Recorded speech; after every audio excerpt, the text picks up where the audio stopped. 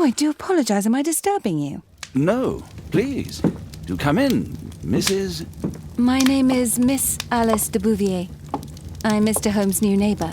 Oh, I didn't have the pleasure to... I am Dr. John Watson. Could we provide you with any assistance? She is not the concern, Watson. I'm... Then, what is this about? That child standing sniffling behind her. Get rid of him, Watson. But he is shivering with cold. And he is upset. What happened to him? Little Tom knocked at the wrong door. Oh, for crying out loud. Oh, boy, come in. Warm yourself by the fire. Can I offer you a cup of tea, Mr. Bouvier? Well, It is not as though we are disturbing you-know-who. Are we? I suppose not. Since you are our new neighbor, it is perhaps better that you know what he's like. You're starting to worry me. Well, Mr. Holmes is relapsing. This illness that he has seizes him when he finds himself with nothing to do. He becomes completely asocial. And alas, this is a very difficult, medically incurable case. Now, this must stay between us. Of course, I understand. How very sad. But there is a cure, if only a temporary one. A thrilling inquiry. Most certainly. If he refuses this one, then his condition will worsen. Oh, I am still here, you know. I didn't fall out of the window. Very well, then. Thank you, miss.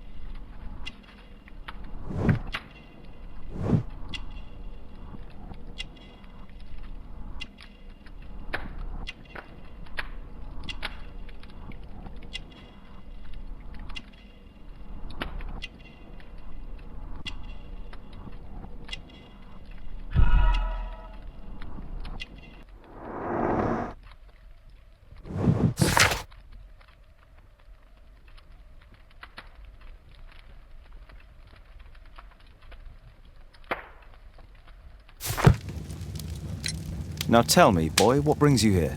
It's my father, sir. He's missing. I don't know what to do. What's his name? George Hurst, sir. Missing, eh? And what do the police say? The police, they don't believe me. They say he's just abandoned me. But that's a lie.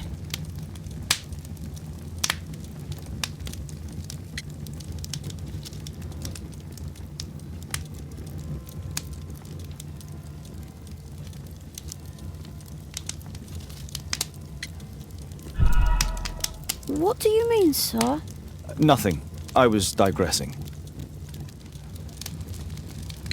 And when was the last time you saw him? 3 weeks ago. He left for a new job. But this time, he was acting a bit strange and angry. Strange? In what way? He said to me, "Son, I'm out on a special job. Don't you dare move from here." I think something went wrong. 3 weeks? That's a long time. Well, every day I thought he would show up. And anyway, I can look after myself.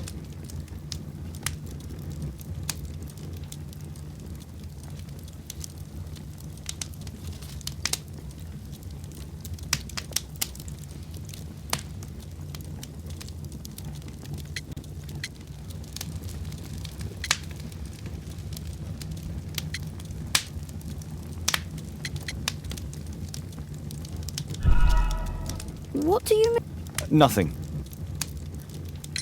Very well. Your address, please, Tom. 12 Dorset Street. The first floor, door E. It's in Whitechapel, sir. But I ain't got no money to pay. Who asked for money, Tom? Your case seems to be the very medicine I need. I'll meet you there shortly. Oh, thank you, sir.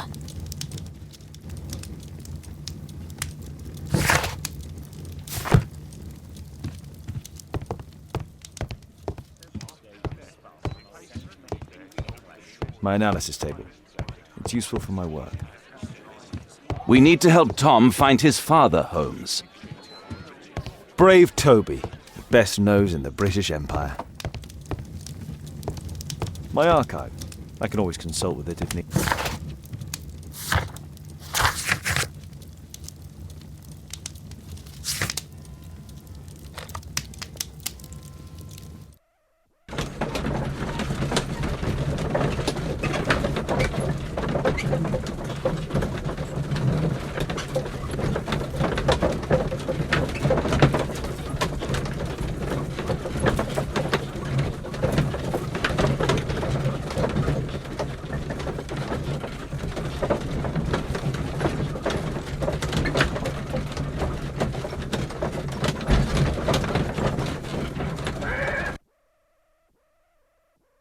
These streets are too narrow for the cab. I'll have to walk.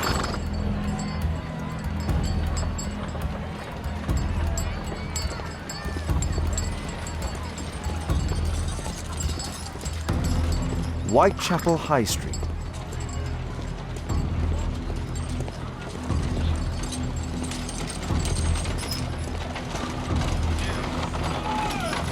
North Street.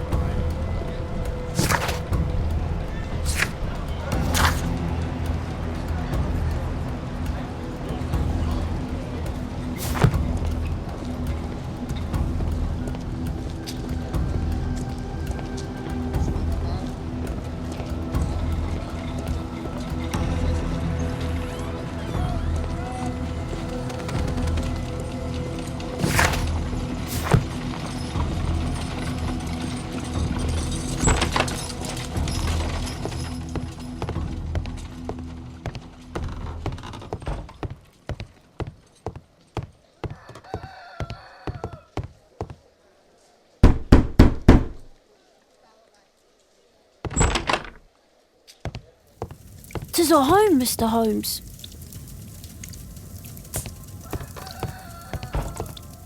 I hope you'll find my father soon.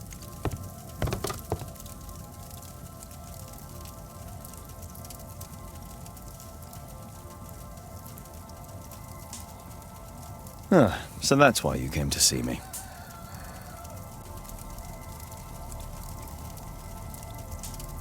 Tom probably reads at night.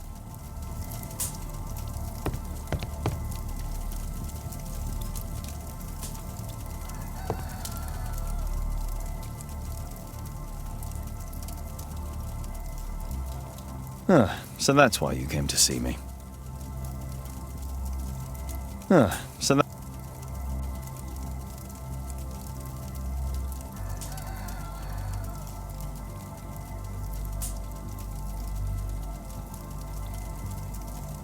Tom probably reads at night. Tom probably reads at night. Tom probably reads at night.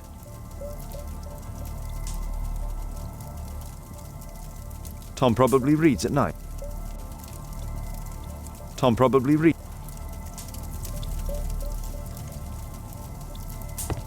A collection of worn-out and second-hand books. George Hurst was providing his son with the best education that he could afford.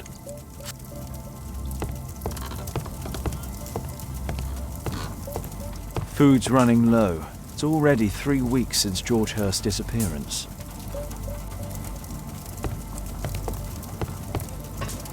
Well, I can see the preparations for peasant soup, a clever concoction for somebody with apparently no culinary skills.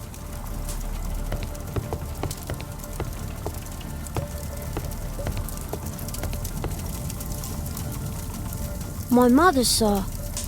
She died when I was very young. My father told me what she was like, but that's all I have. I'm sorry, Tom. My mother left me when I was very young too.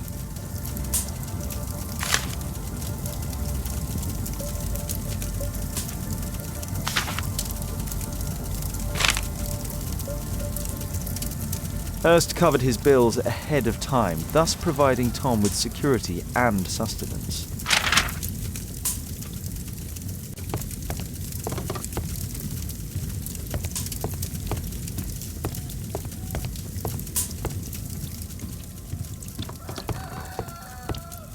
George Hurst's work was varied. He was evidently a hard-working and valuable hand. Old clothes, soiled and worn. The roof leaks all the time. Father used to fix it.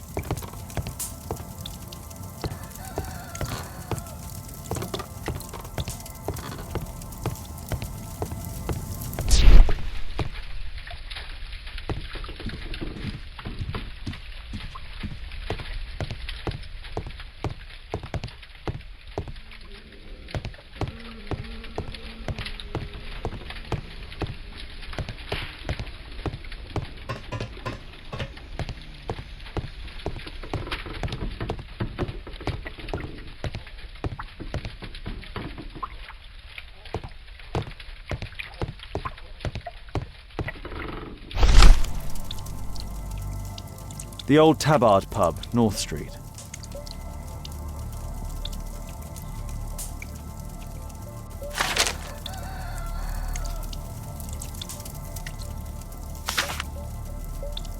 The old Tabard.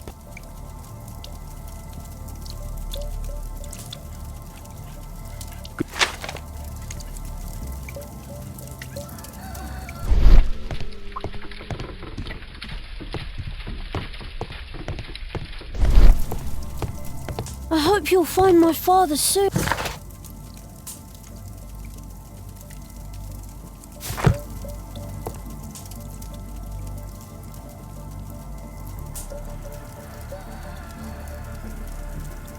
Tom probably reads at night.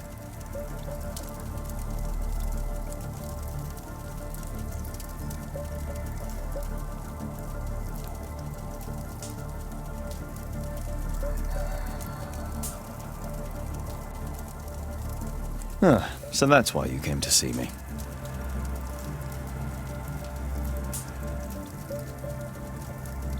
Tom probably reads.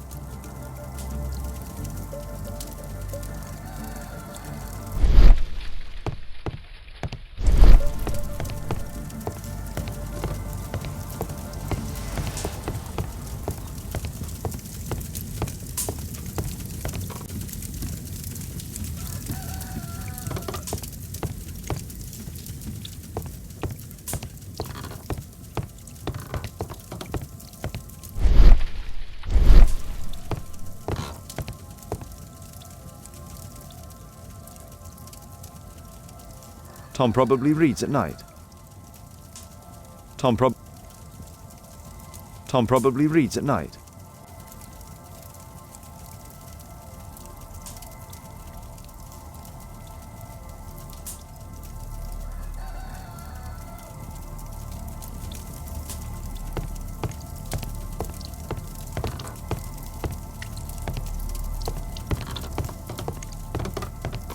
I hope you'll find my father soon.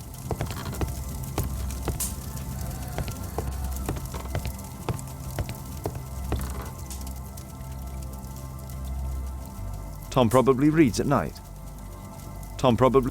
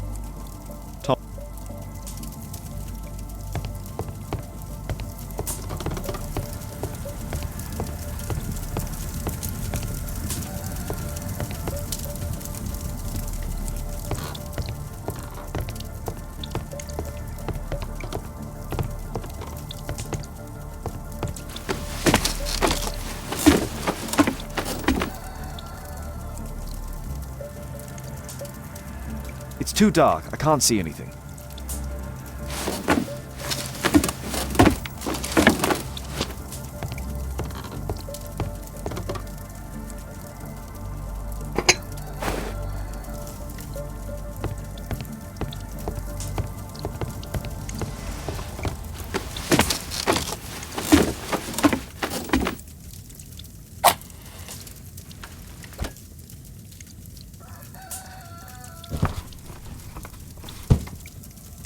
A leather satchel, what's in it?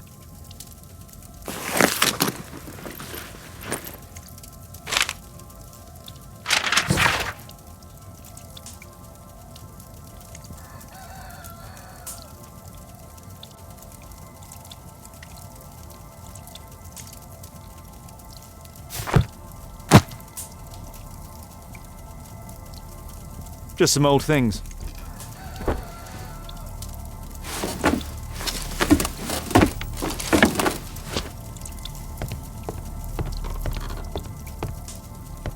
The old Tabard pub? Did you hear anything about it from your father, Tom? My father's a regular, but he's not a drinker, sir. It's close by on North Street. I hope you'll find my father soon.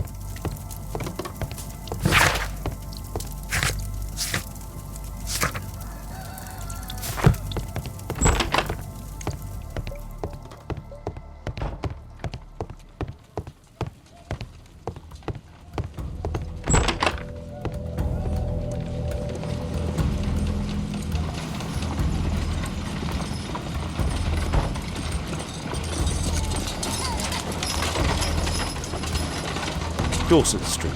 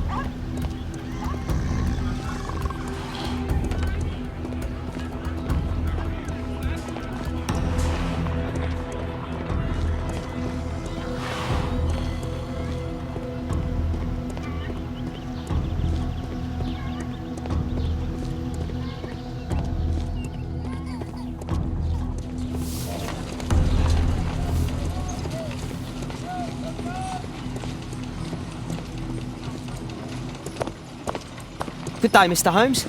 Well, if it isn't young Wiggins. And I see you found yourself a job. If you can call it that. I hate it. But if you've got any proper work for me... I just might be in need of your assistance later. Wait here.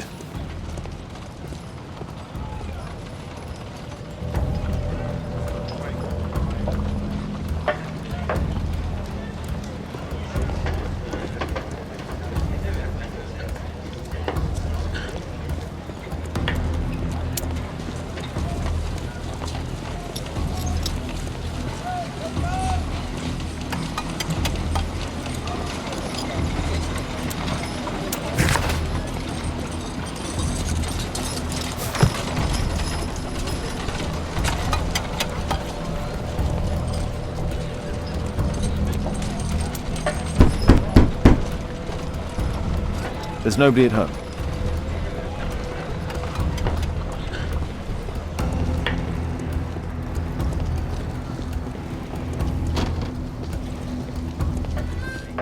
I need to Earwig to find out who is offering this special job.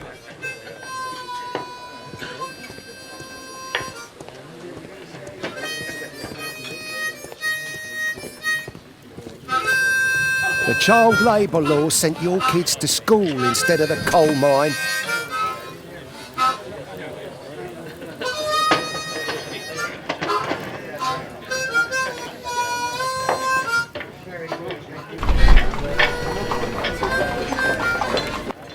Equality for the working class. I'm glad I'm my own boss. I can complain only to myself. Or to Watson.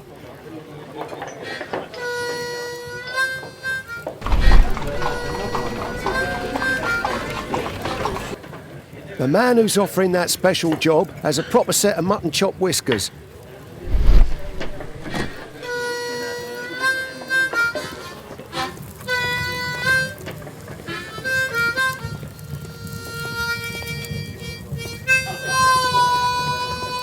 Bosses beware. When we're screwed, we multiply. There's no one to eavesdrop on from. There's no one to eavesdrop on from.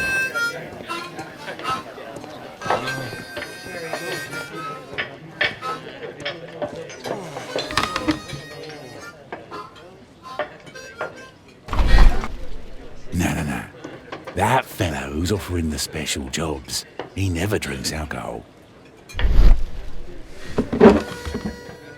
So, the man I'm looking for has whiskers and never drinks alcohol.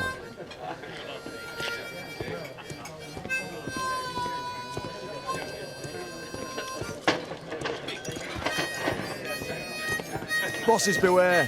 When we're screwed, we multiply.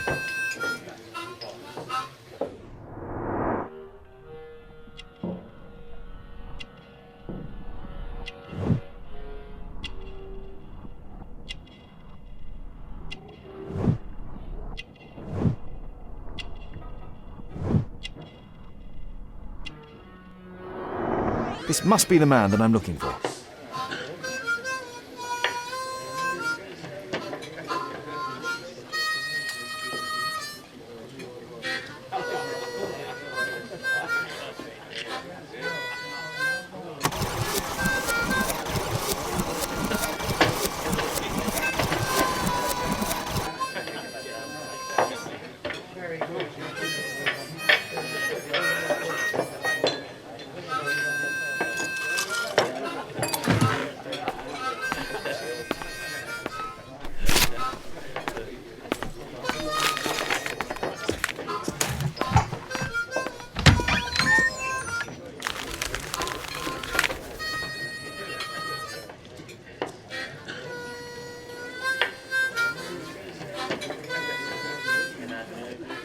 Interesting. A missing person. I should find out more.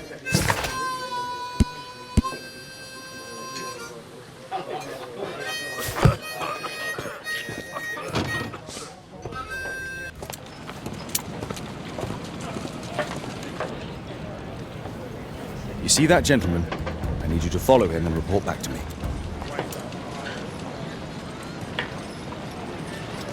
All right, Mr. Holmes.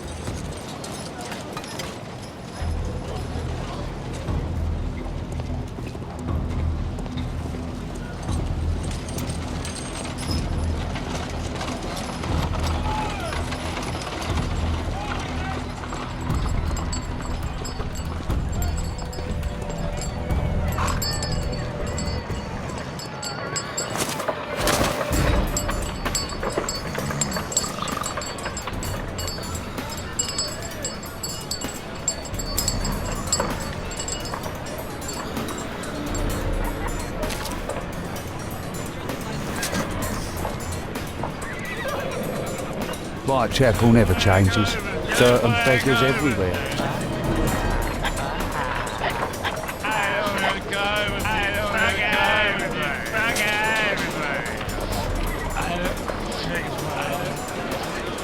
I couldn't play an event last week.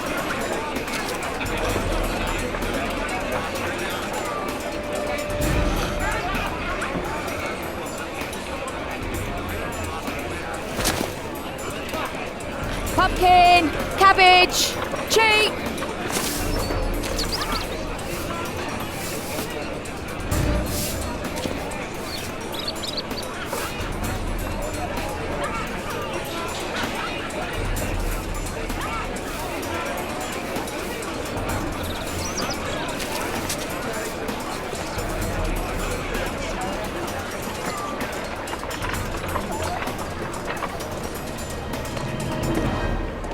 They won't let me pass. I'll need to find another way.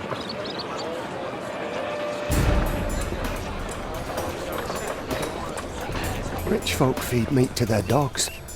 I can't even remember. Living costs are too much these days. My son has to work down the sewers. He's only 7.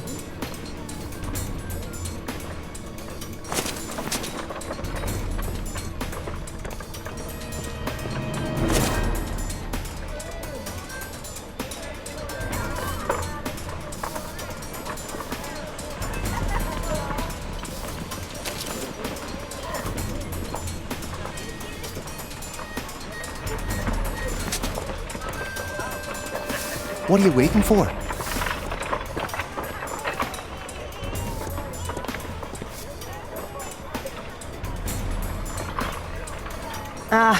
Boys from the Bruisers gang. Better keep out of their way. Stop crying and get to work.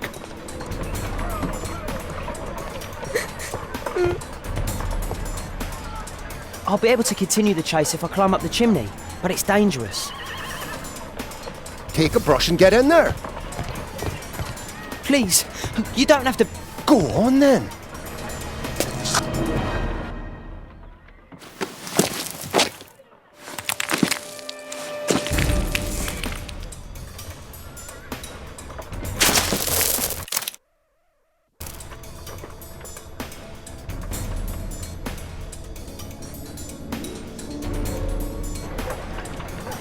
He's still here, that's a relief.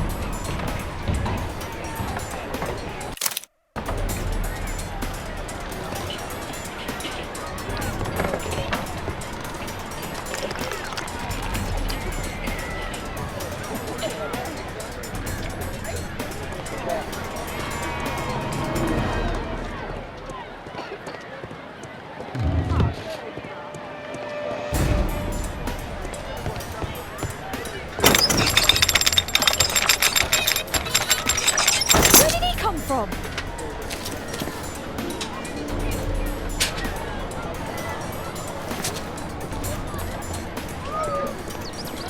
What shall we do with a drunken sailor? What shall we do with a drunken sailor? What shall we do with a drunken sailor early in the morning?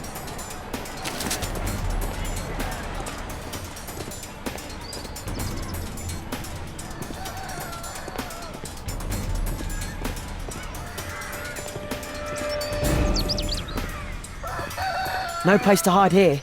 I'd better go through the yard.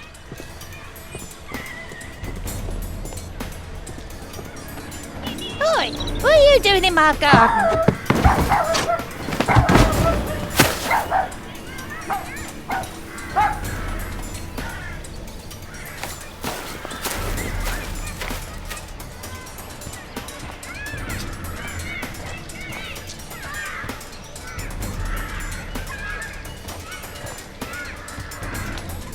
Crawling rat.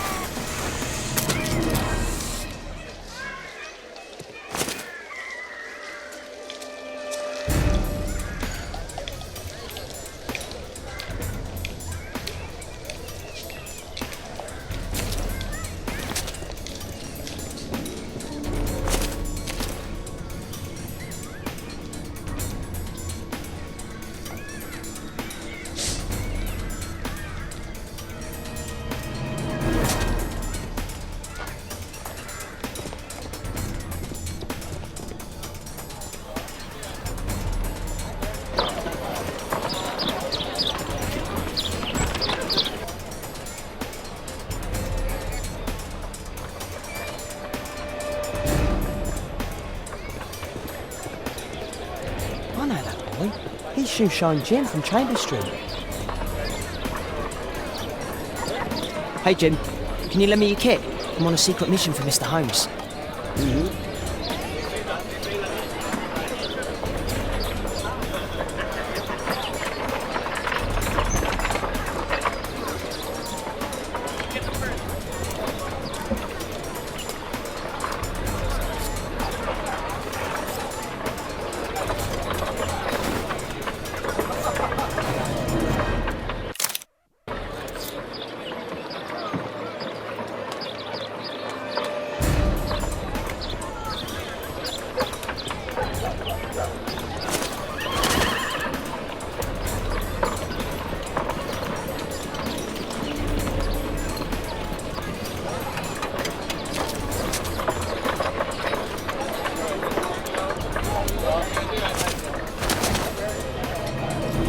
talking with a cabbie. I need to get closer.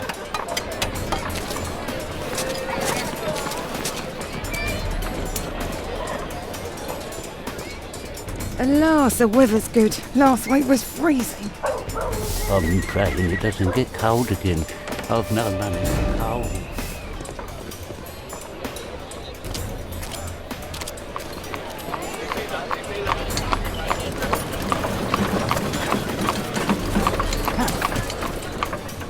I can't lose him now.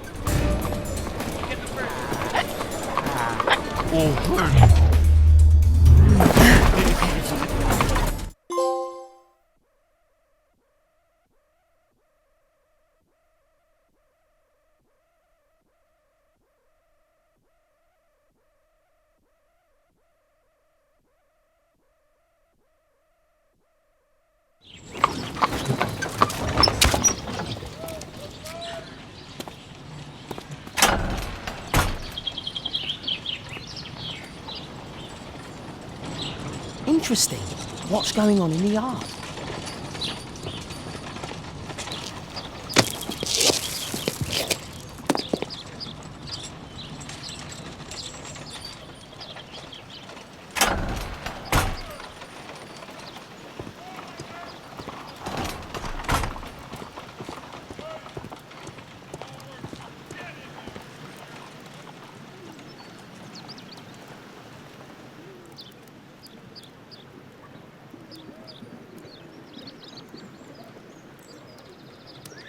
Wow, a lot of expensive stuff.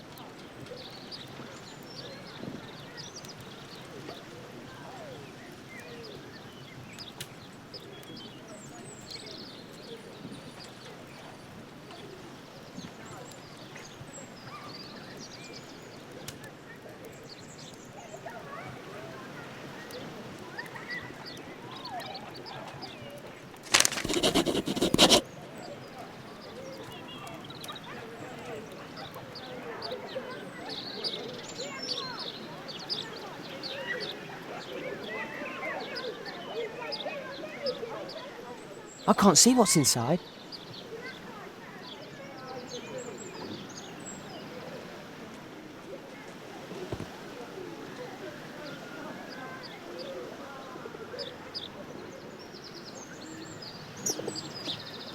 It's too dangerous to enter. It's too dangerous to enter.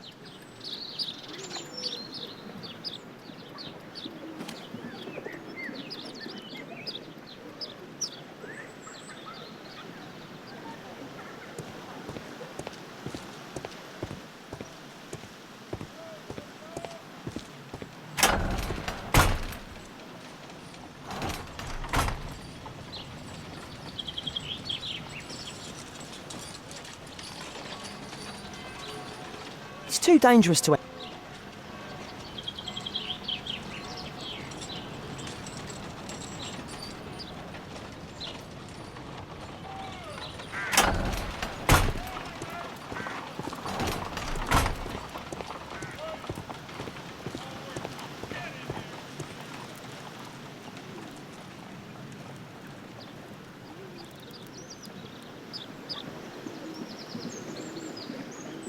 It's too dangerous to enter.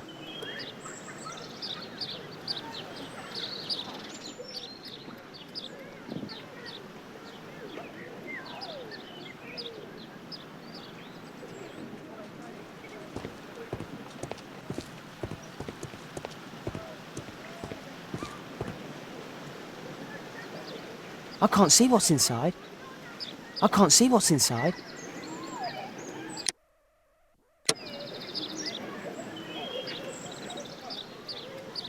It's too dangerous to enter.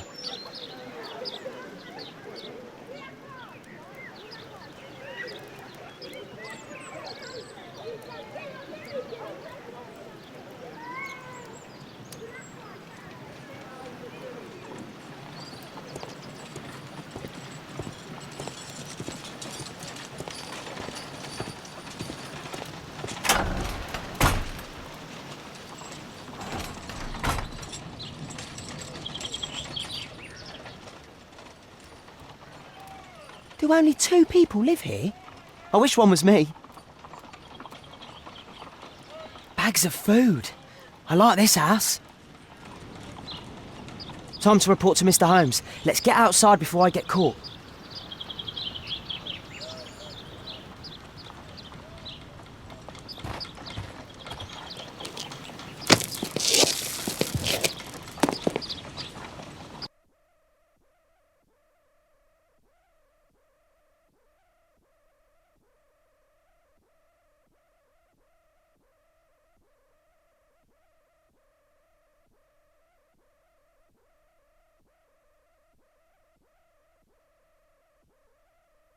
Wigan's tale was quite unusual.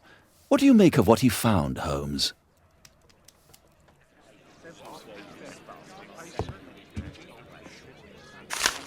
Wiggins did a good job.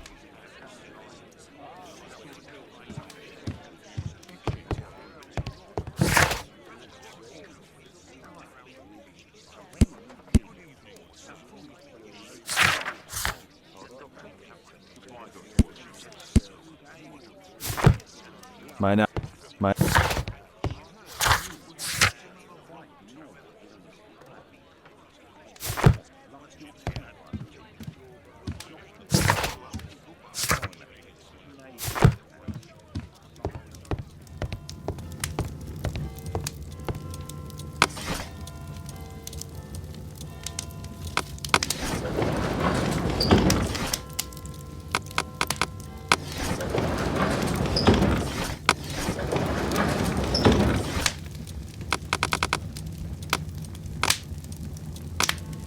That's not the one I need. That's not the one I need.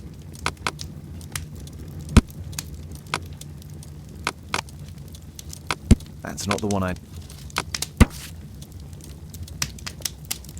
Here it is. So this man could be Lord Marsh. Huh. A lord who hangs around in a public house. Let's pay a visit to Lord Marsh. We'll pretend that we're interested in his charitable activities.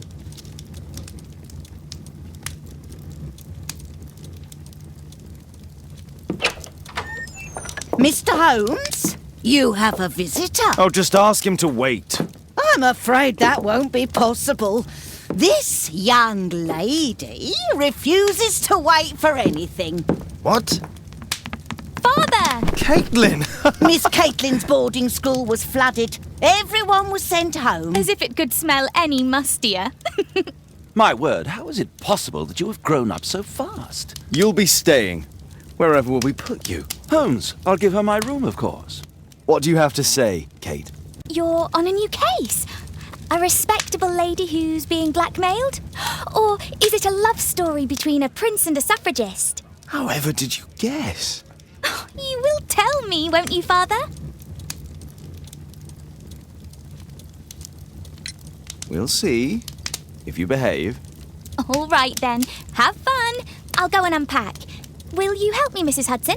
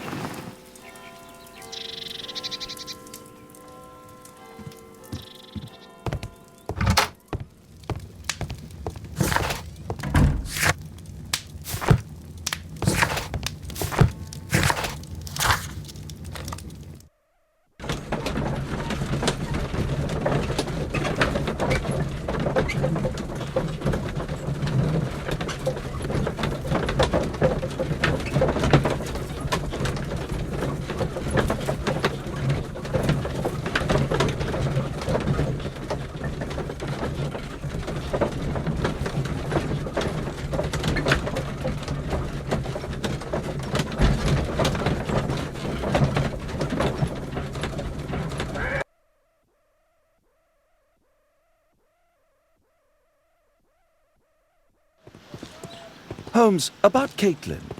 Yes? She has grown up, hasn't she?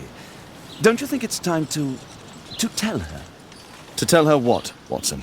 Well, about her father. Never. Absolutely never. Do you hear me? Holmes, You were responsible for the death of her father. You owe her the truth. She is old enough now. I would lose her. Can't you see that? She must never know, Watson. Is that clear? It won't and can't happen.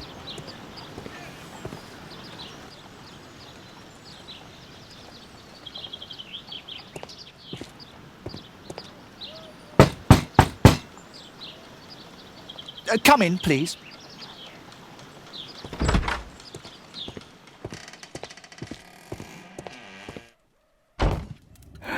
Good day, gentlemen. Welcome to my home. How may I help you? Good day to you, Lord Marsh. My name is Sherlock Holmes, and this is my friend and colleague, Dr. Watson.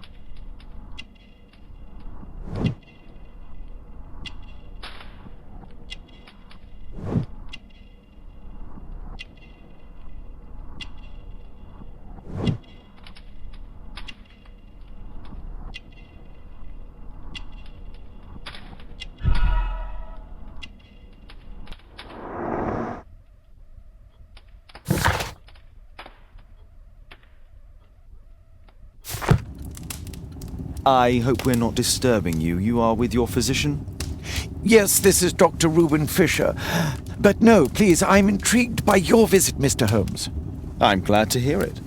The last thing I'd wish is to upset the patient. Lord Marsh, can I just say that I admire all of your efforts in assisting the poor of London? Yes. It is a war that we must fight on our streets and now, too, from my home. You must surely have noticed those bags full of items, clothing and books for the unfortunate. That is inspirational. At my own humble level, I too try my best to support those in need. I thought perhaps that I could be of some assistance. I don't see why not. I already have the valuable assistance of Dr. Fisher, who happens to be my personal physician. It's curious. Your face seems familiar to me, Doctor. Oddly, I'm associating it with Whitechapel? Well done. You are right. I do occasionally frequent a few hostelries over there, would you believe it? Not that I am a drinker. But there, dressed as a working man, I can approach the other fellows to see if they might be interested in a special job. A special job? May I ask what you're referring to? Certainly. Since Lord Marsh began his special education program in 1889, he foresaw that such people would need an occupation of some kind. And so, with or without education, we propose these opportunities to work with Lord Marsh. It offers the less fortunate a chance to help make London a better place. That's remarkable. Yes, indeed. In order to truly see, one requires vision, yes, but also insight, and Lord Marsh has believed this since he was a child. Oh, Dr. Fisher makes it all sound so romantic. Let's close this topic.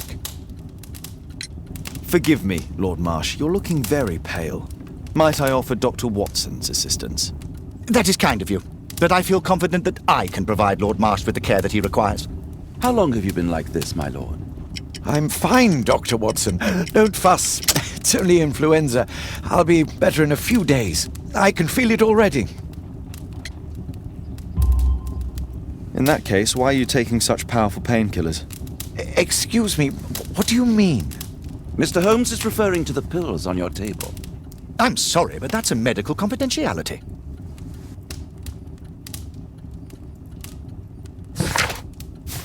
Lord Marsh believes that he can help all these poor people.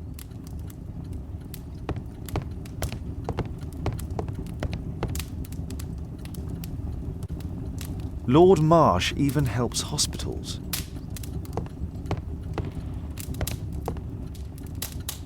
A provision dealing with the paupers of Whitechapel.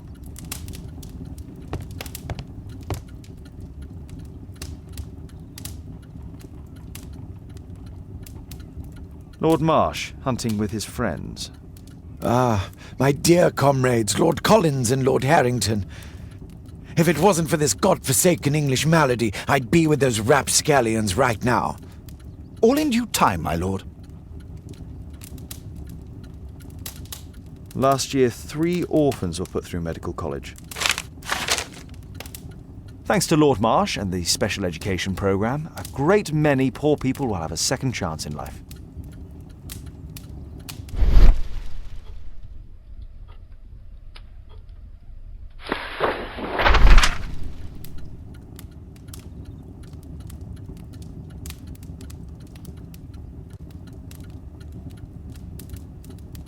I've never heard of this man.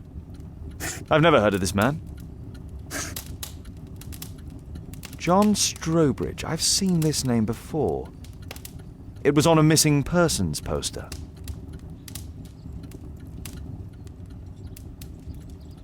I can't quite work it out. Do you have any idea as to the number of people who might owe you their lives? Oh, don't embarrass me, Mr. Holmes. But indeed, these people have become like a family to me.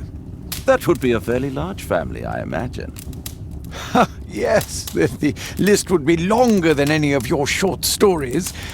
As for how large, well, Fisher is the one who keeps record. Might we take a glance at the list? I regret that is impossible. It is confidential.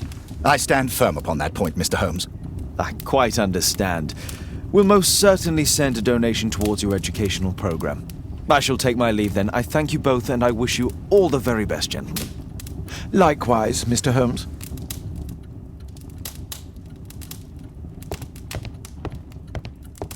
I've never seen so many provisions for the poor, and certainly bags full of food.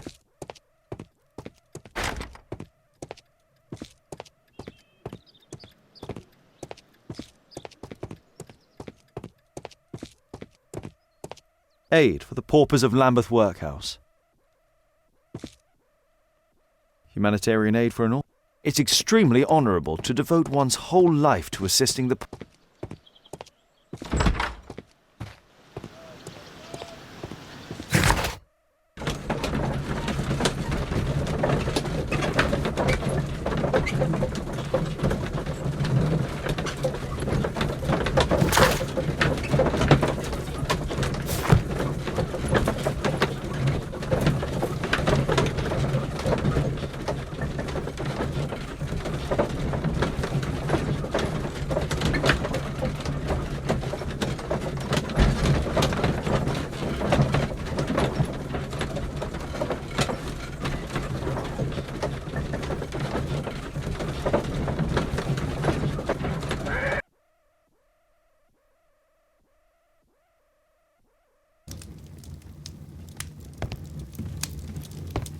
Holmes, we need to help poor Tom.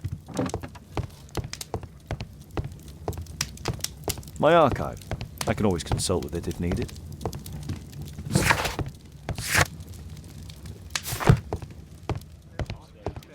My analysis table.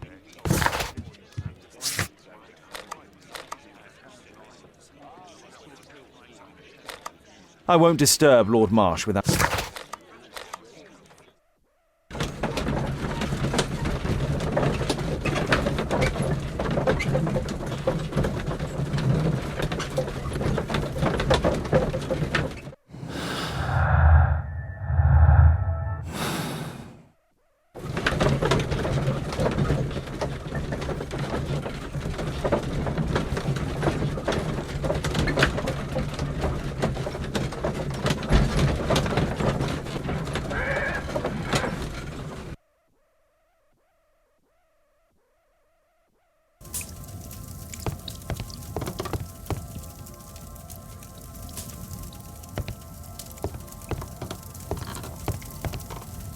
Mr. Holmes, do you have any news about my father? Tom, not so fast.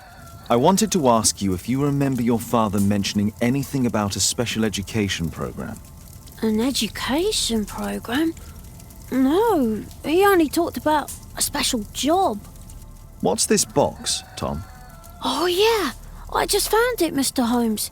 It was ever so well hidden. I've no idea why. Well done, my boy. It could prove very helpful.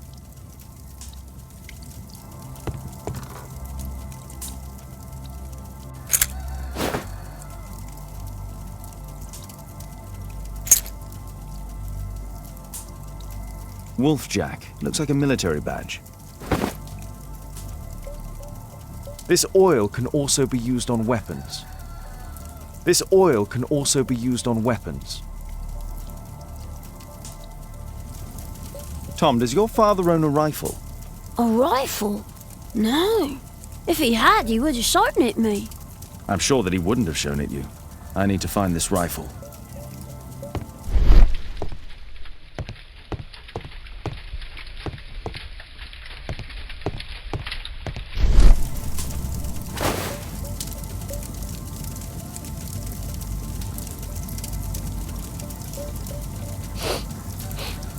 This scrap of cloth was used to oil a firearm.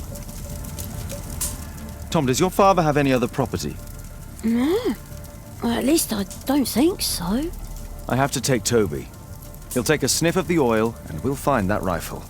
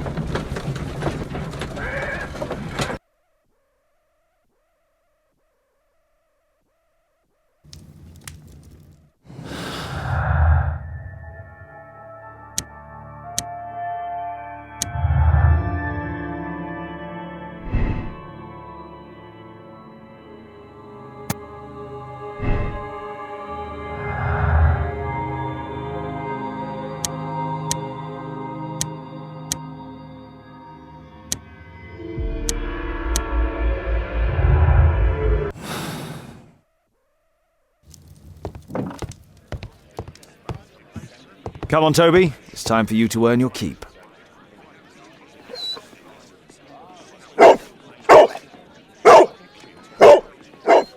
Watson? I prefer to visit Lord Marsh. I'm worried about the condition of his health.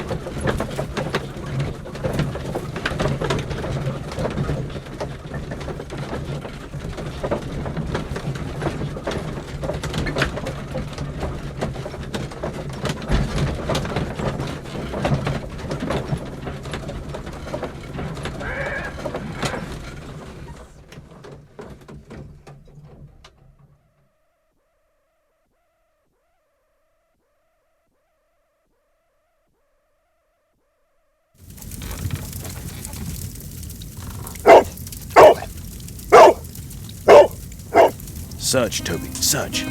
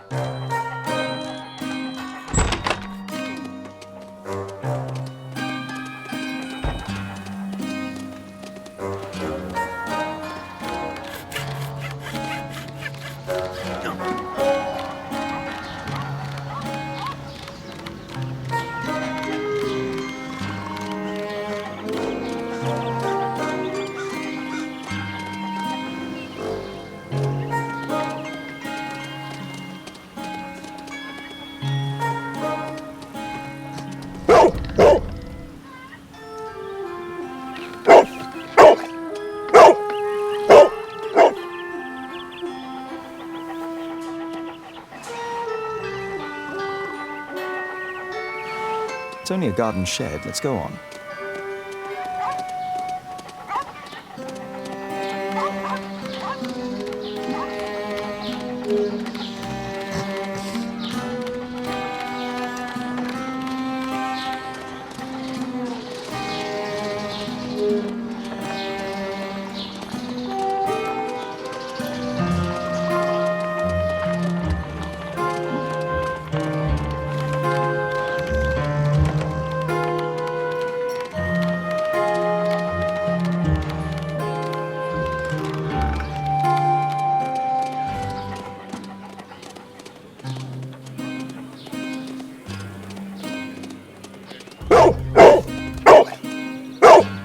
What's in there?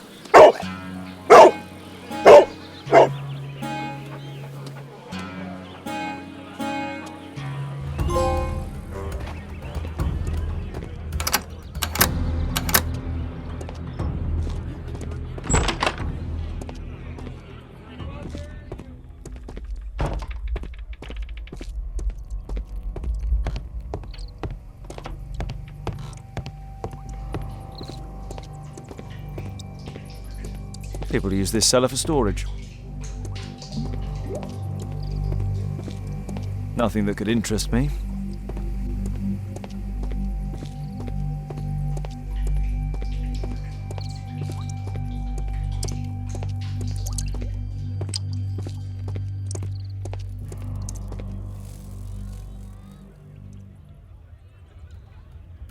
Just some old things.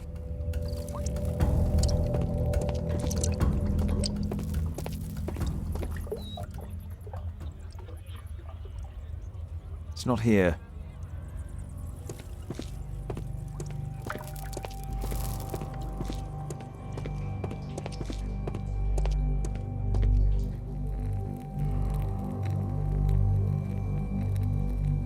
Tom's photograph. Let's try to get inside.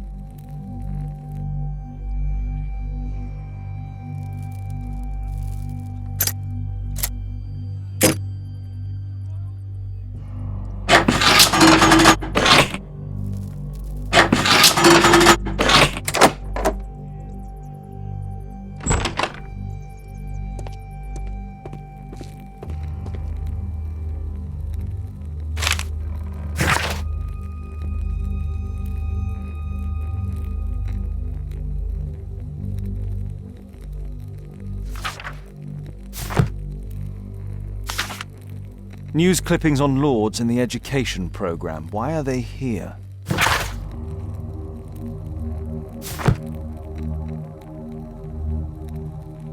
Let's compare this list with the evidence that we found earlier. This is the list of selected participants for October's special education program. According to this poster, John Strobridge is missing. Let's compare them with people from Hearst documents.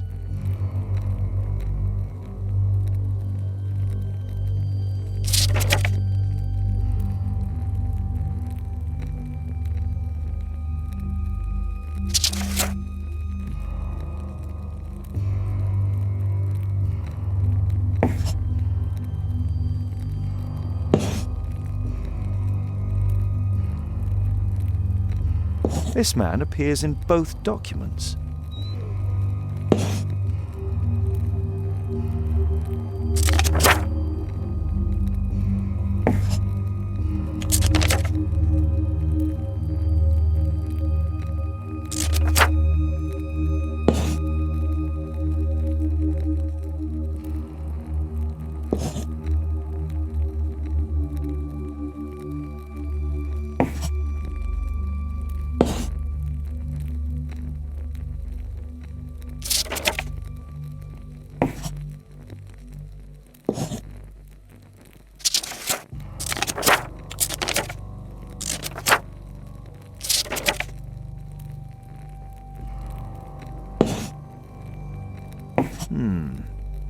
All the people in Marsh's document are marked and dated in George Hurst's files.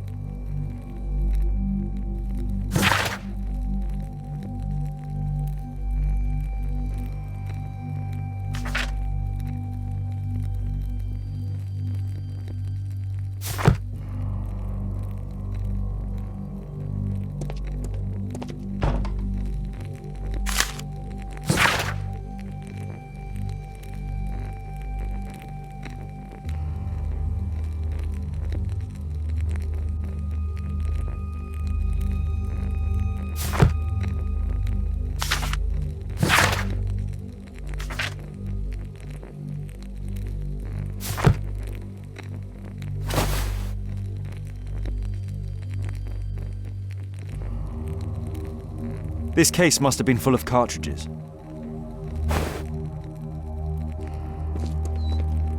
There was something on the stand.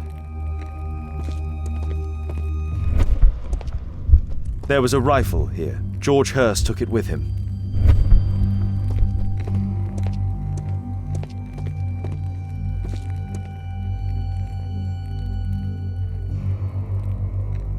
A map of Epping Forest.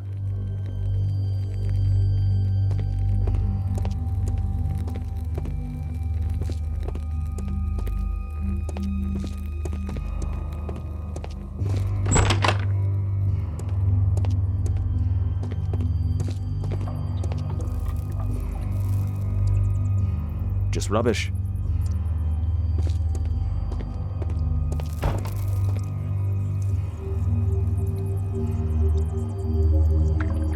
Ordinary storage.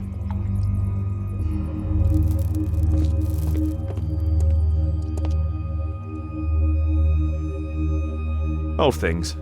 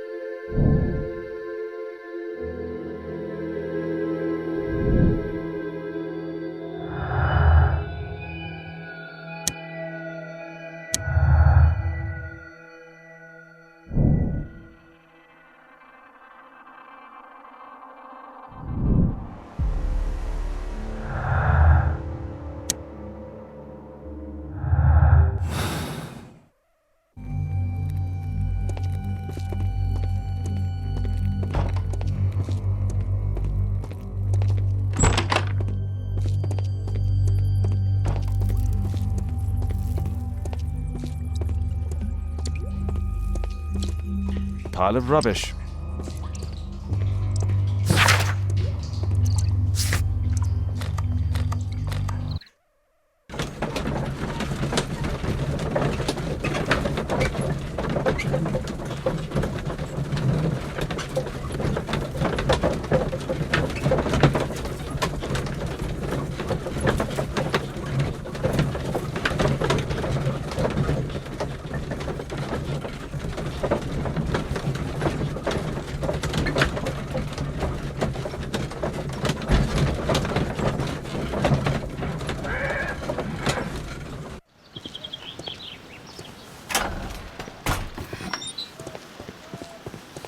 Holmes, what are you doing here? What are you planning? A mission of my own. You must play the role of the conscientious doctor while I sneak inside Marsh's house. That's the only way of helping little Tom.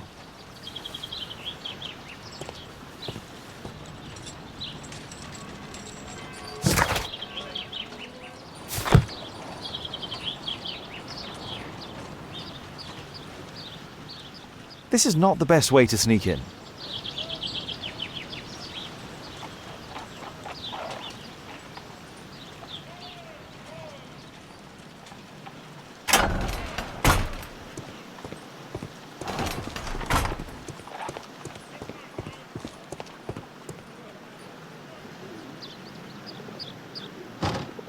The window is firmly shut.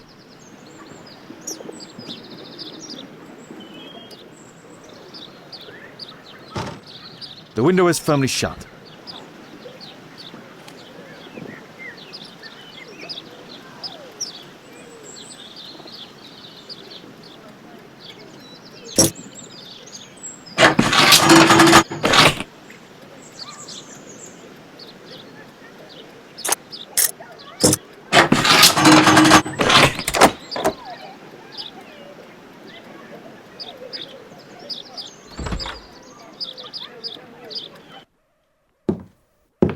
How can I help you? I came to visit Lord Marsh. What for? I would very much like to see Lord Marsh, if you please.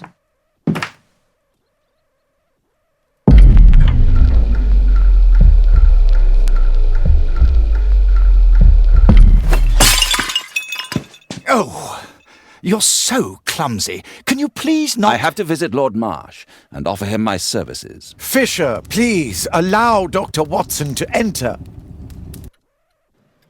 Good job, Watson.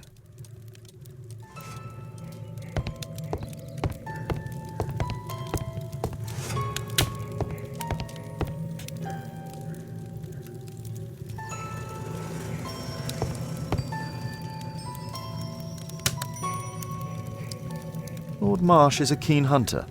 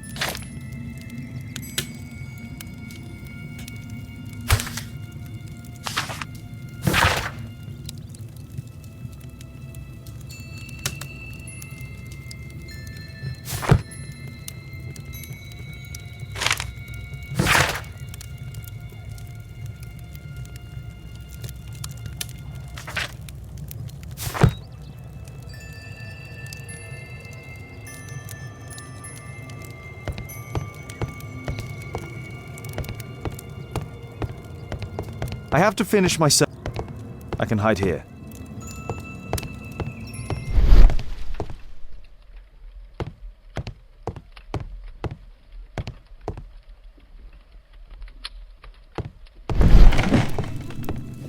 Let's see how hard to crack.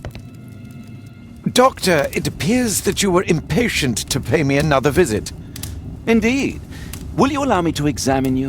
A second opinion, so that the great Lord Marsh does not become the late Lord Marsh. Since you put it that way, very well. Shall I retire to your office, Lord Marsh? No, please, Doctor. I insist that you stay. I shall need your assistance. Will you break anything else?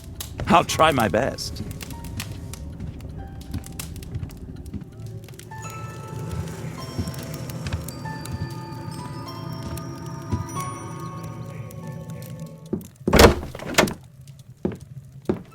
Mr. Holmes? What are you doing here?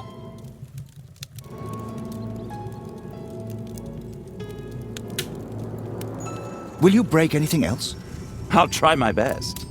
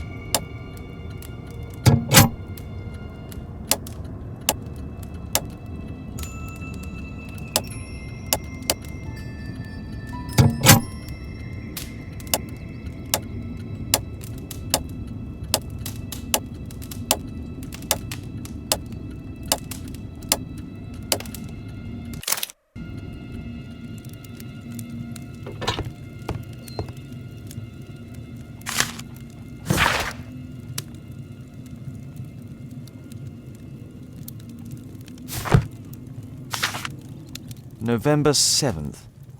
This means that the meeting is planned for today.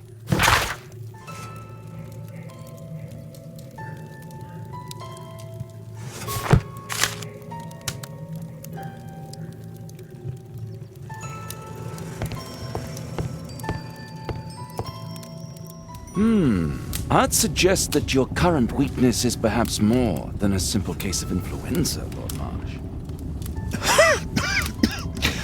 Where might your companion be, Dr. Watson? Oh, he's busy poking his nose into other people's business, I'm sure.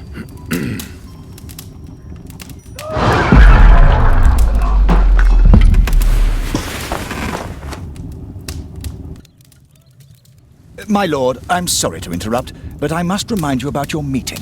Is it already time? My apologies, Dr. Watson, but we are expected elsewhere. Might we offer you a lift? You're going out? I'm not sure that's wise in your condition. I value your opinion, but misery never rests, and I am needed. Well, do please take good care of yourself, Lord Marsh. I'll send you my diagnosis, Dr. Fisher. Thank you, Dr. Watson. Farewell.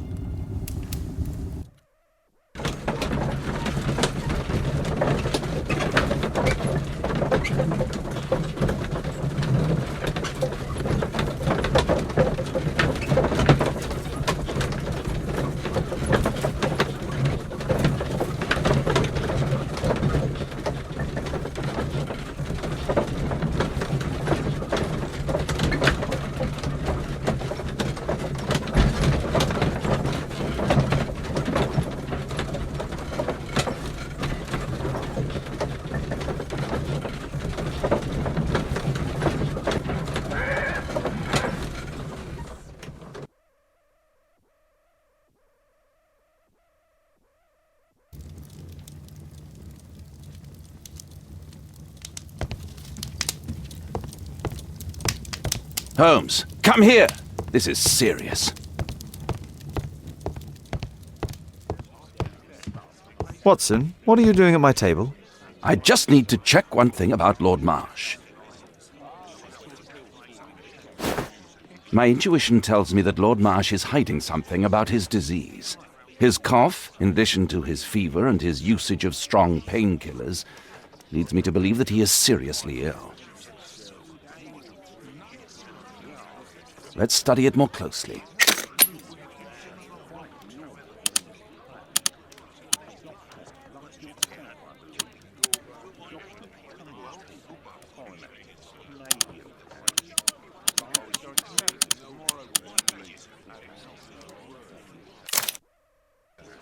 Sputum with tiny drops of blood. I could take a sample and examine it under the microscope.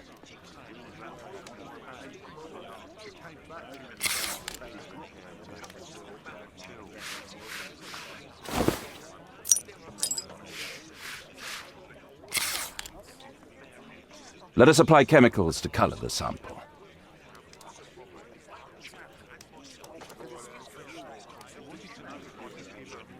I need a pipette.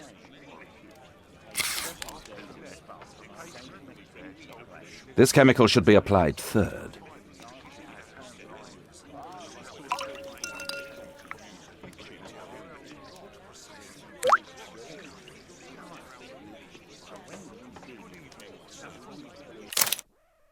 Mycobacterium. It appears that Lord Marsh is seriously ill. Holmes, this is no longer a laughing matter. It is just as I feared. Lord Marsh is suffering from tuberculosis. You don't say. Yes, I do say. And Holmes, he will die if he is not transferred to a sanatorium as soon as possible. And yet both Lord Marsh and Dr. Fisher are doing their best to hide this fact. How interesting. But why? Why indeed, Watson? Oh, dear God. You don't think that Lord Marsh contracted tuberculosis while aiding the poor? How terrible. I have a commitment that I can't possibly cancel. Holmes, during my absence, please be extremely careful. This disease is highly contagious. And remember that we have women at home.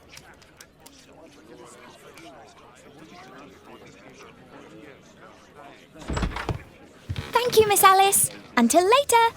I'll see you soon, Caitlin. Where have you been? Our neighbour lent me a book. She is so kind.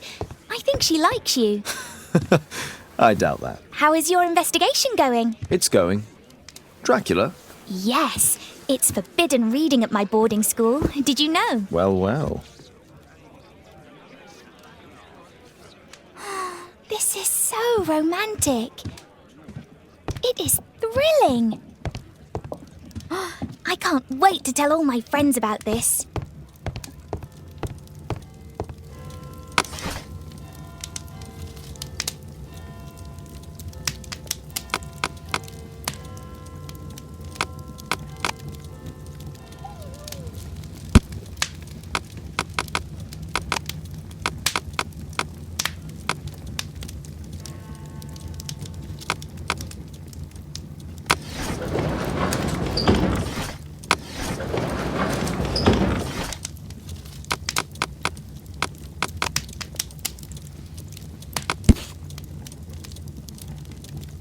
Here it is.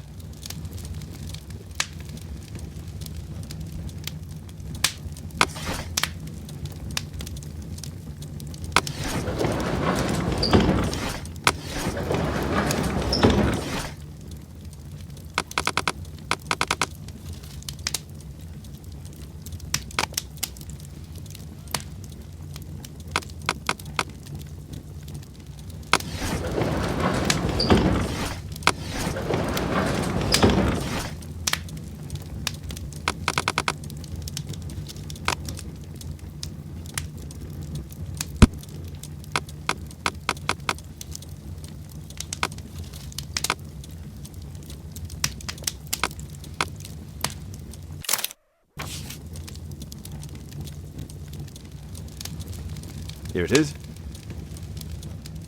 Cranston's Oak is in Epping Forest. That's the place indicated on George Hurst's map.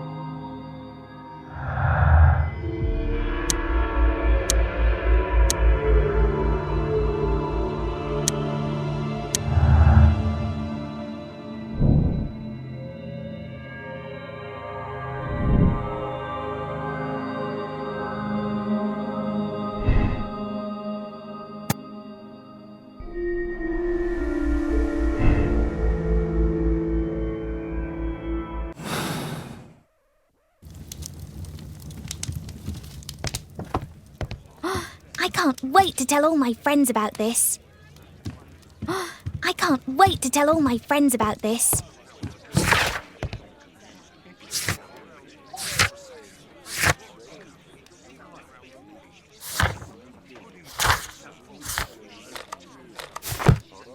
My analysis table. It's useful for my work. My archive. I can always consult with it if needed. Let's try to find the place from the hand-drawn map.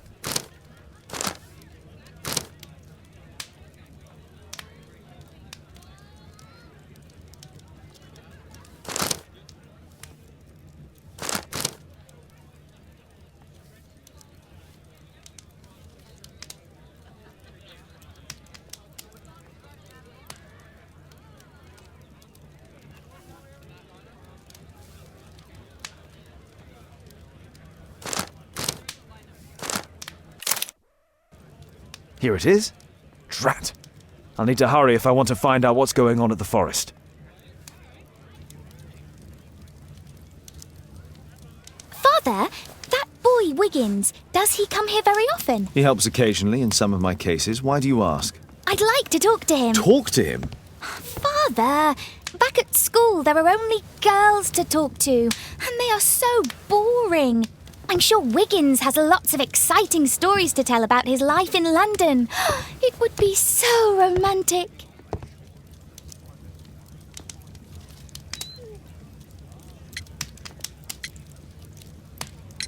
Caitlin, you know that Wiggins hasn't had the most fortunate life. That only makes him more interesting. Oh, Kate. I'll leave you alone now.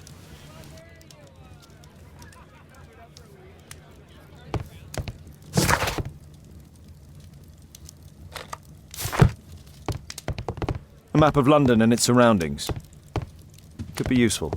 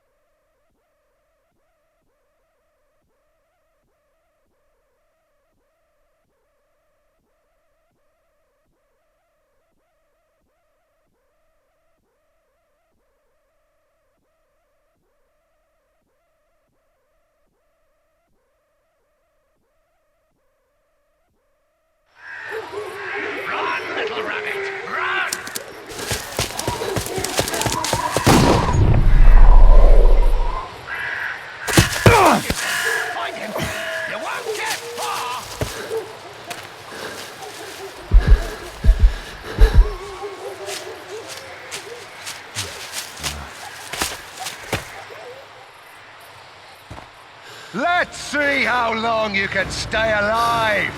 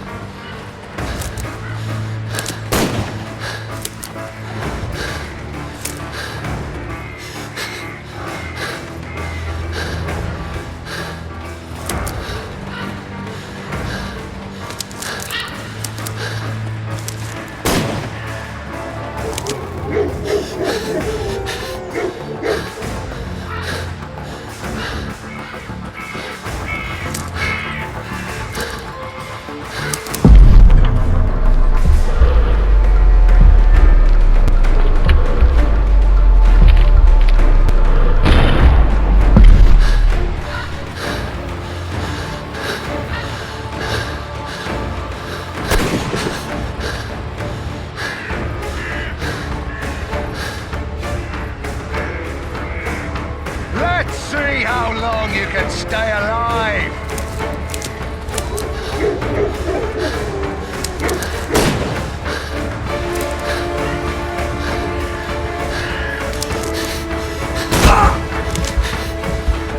Where is he?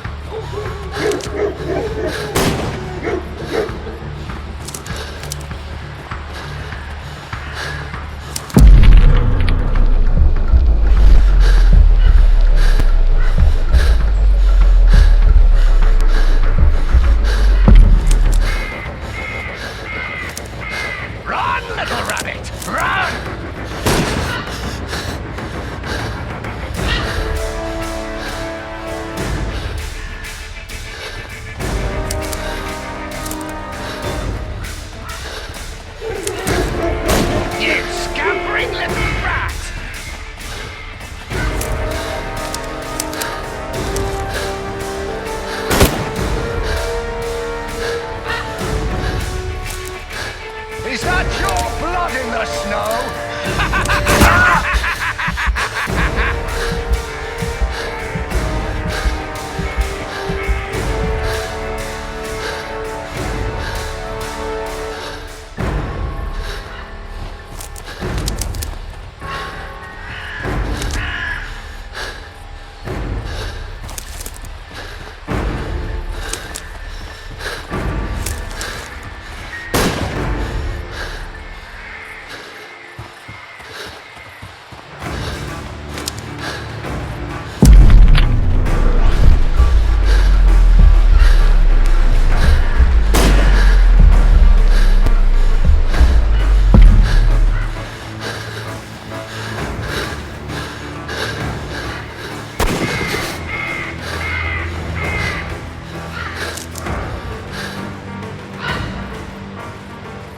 Let's see how long you can stay alive!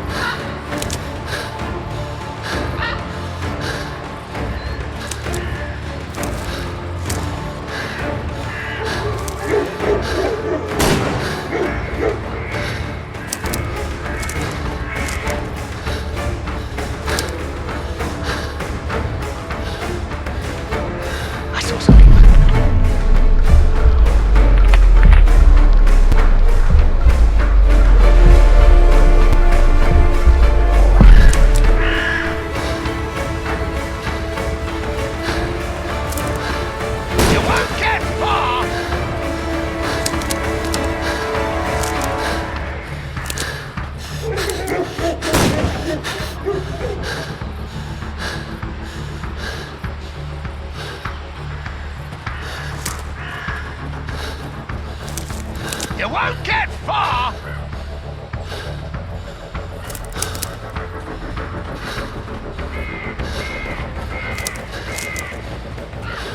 Is that your blood in the snow?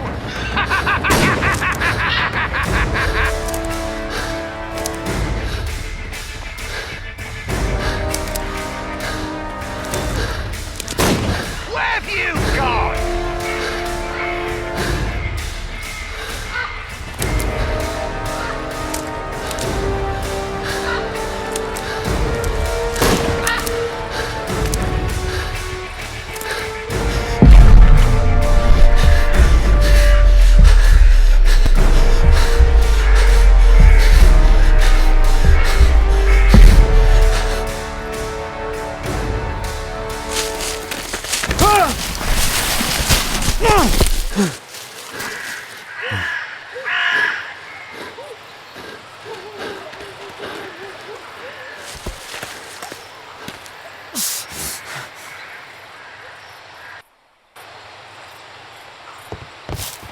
Where is he? He was poor.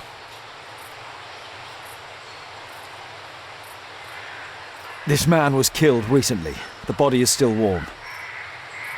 Find him, boys! Find him!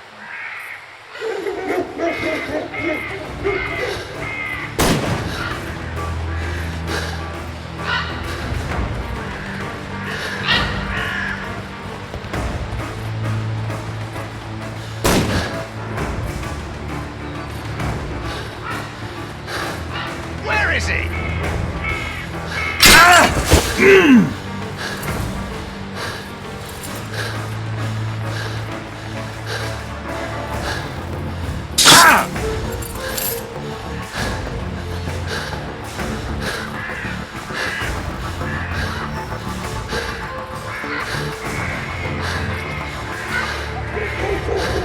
Hungry today!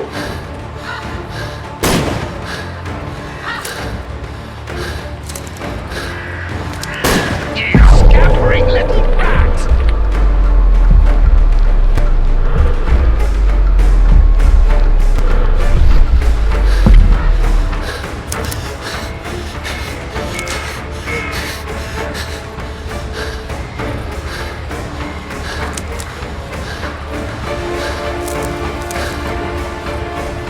I like to call this the Swamp of Despair!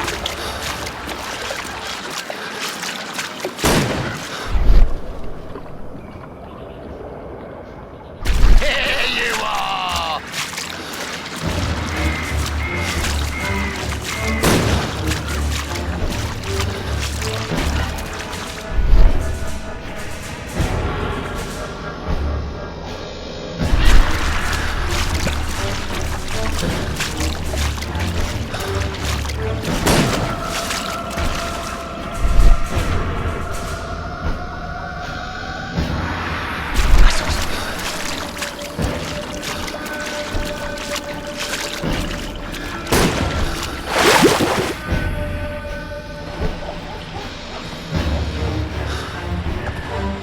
I like to call this the Swamp of Despair!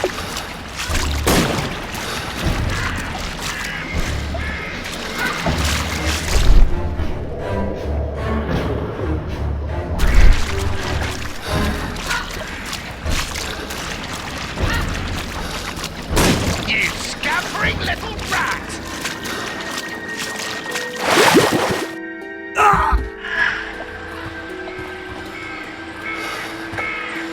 I like to call this the Swamp of Despair!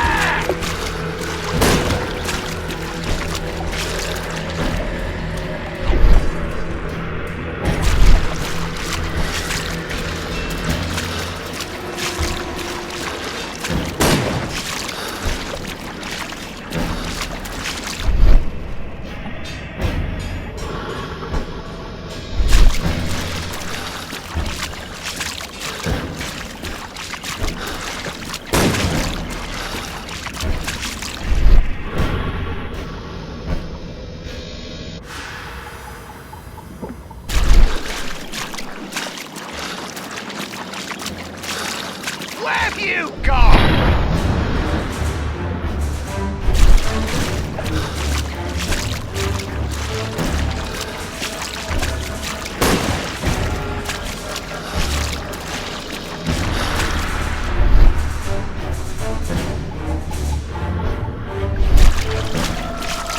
Don't worry, no one's going to find your body.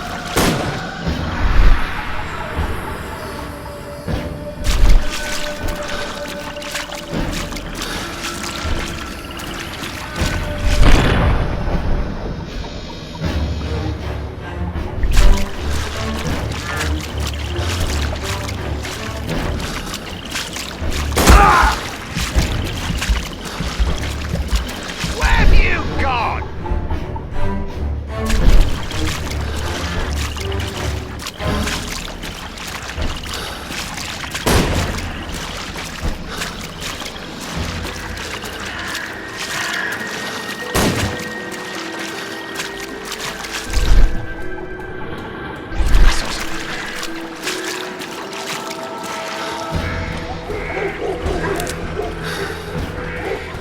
I'm following your tracks!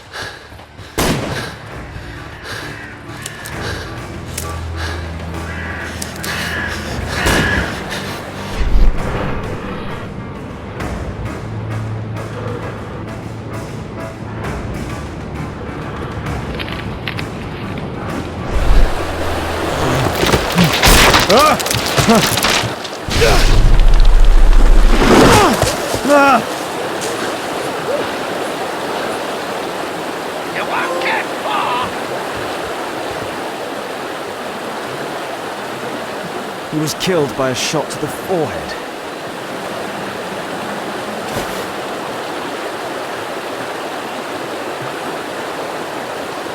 My God, it's Lord Harrington's body.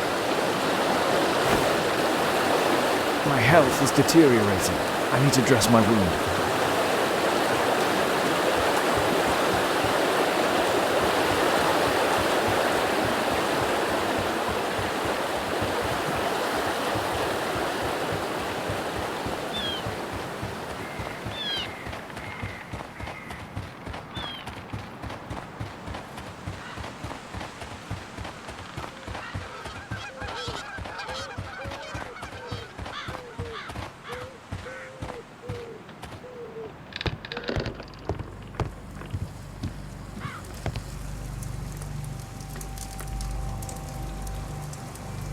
This will help to dress my wound.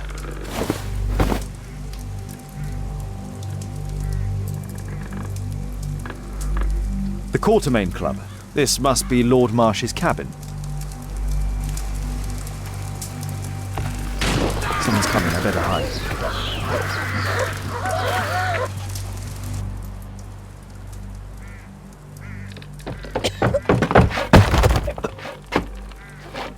Breathe, Lord Marsh. It's almost over. Who are you? George Hurst from the 1st Lovett Scouts, here to deliver justice. An old soldier. How ironic. Did we refuse you on our special education program? It's true, I was refused. An old wounded soldier is useless to you, but he can still be dangerous. We hunted a lot in these woods, but I didn't expect to become the prey. I have lived a grand life without any limits set by others. I will die a happy man, so you won't see me begging, you festering wretch.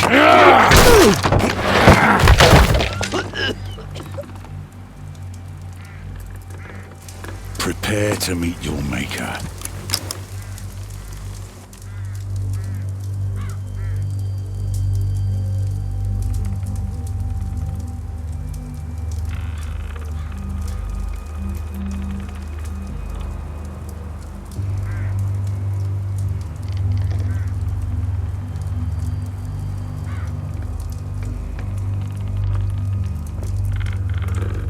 I should decide what to do before leaving the cupboard.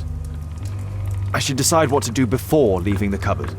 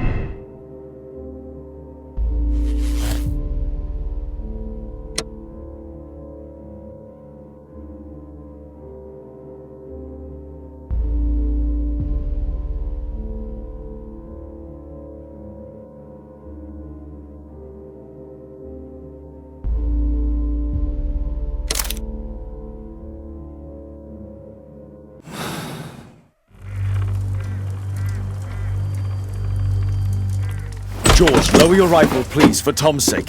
Holmes! My, an almost worthy opponent. Tom? My Tom? If you've endangered my lad in any way, you will pay dearly. I assure you that Tom is safe in London with a well-trusted friend. And now it's time to end this. By all means. George, listen to me. If you're seeking an apt punishment and vengeance, killing Marsh will give him exactly what he wants. He would die knowing that he had fulfilled his life through his absolute control of it. But if you allow Marsh to live and be arrested, he will suffer a punishment far greater than you or I could deliver. His ball and chain will be the debilitating tuberculosis. It will drag him painfully and slowly to his demise behind bars. You're mad! You're both mad! Let's go and find Tom. Not just yet. See, Lord Marsh, you will die here, although not by the gun. You'll die slowly. Don't do this, George. Detective, take a look here.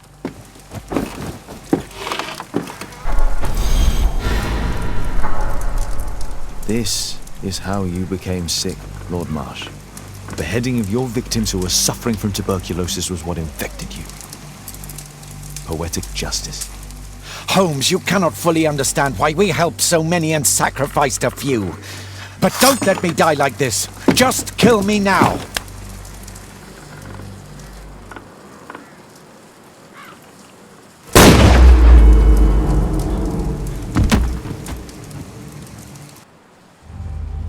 I understand your view, Mr. Hurst. I really do, but I couldn't allow you to continue.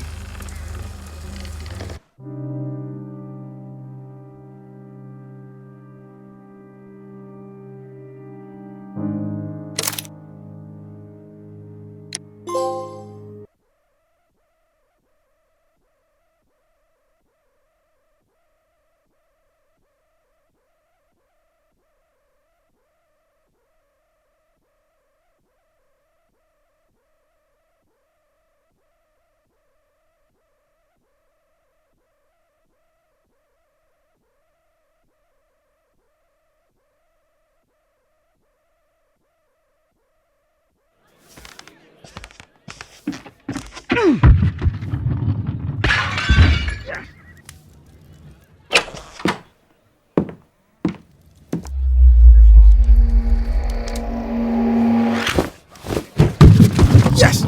Well done, Watson! Holmes, you're playing bowls? Indoors? Not just any old bowls, Watson. Lawn bowling. Seriously? With your injury?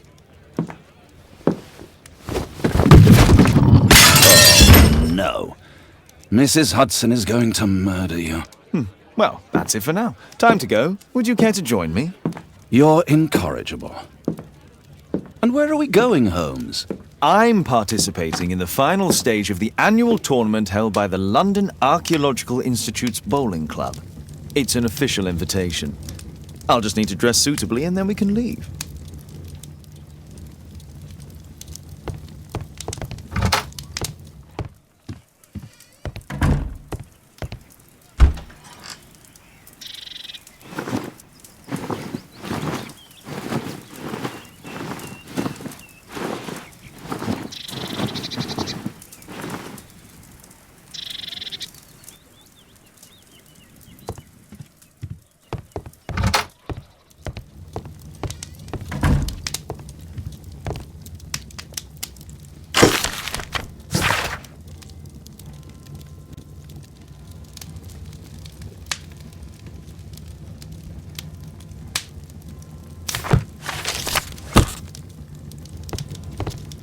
My archive. I can always consult with it if needed.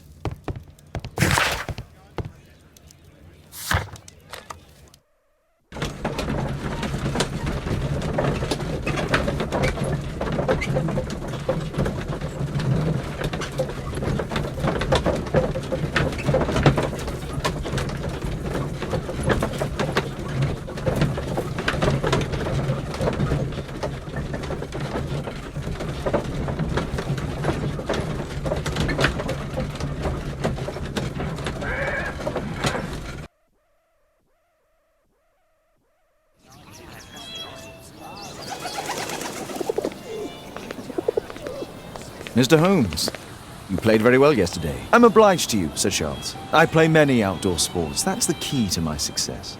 My friend Dr. Watson has decided to join me. Really? Mr. Holmes, would you like to see the first prize? A rare stone Mayan Quiche calendar. Mayan Quiche? Indeed. Their legendary king, Tekun Uman, has his statue just behind you. Although this one is a cast metal copy. That? Oh. Well, since only members may enter the clubhouse, we have exhibited the calendar outside. Please, explore.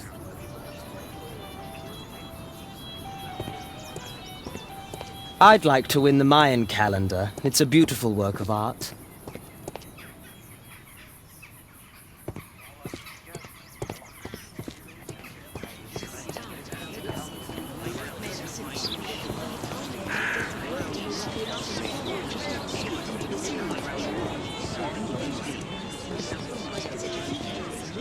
Ah, Mr. Holmes. Are you ready to begin the final game?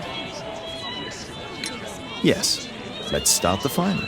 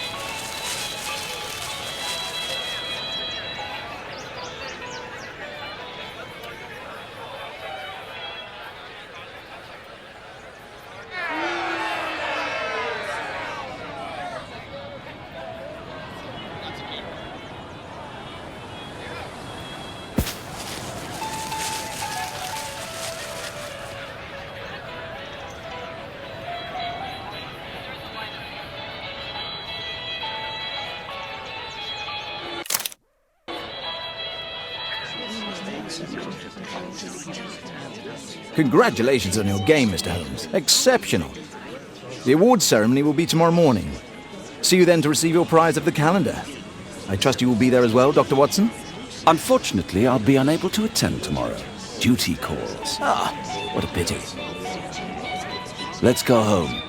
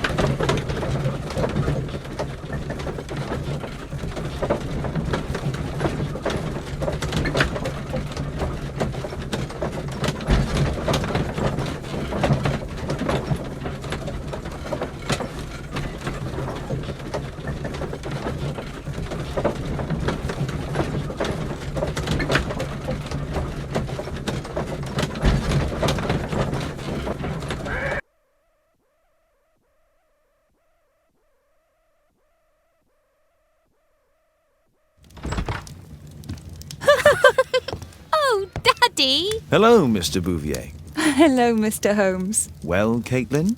Your costume! Oh, don't you like it? Oh, I do! Caitlin, come on. Show some respect for your father.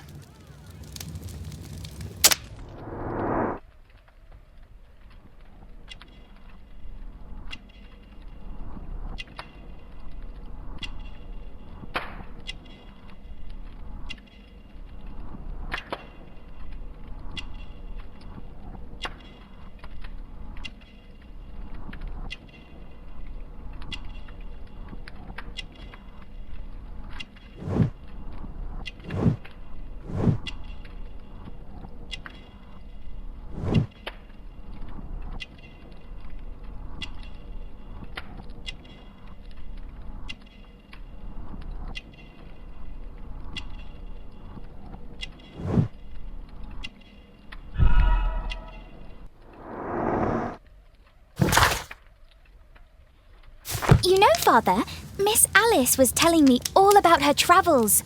She has already toured the world with her own father. Your daughter is exquisite. And just to think that she was aboard the Orient Express when it was attacked. What a dream. Indeed. She's so creative and imaginative. And that reminds me, would you allow Caitlin to visit me so that she can practice playing the piano?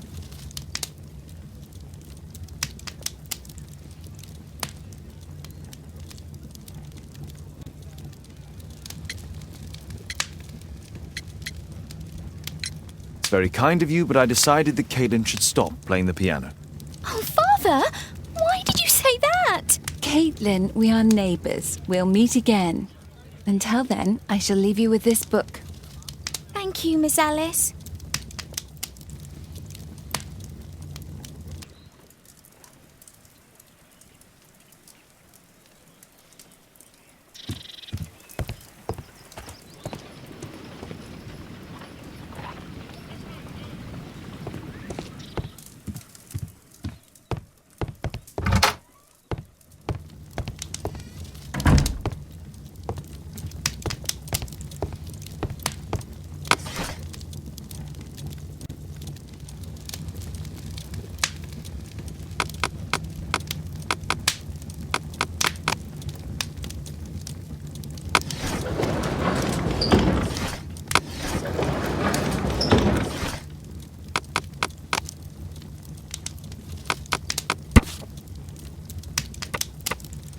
Here it is.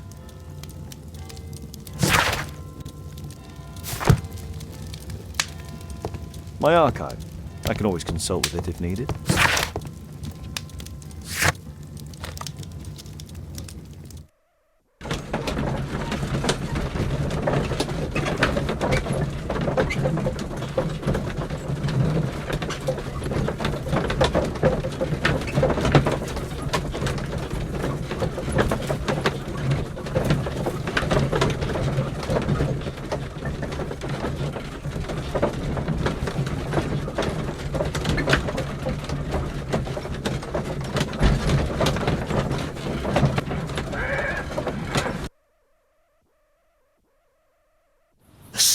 did it.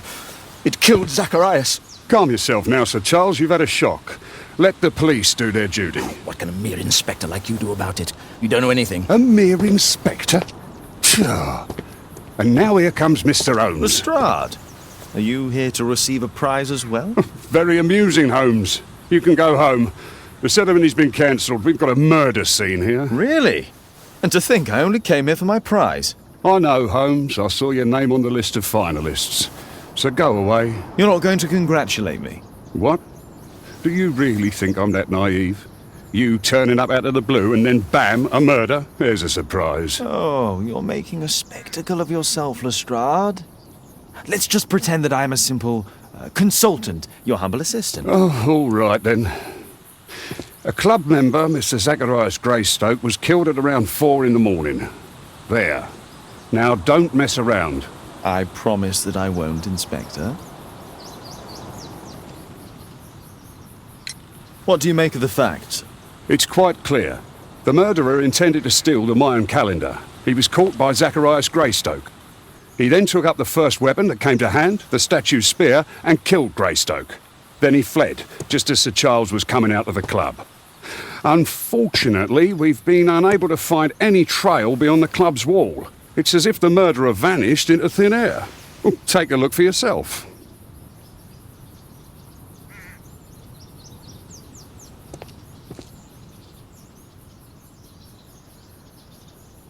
The surface is damaged. The iron mounting rod is broken.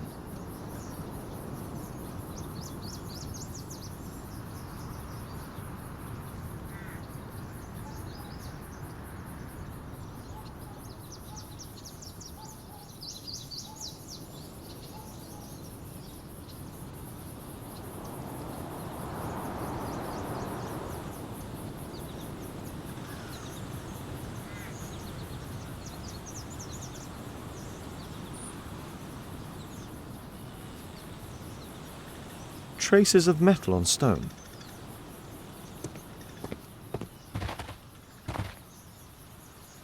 A piece of the statue's mounting rod. Pieces from the pedestal.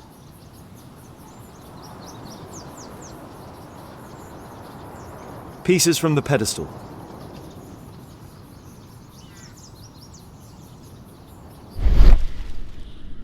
Traces of metal on stone. It looks like the statue broke away from its pedestal.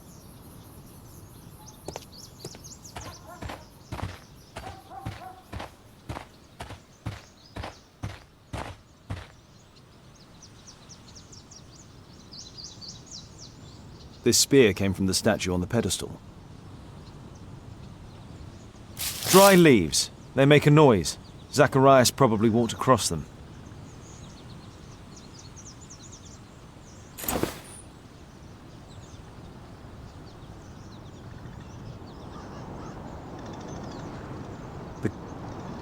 The case is scratched and dented.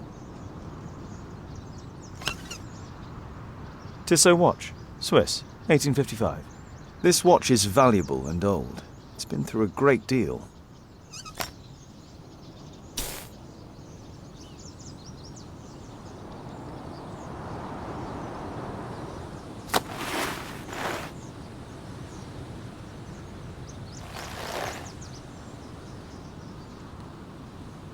Money was left inside the wallet.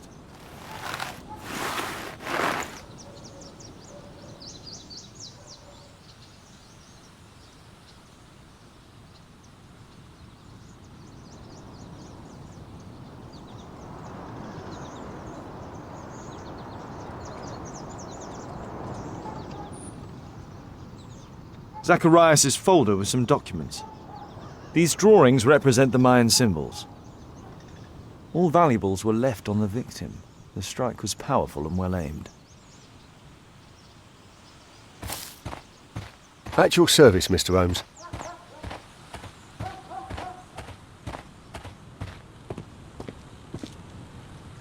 Sir Charles, are you able to tell me in detail what happened? Ah, Mr. Holmes. Well, to prepare for the awards ceremony, I decided to spend the night here at the club. I was sitting alone at my desk when I suddenly heard a loud, metallic sound and a terrible shout. I hurried outside and I found the body of Zacharias. And I swear it, I saw the statue of Tekun Uman running away.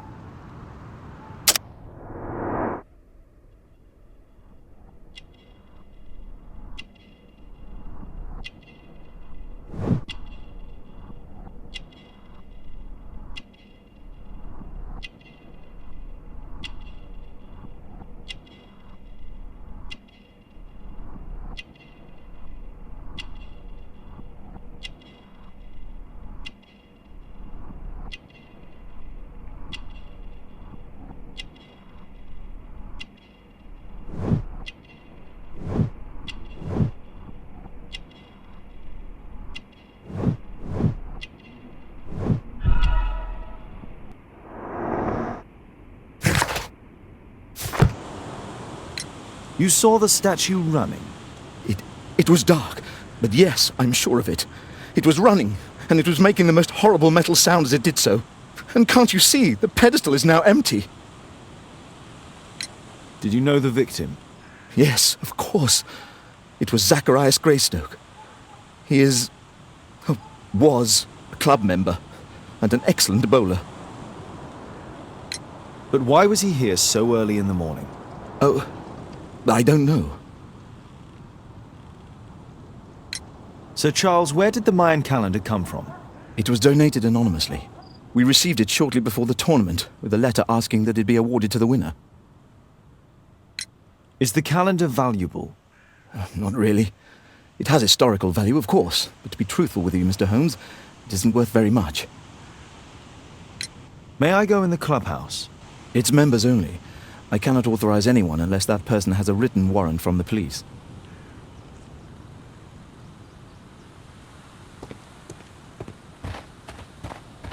Can I help you, Mr. Holmes?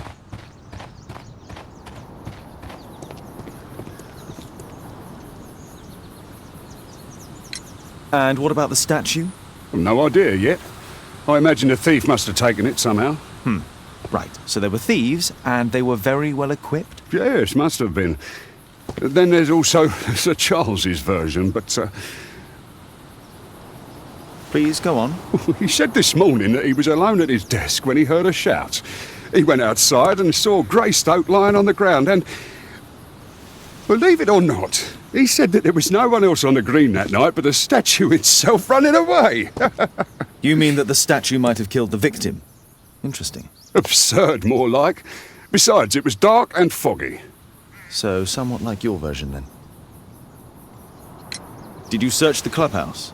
What for? The murder took place outside. You're still here?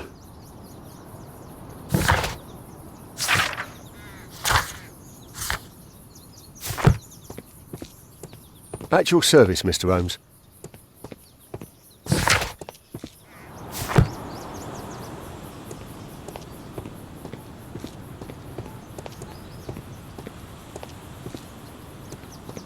The statue of Tekun Uman.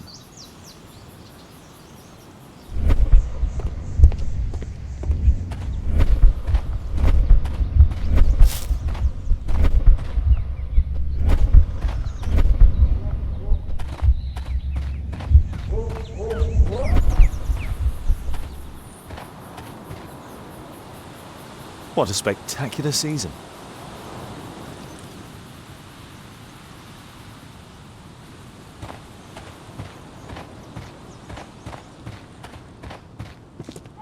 A murder at my club. What a disaster for our reputation.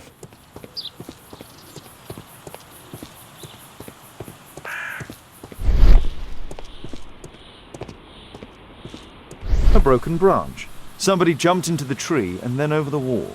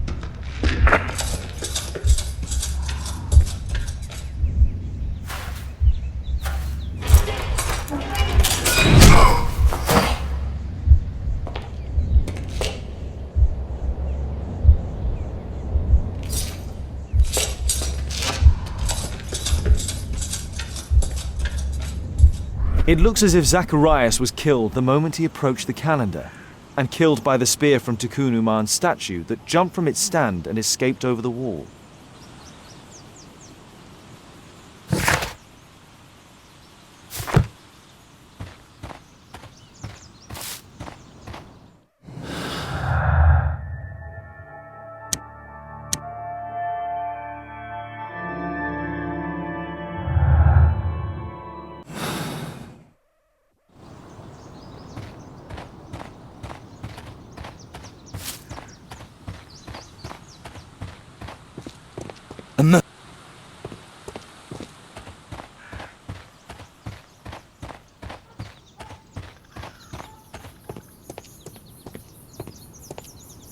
Well, Holmes, your conclusions as my consultant?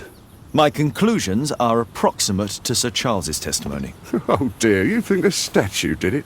Everything points to the fact that the spear was thrown from the pedestal, and Mr. Greystoke appeared not to notice the killer. Indeed. The journalists will be ecstatic about your version. I would like to examine the victim and take a look at his belongings. Oh, you've amused me at least, Mr. Holmes. Very well. I'll grant you authorization for the examination at Scotland Yard, but nothing more.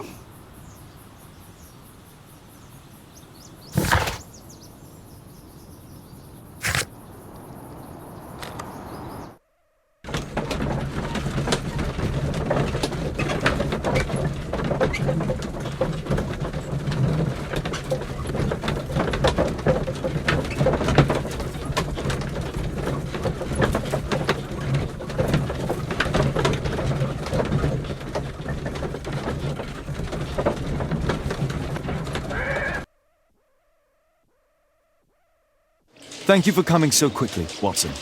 Lestrade already has the victim's body in the autopsy room. I'm always ready to help anytime, Holmes. I'm always ready to help Please, anytime, sir. Holmes. Release my son.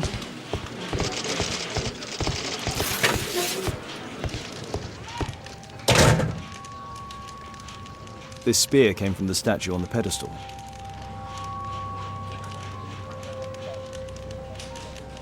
Tissot watch, Swiss, 1855. An ordinary pencil. Money was left inside the wallet.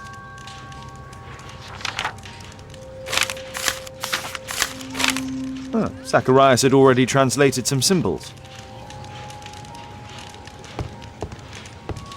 The Mayan calendar. Here's a chance to have a closer look.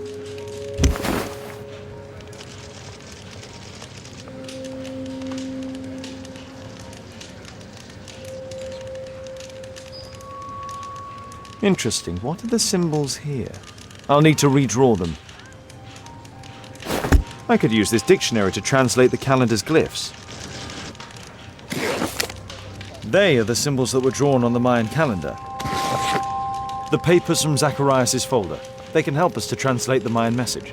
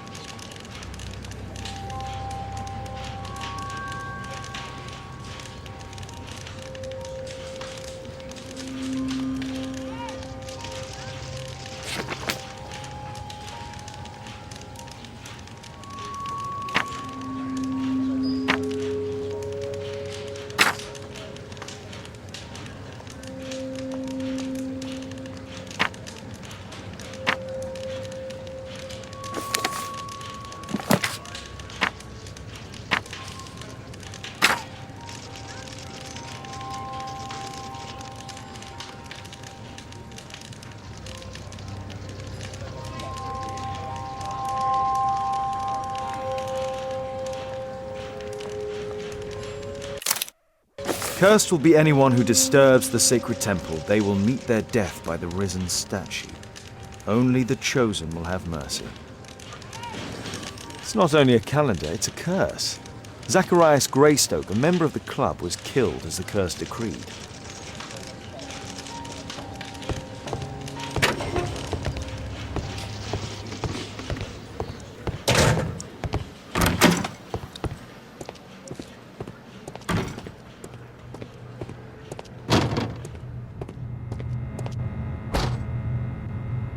The coroner mentions in his report some specific cardiac and digestive system damage. It was a powerful throw. The spear pierced right through the body.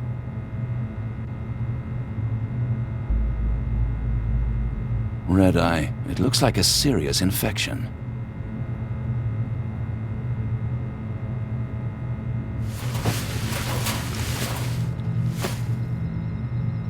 This is where the spear entered the body.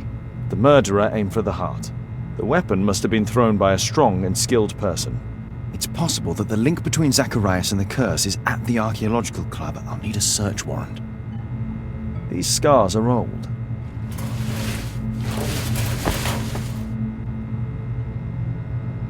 Traces of alcohol were found in the stomach.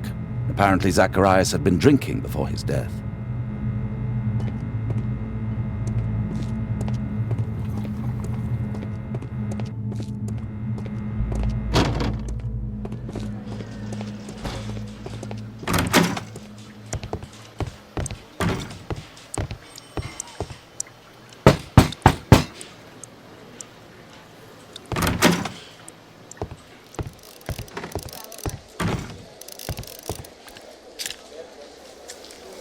Aren't you supposed to be investigating those cases of yours instead of bothering me?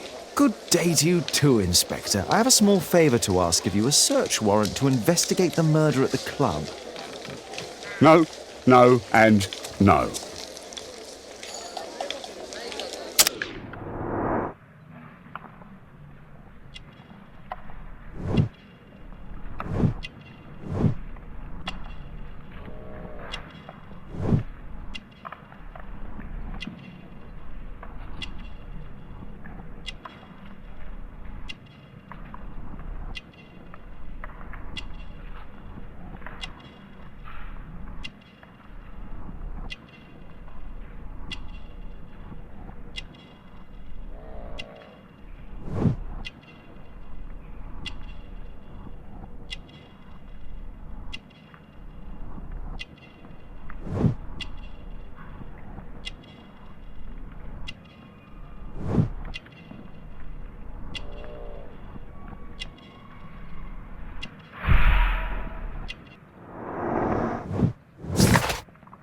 Since I'm without the warrant, I should find something else to do. By the way, do you know if Sir Robin is currently in town? I have no idea. And why on earth should you even think that I might know that? Well, I believe I may have solved a case about, let's say, a salacious inspector. No, it's not what you think. Nothing dishonourable happened. Go on then, take your warrant. So he refused to give you the search warrant? Oh no, I've got it. I won't need you for a while now, Watson. I'll see you later.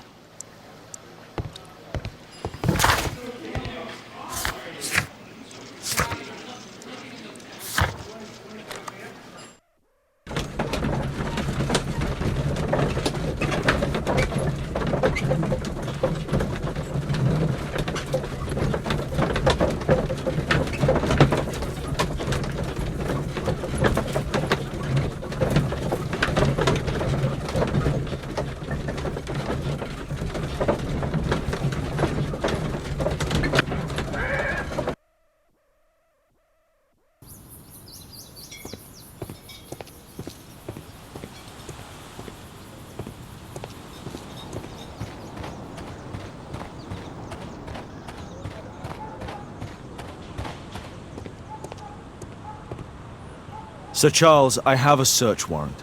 I would like to take a look inside the clubhouse. I see. Here's the key, but I do protest.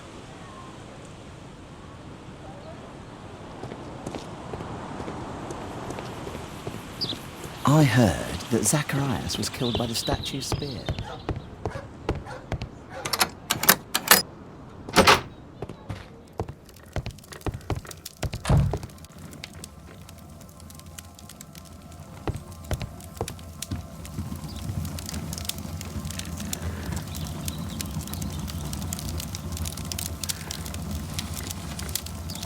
Ah, Sir Charles was once a captain in the guard.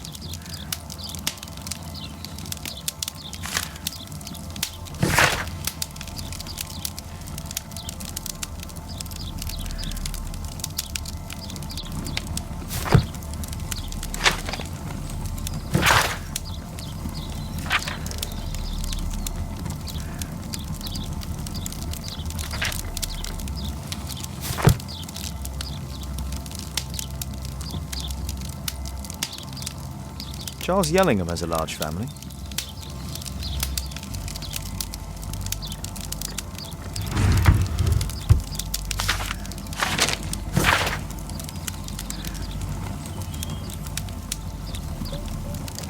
A message to Sir Charles from Zacharias Greystoke, the victim.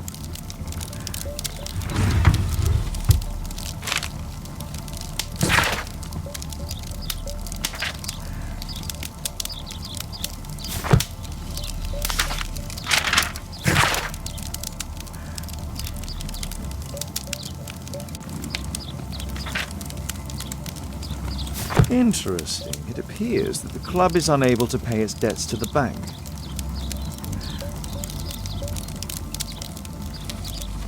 The 50th birthday of Lord Stevenson.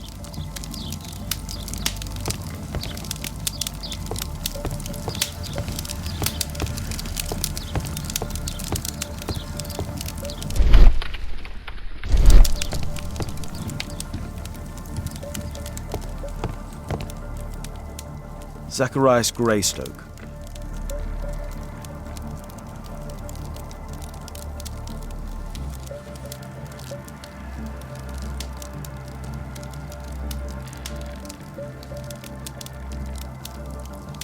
It's Sir Charles Yellingham, the director of the club.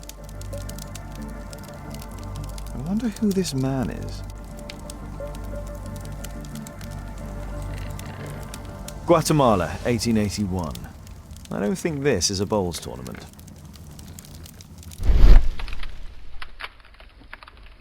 The photograph appears to have been faked or damaged. I'll take it.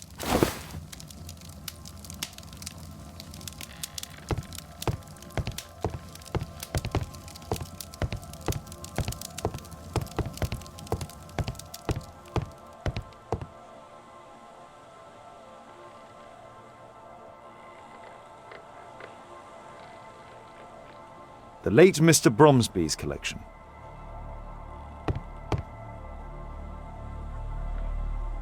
The late Mr. Blinkhorn's collection.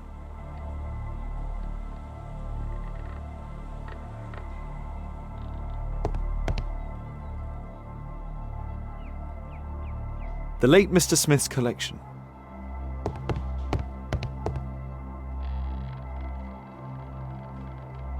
The late Mr. Sutherland's collection.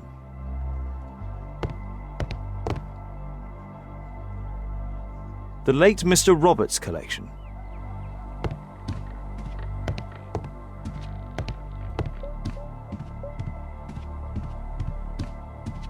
This metal globe is very impressive.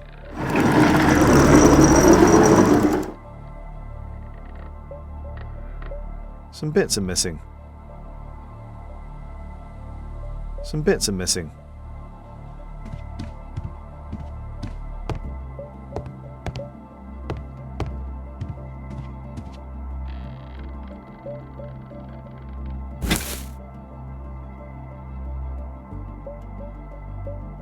It appears that it's a part of a gold statue from Guatemala. Solid gold. It's worth a fortune.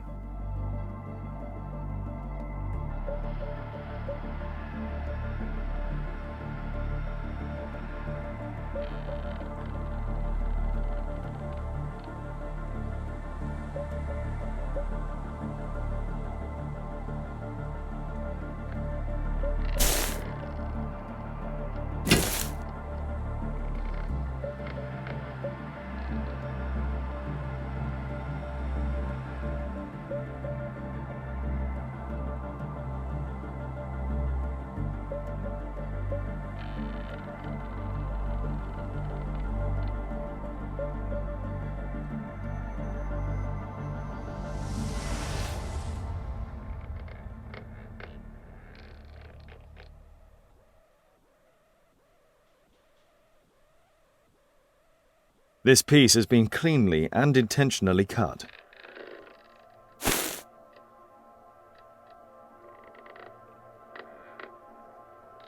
These trunks have just arrived. They're from Zacharias Greystoke's antique collection.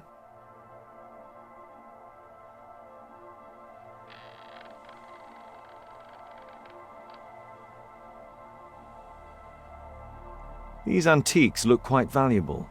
Interesting. The men who own these collections are all dead.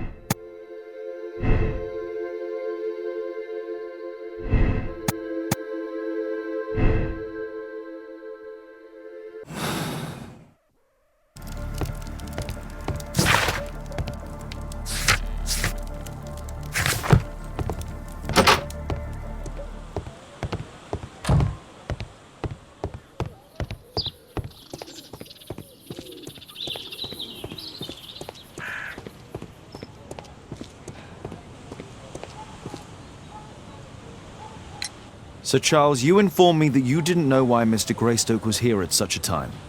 That's correct. I have no idea.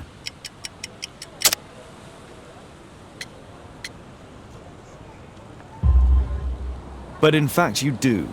Mr. Greystoke wrote to you about him coming with another person to visit. Ah, well, yes, that is right. He raised a scandal about the Mayan calendar, so he wanted to see me before the ceremony. But I don't know exactly what it was that he wanted, or who this other person he mentioned might have been.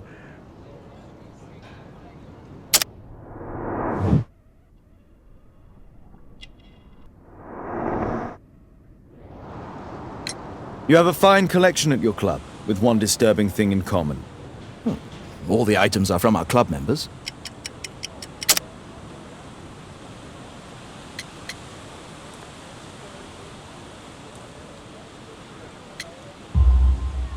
But only from deceased members, including Mr. Greystoke. Yes, but it is a rule of the club that all our members undertake to donate their personal collections to us in the event of their death.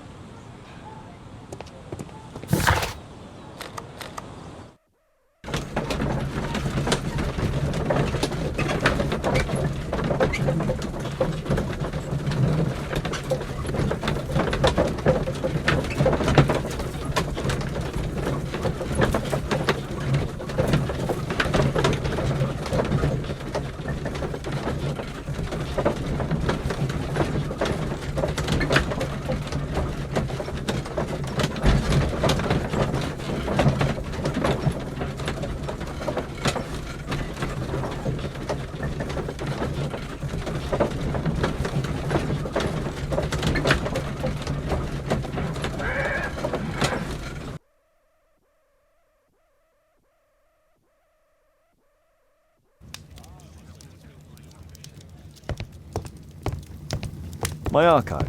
I can always consult with it if need.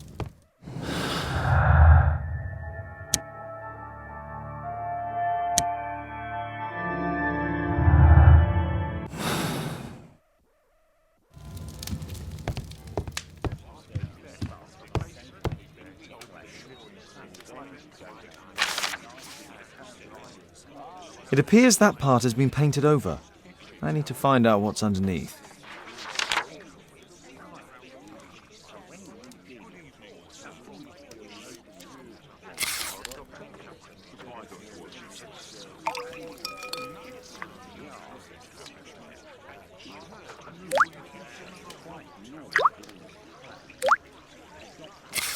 Let's gently remove the paint with a soft cloth.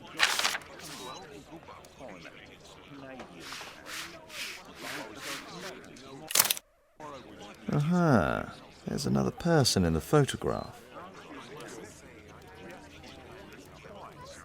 Is there anything I can do to help? Look here.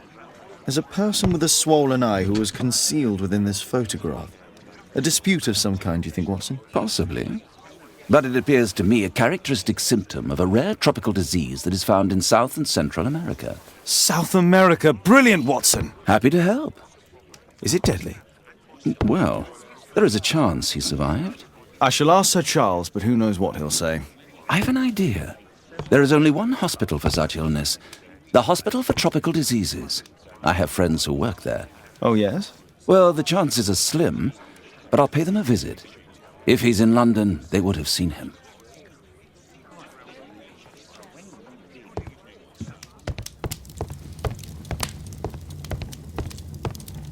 My archive. I can always consult.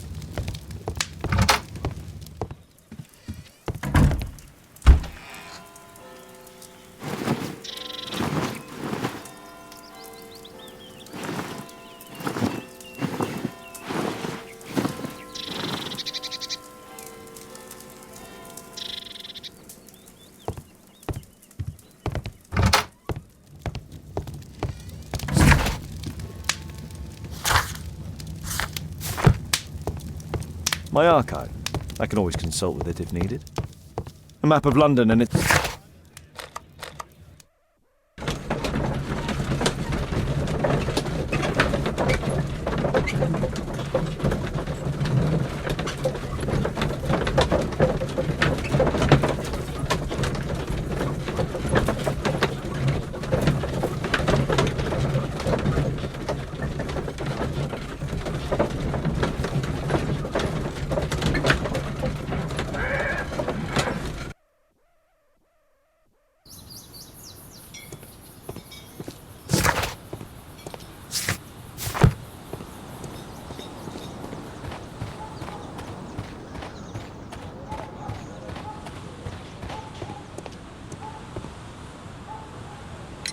I found this photograph on your wall. You're in it, but do you know who these men are? Particularly the gentleman with the swollen eye.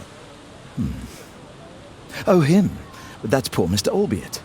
He died from fever during an expedition to Guatemala 14 years ago.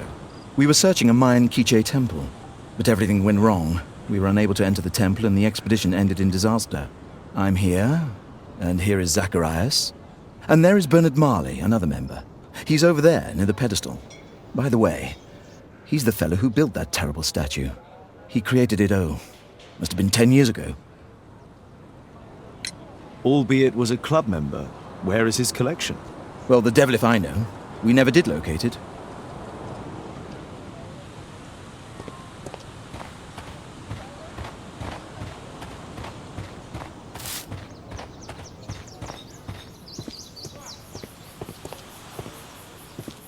Mr. Bernard Marley, I presume. My name is Sherlock Holmes. I have to ask you about an expedition to Guatemala. Shh, not here. It's too dangerous.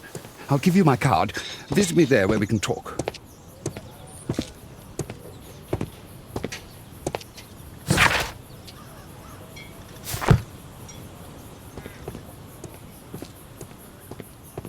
At your service.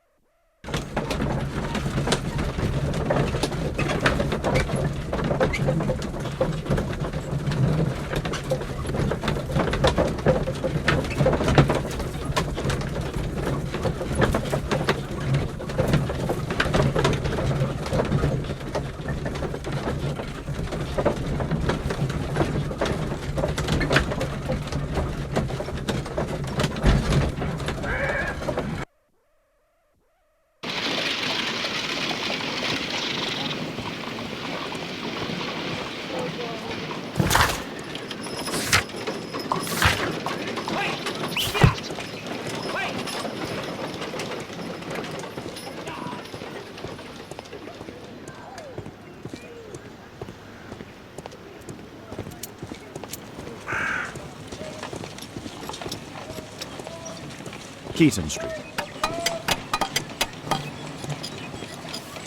Gumballs Road.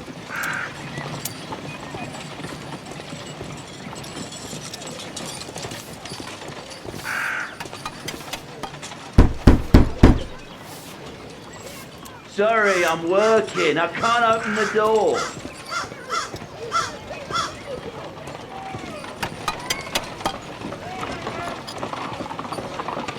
Excuse me, where is Grub Street? I'm not entirely sure, but I think it's the street going up the hill, not far from here.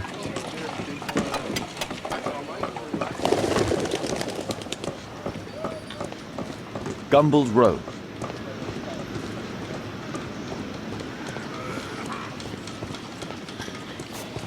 Excuse me, where is Grub Street? I don't know.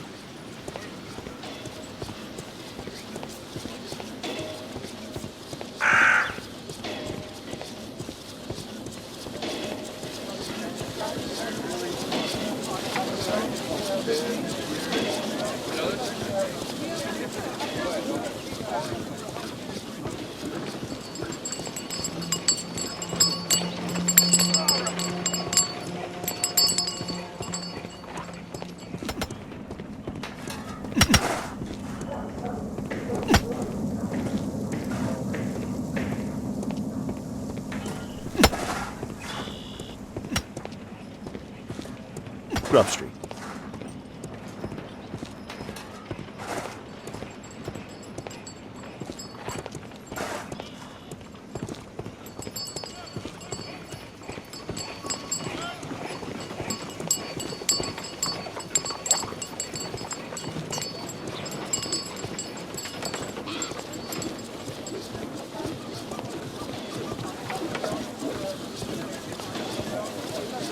Grub Street.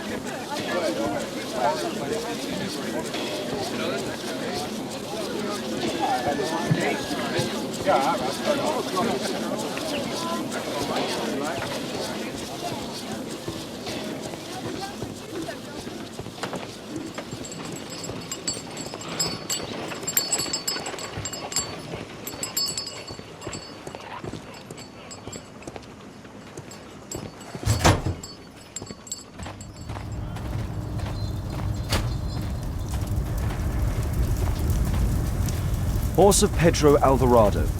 He was a conquistador, I believe. Hello there, my man. Is your boss in? Ah, he's in his office. It's the door near the female statue in the corner of the room. Fresh scratches.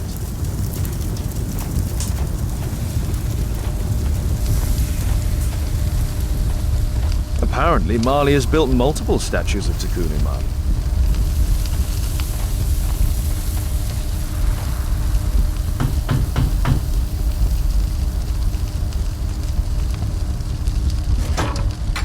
Mr. Holmes, you must forgive my escape at the club. It wasn't a safe place to talk. And it's safer here? Yes, better here. Not my office. I have secured my foundry, you know. Ah, reassuring.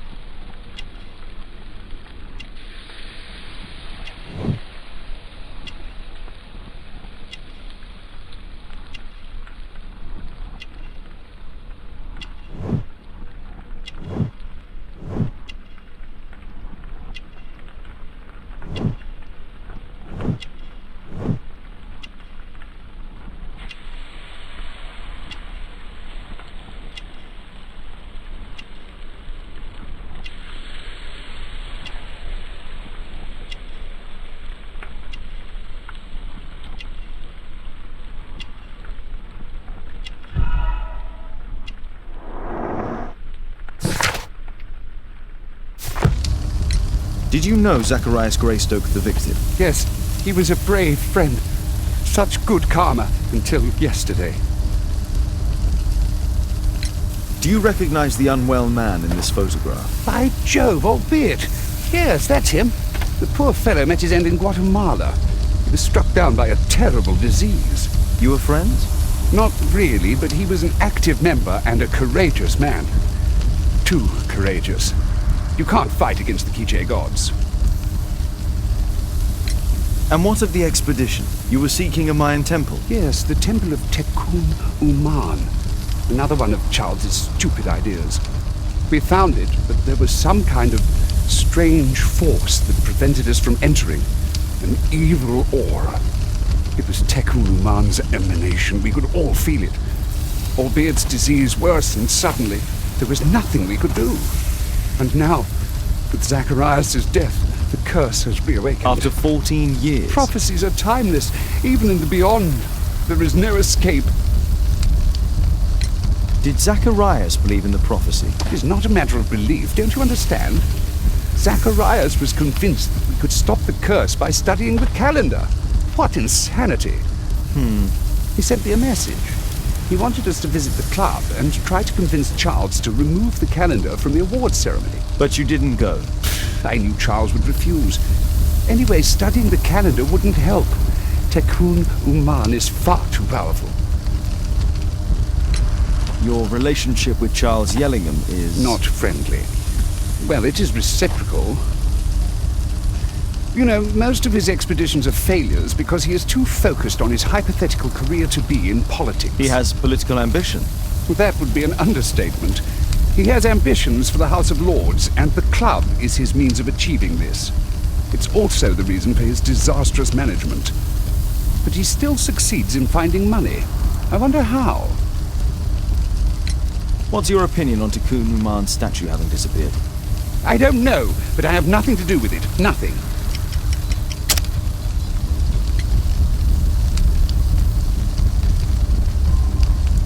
But in fact you do. You made the statue. That's true.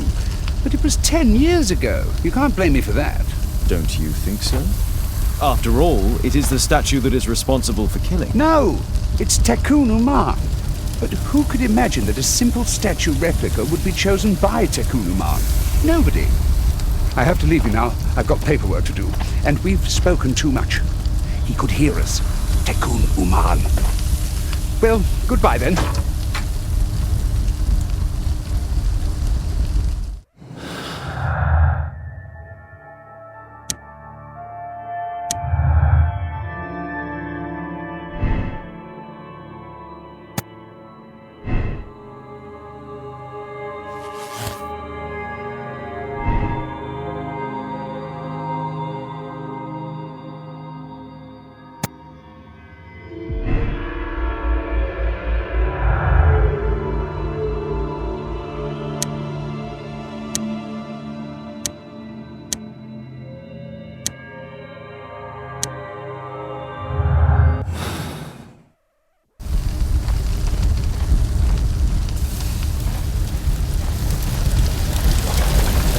Sorry, I'm too busy to chat.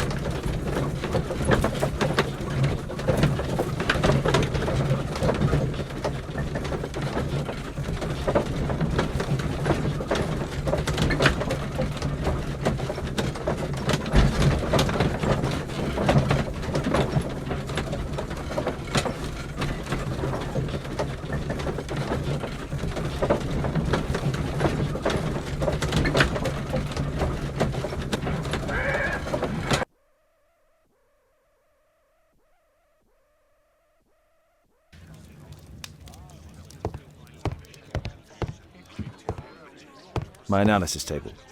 It's useful for my work.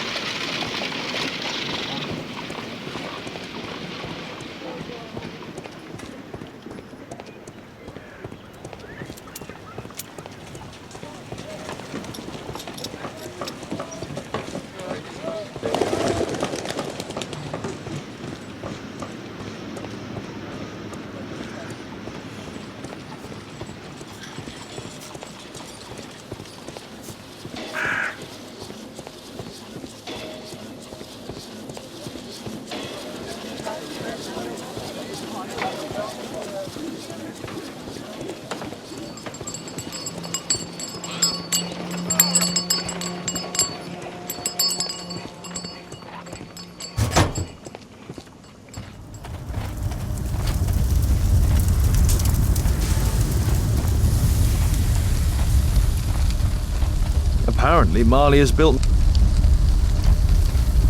Something large and heavy was dragged here.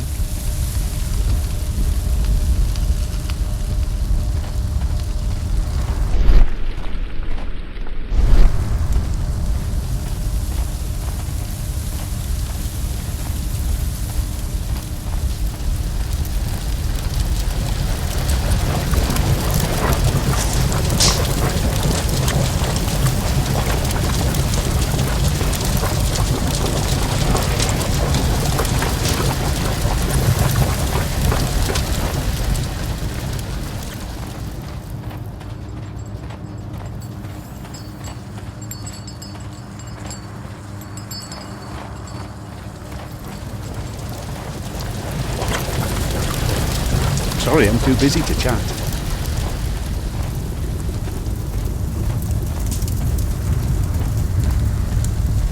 A furnace for melting metal.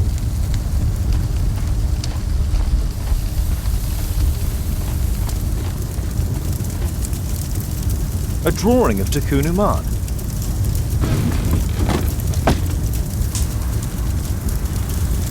No oxidation.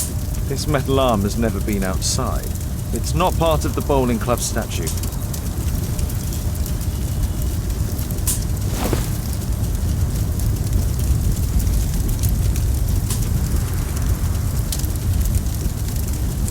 This mechanism is quite modern. All the gears are of good quality. Strange to find it in a foundry.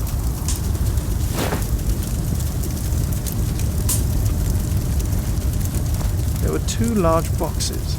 Two large boxes which were inside the warehouse. They were taken to Bernard Marley's office. It's probable that the missing crates contained pieces of Tikkun Uman's statue. Marley is hiding something inside his office. I'll have to visit it, but at night, and with Watson. Sorry, I'm too busy to chat.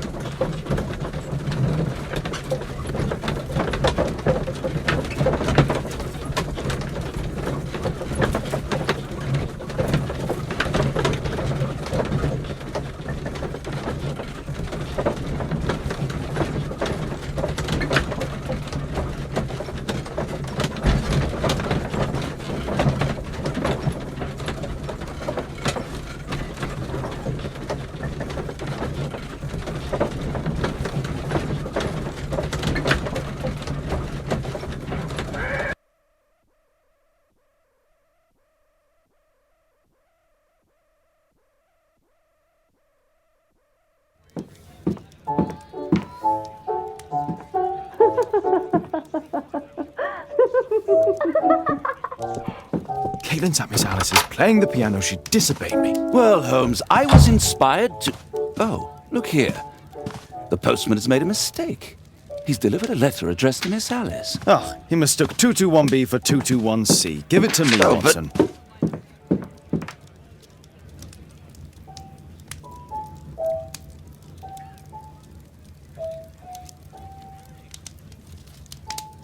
What are you going to do with it, Holmes?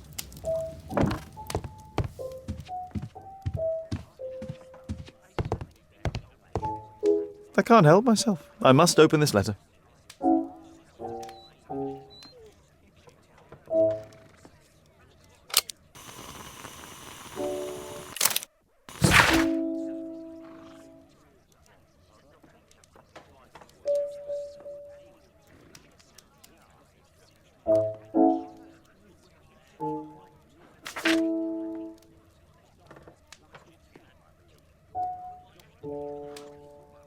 Miss Alice planned to live here because of me.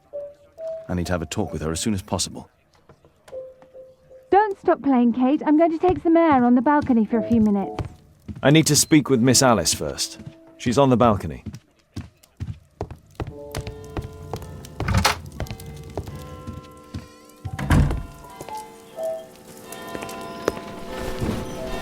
How about telling me why you came here in the first place? Mr. Holmes, why do you ask? I hardly think that I'm accountable to you. Since you extended an invitation to my daughter against my wishes, I believe that you are. So said the father, cloaked in all his severity. My word, you almost frightened me. You won't say that. Very well. Ask Caitlin to come home now. Oh, poor child, let her play. Such insouciance. So useful for covering up disturbing secrets. And since you intend to hide the truth from her... What? We all have our secrets. You... But don't worry, Mr. Holmes. Caitlin is a sensitive child, and I like her enormously. Alice, come back in. I can do it. See? You're wonderful. I like to think that the feeling is mutual. We wouldn't want her to know of your secrets, or for her to be unhappy. I have to go inside now.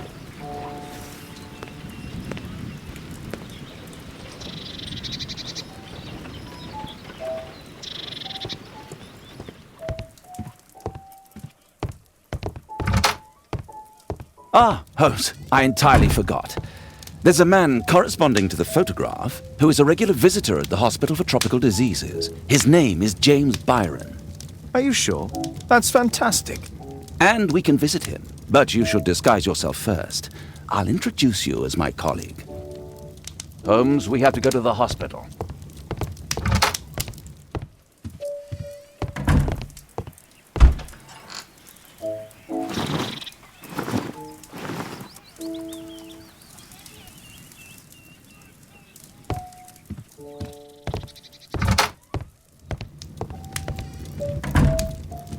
Holmes, we have to go to the hospital.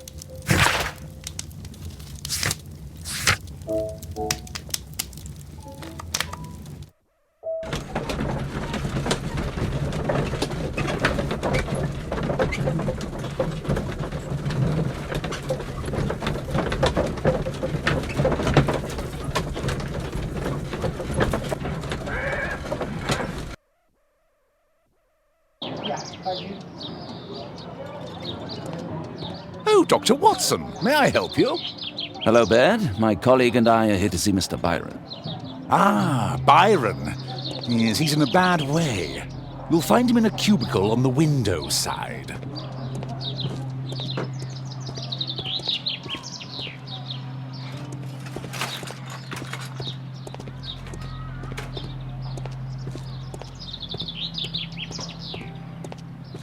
That isn't our man.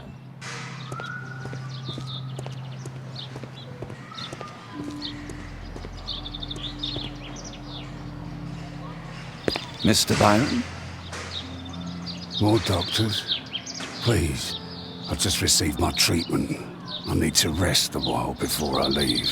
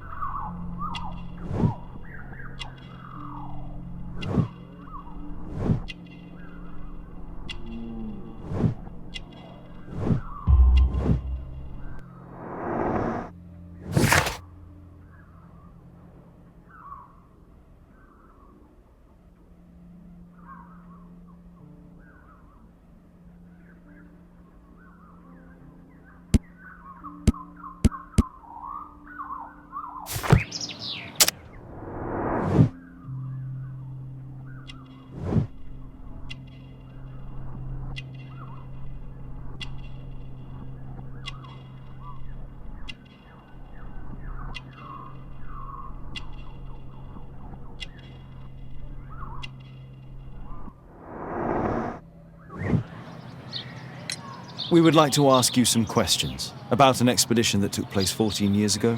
An expedition? What expedition? You're wrong, I've never left London.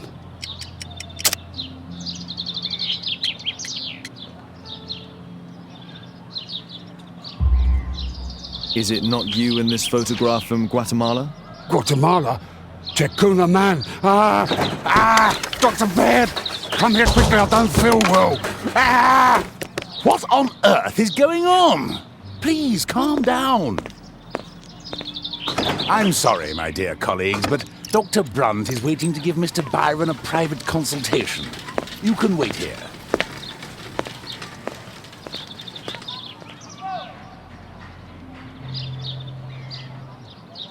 What should we do next, Holmes? Weren't you paying attention? We have to wait, but we'll take advantage of the situation.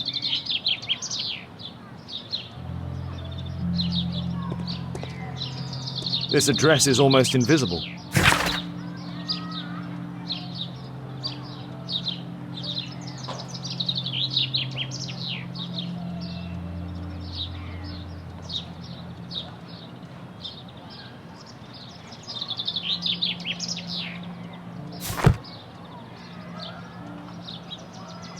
He recently purchased Chinese tobacco.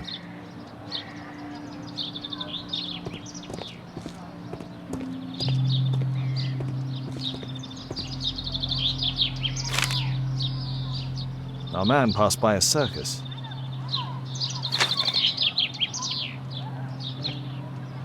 Oh, you're still here? Obviously. We're waiting for Mr. Byron. Is he not with you? No, the gentleman left directly after his consultation. Oh, he forgot to collect his belongings. Holmes, it seems that Albeit has escaped. Obviously. And he knows that we are aware of his true identity. Quickly. I know how to find him.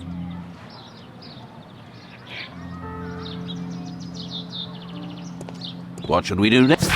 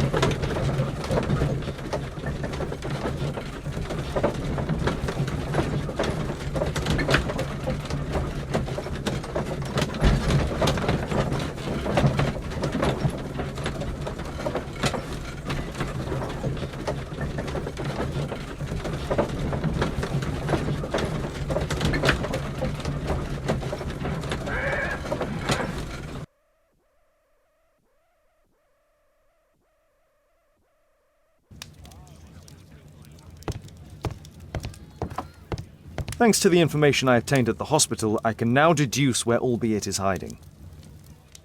We know that Albeit paid a visit to an opium den, a crowded market, and a circus. He also purchased some Chinese tobacco. Let's find a place in London where all four elements are close together.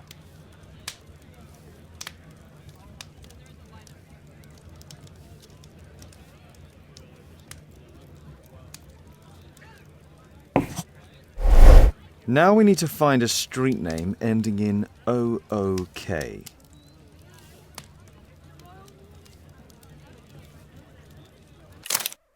Here it is. 21D Brook Street. Watson, I believe we found Albeit's flat.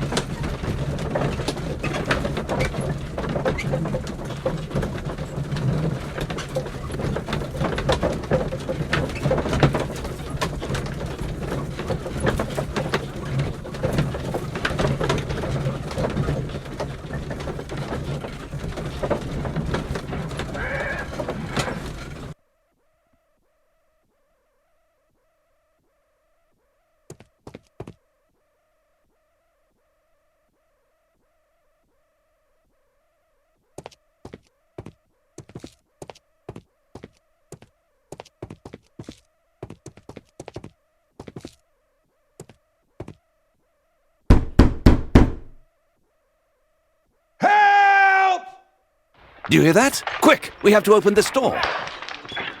The door's too strong and the lock is too solid to break with bare hands.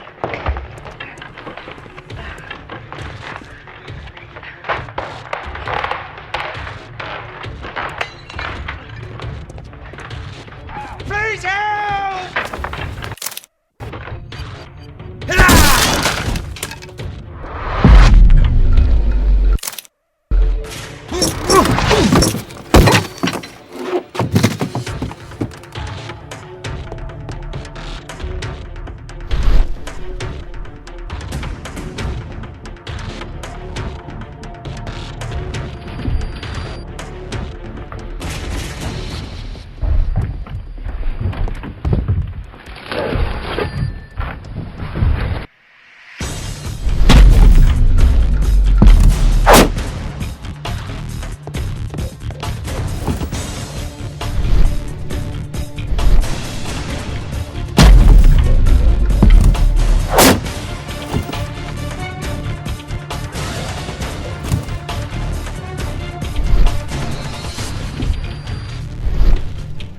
If I cut those ropes, the curtains will fall and block the attacker's view. This table could serve as cover. Watson, I'll try to reach those curtains to close them. Cover me.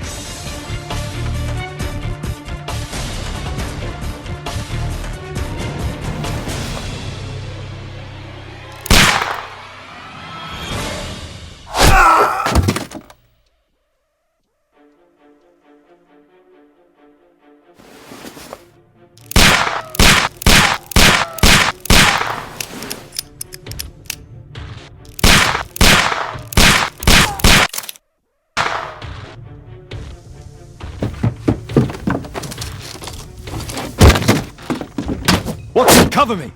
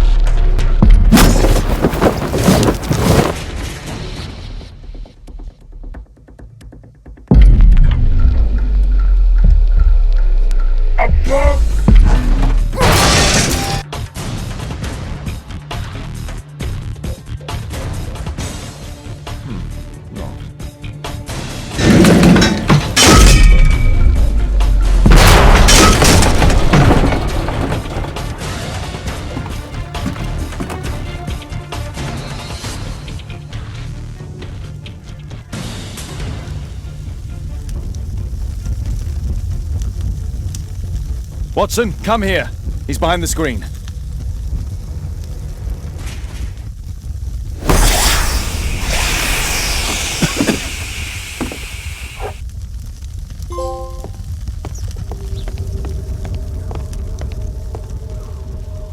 Our attacker escaped through this skylight.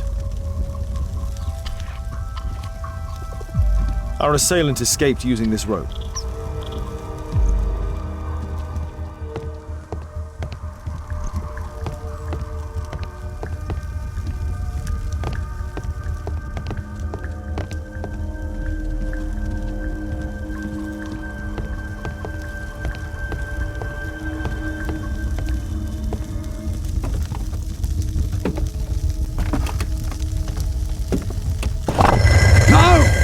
Kill me! Calm down. It's over now. It's gone. You? Oh. But why are you here? You're not doctors, are you? No. Well, you're half right. Shall we remove these masks? Your true name is Albeit, is it not? You were a member at Charles Yellingham's club. Yes, I was. Can you tell us what happened here? After your visit at the hospital, I quickly returned home. I was lying there on the sofa and felt an evil presence in the room. An evil presence? Never mind. It's probably the fever.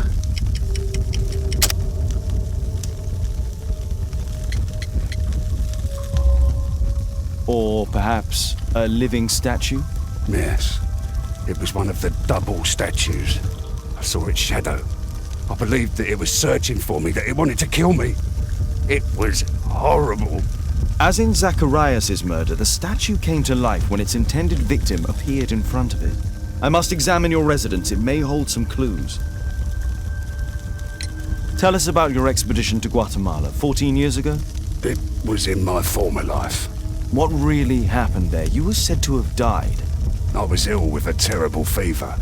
I asked them to leave me there. I can't remember how. I only have flashes of memory, but by some miracle I survived. I left an eye and one arm behind. It took me time, but at last I managed to return to London. Why do you use a false name? That expedition signaled the end of my career, and my very life as I'd known it. I changed my name and my address.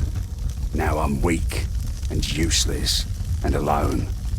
I'm a walking dead man. Not for long. Perhaps this was it. It was my curse to fade away little by little. Tekunu man's revenge. You are aware of Zacharias' murder, are you not? Yes, and quite aptly I read that he was killed with a spear. Aptly? Well, he practiced archaeology almost as though it were a sport, seeking adrenaline.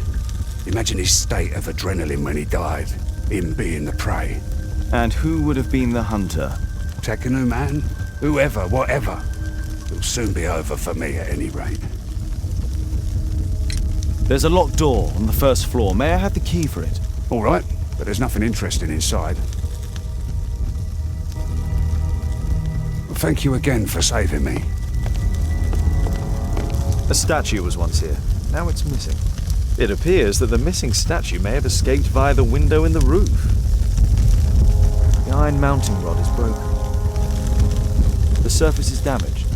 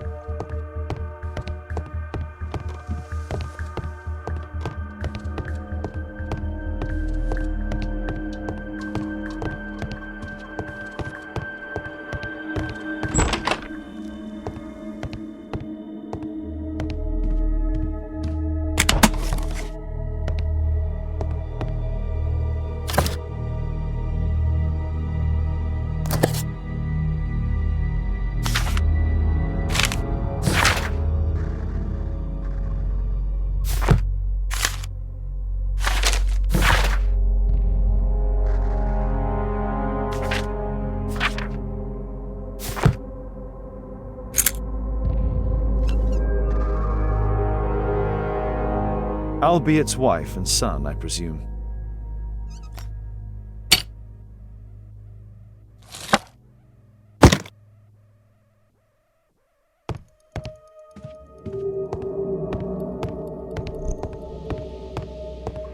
This bed is very small.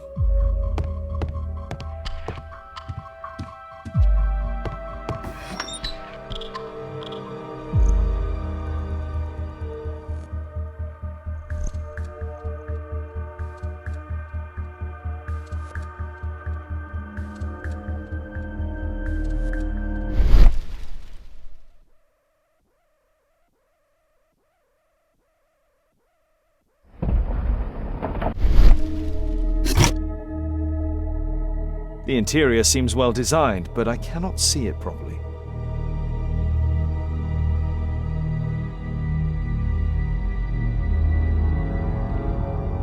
(1894). This model was created after the expedition to Guatemala.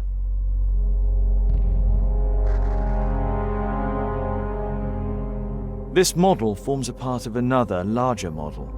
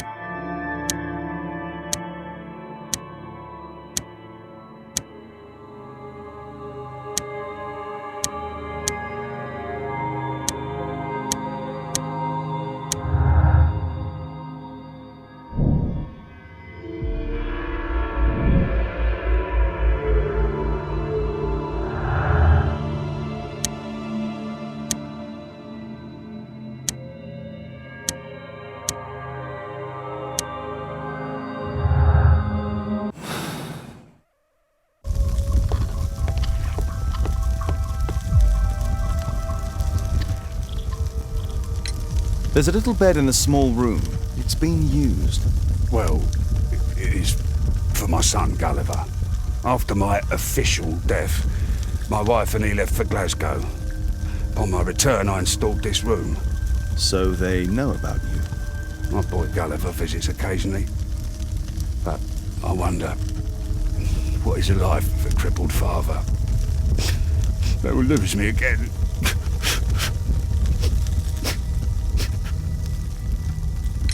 Mr. Albeit, what is this? How? It's impossible. How did you find it? Answer me. 17 years ago, I built a model of Tekkening Man's temple. We stored it inside the club's globe before leaving for the expedition. I've no idea if it's still there. While in Guatemala, I had dreams about a missing part. A pyramid. Then, when we entered the temple, I experienced vivid visions. Wait a minute. You entered the temple? Well, yes, we did. And we found the pyramid from my visions. But I was too weak. I was unable to solve the mystery of its entrance. I failed there. I always wanted to understand why. So upon my return... You rebuilt this final part according to your visions and... Nothing. But I'm dying, and at least my son will see that I did my best to complete my life's work.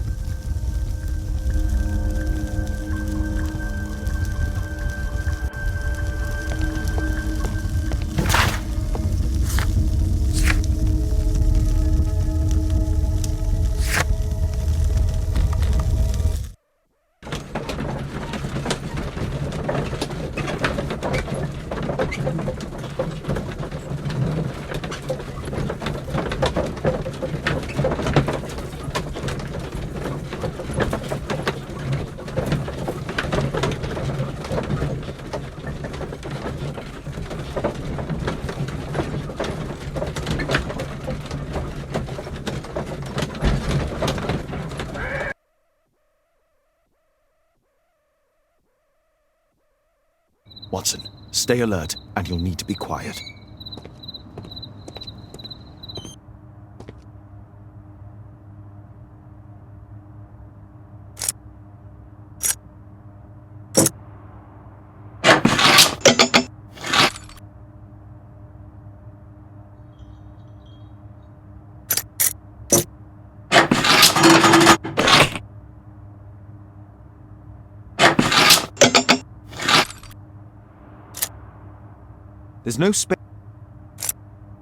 There's no space for this lockpick.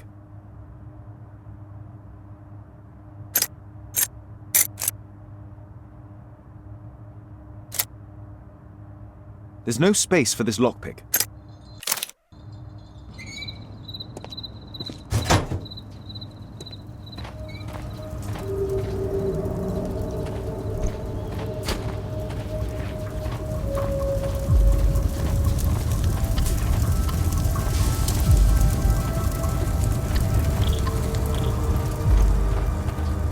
This door is securely locked. I must find another way in.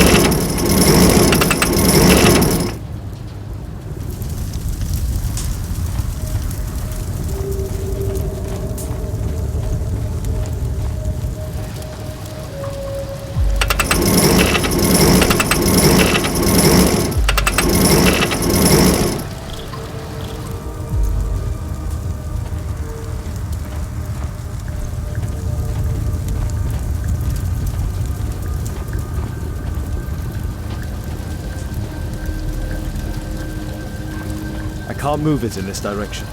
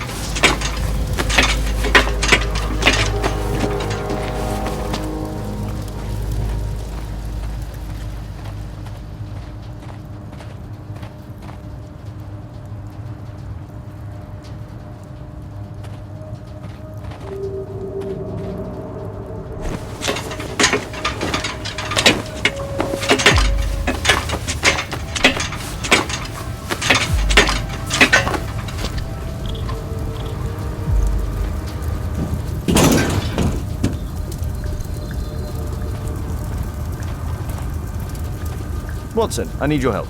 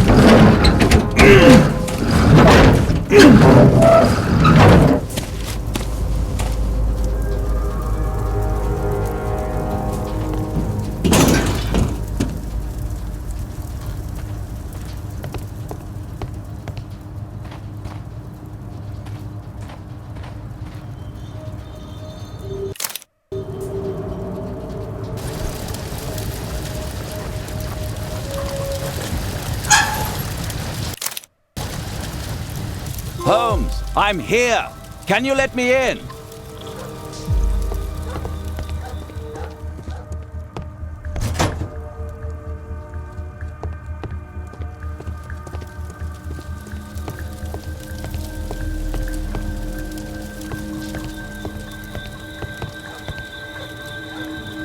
A slot. It appears to be part of some mechanism.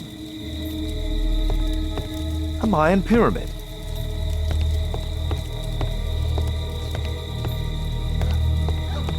We need to hurry and find out what Mr. Marley is hiding. Obviously for a dagger. Mayan period, I think. I'll need a dagger to work the mechanism.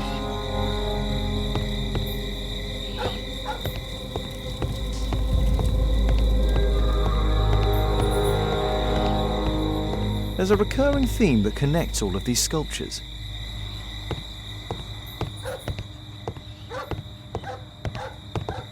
Marley is obviously an avid student of mechanics.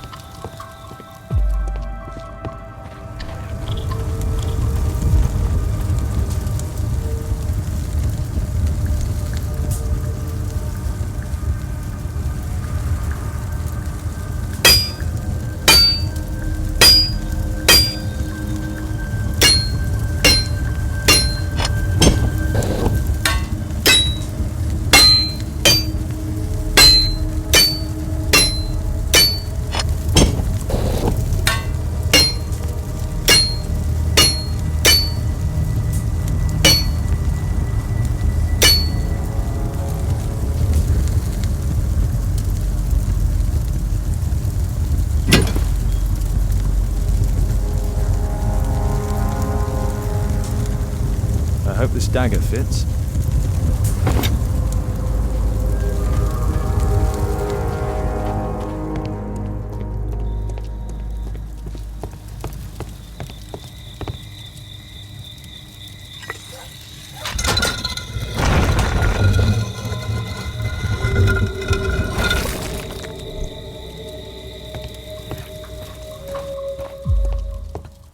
Another statue of Takun Uman.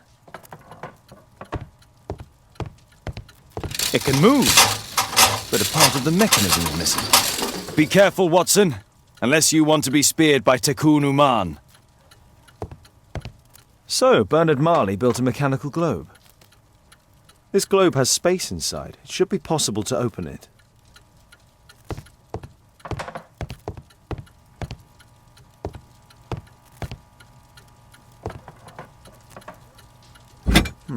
Locked.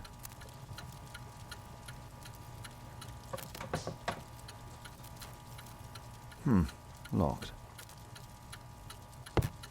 Marley dismantled these alarm clocks for their parts.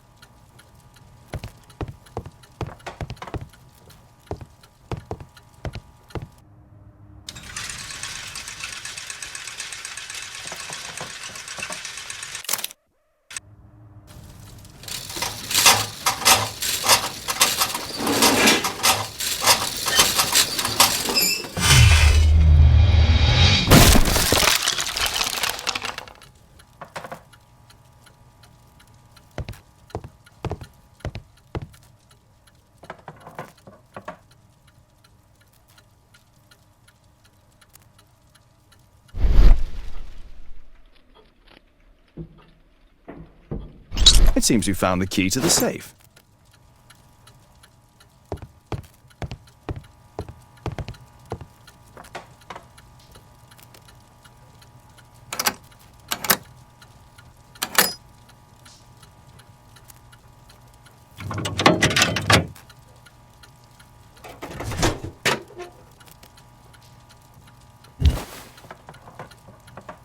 This part is in solid gold. It's worth a fortune.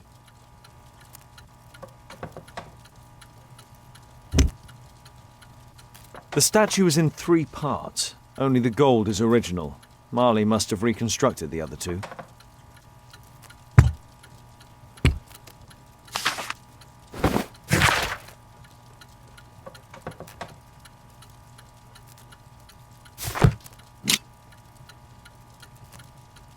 A piece of a map in metal. This object evidently connects to something else. It's almost daylight. The workers will be here soon. It's time to leave.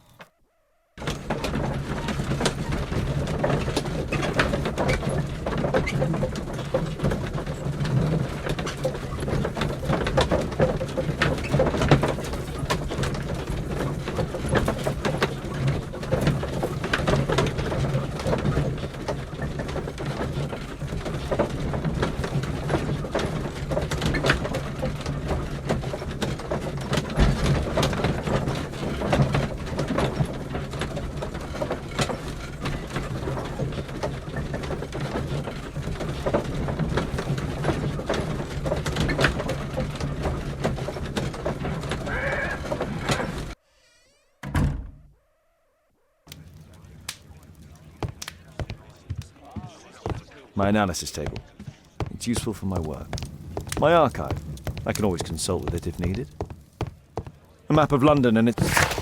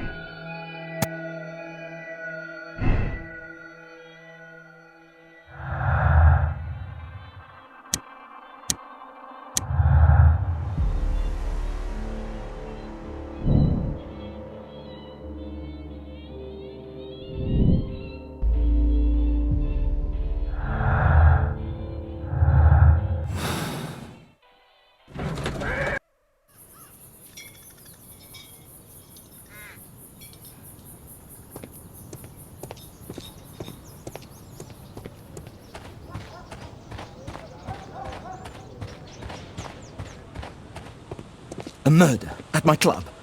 What a disaster for our reputation. I heard that Zacharias was killed by the statue's spear.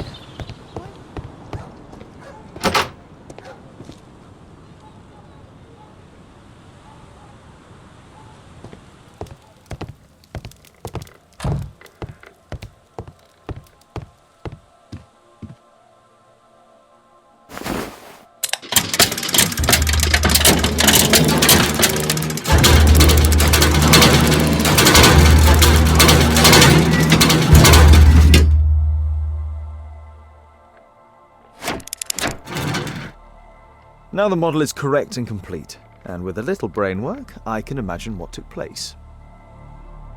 Now the model is correct and complete, and with a little brain work, I can imagine what took place.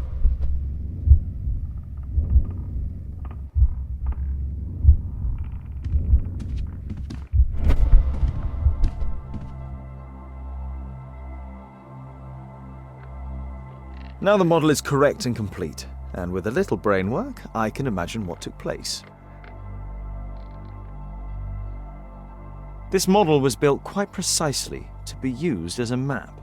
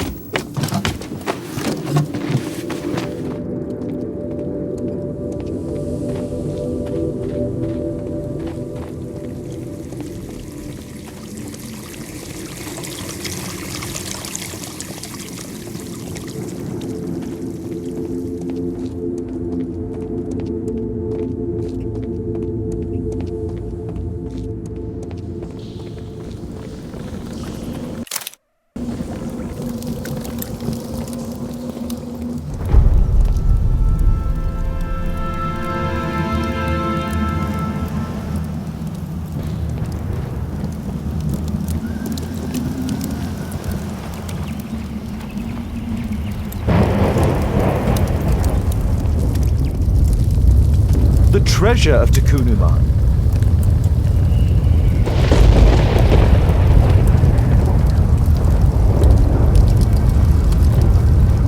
This is the statuette that Bernard Marley, Sir Charles and Zacharias all shared.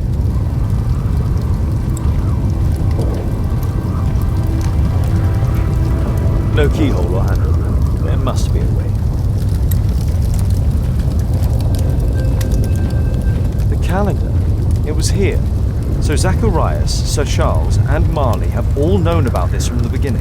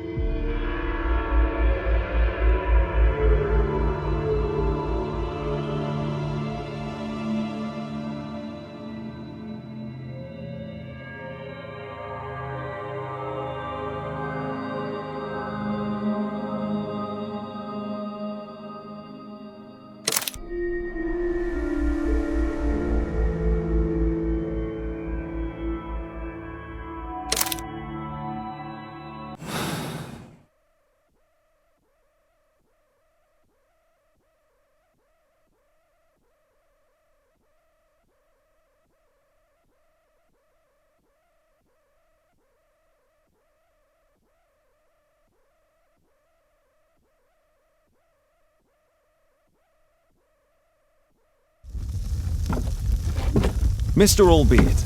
Oh, you're here with your son. Yes, obviously. We have to talk with you, and it involves the police. I see.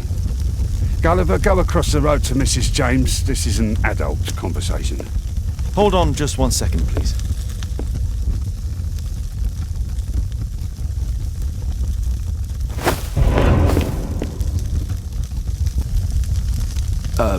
A pygmy?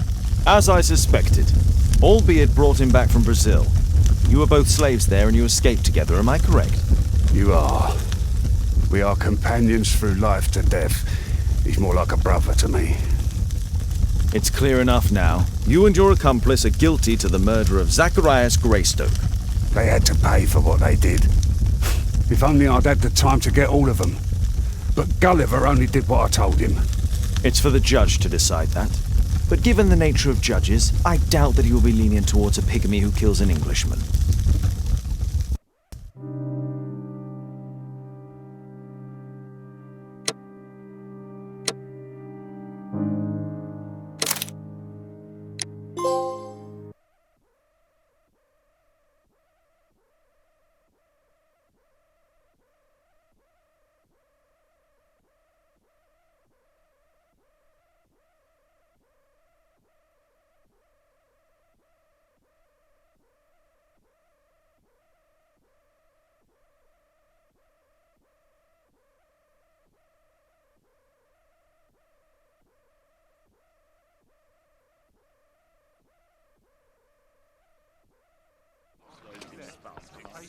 Father, Mr. Orson Wilde is here, and I'm going to stay with Miss Alice. What? Did you forget? Orson Wilde, you know, the star of American theatre. And he's visiting and staying with us. You did forget? No, not that. I meant you wanting to stay with Miss Alice. Yes, that's right. Miss Alice suggested it. She told me you couldn't possibly refuse.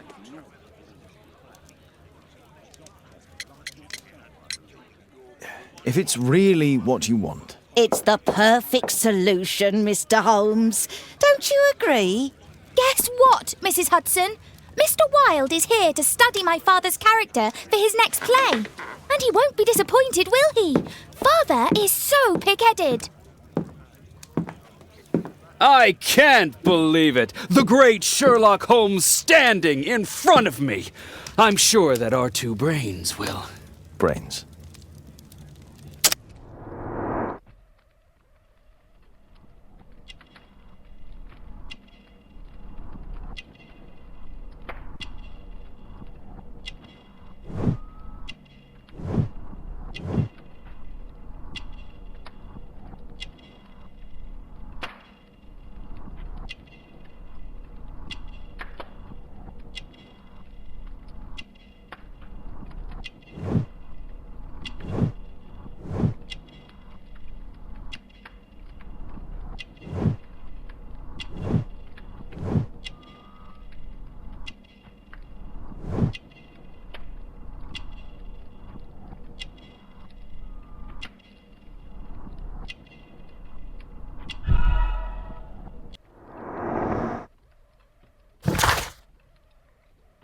Mr. Wilde, your room. Charming.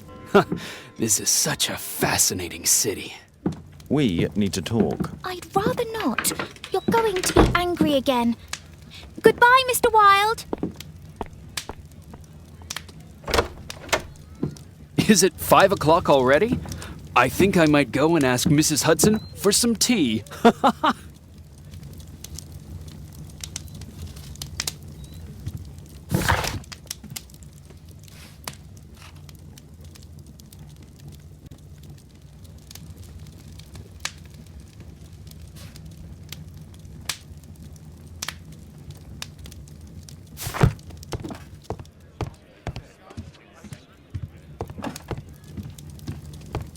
My archive. I can always consult with it if needed. My analysis table. It's useful for my work.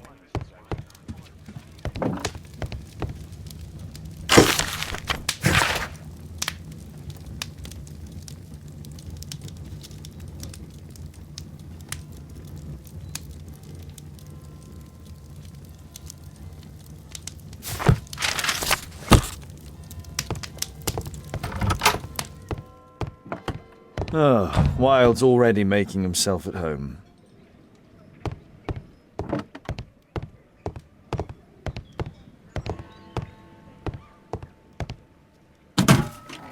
Wilde truly has a perfect disguise kit. Do actors really need all this?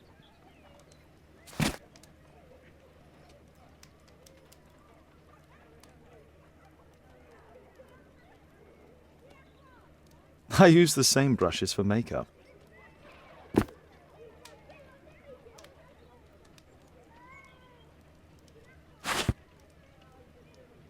This must be grease paint.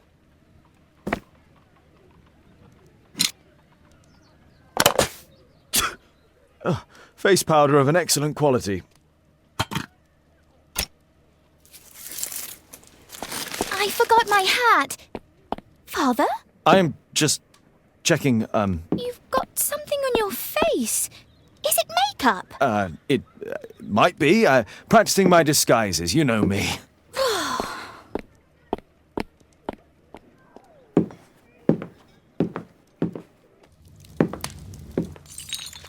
No, don't touch that!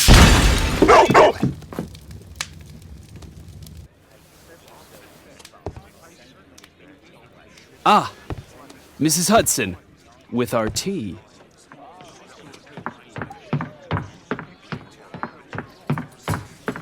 Not quite. We have a visitor.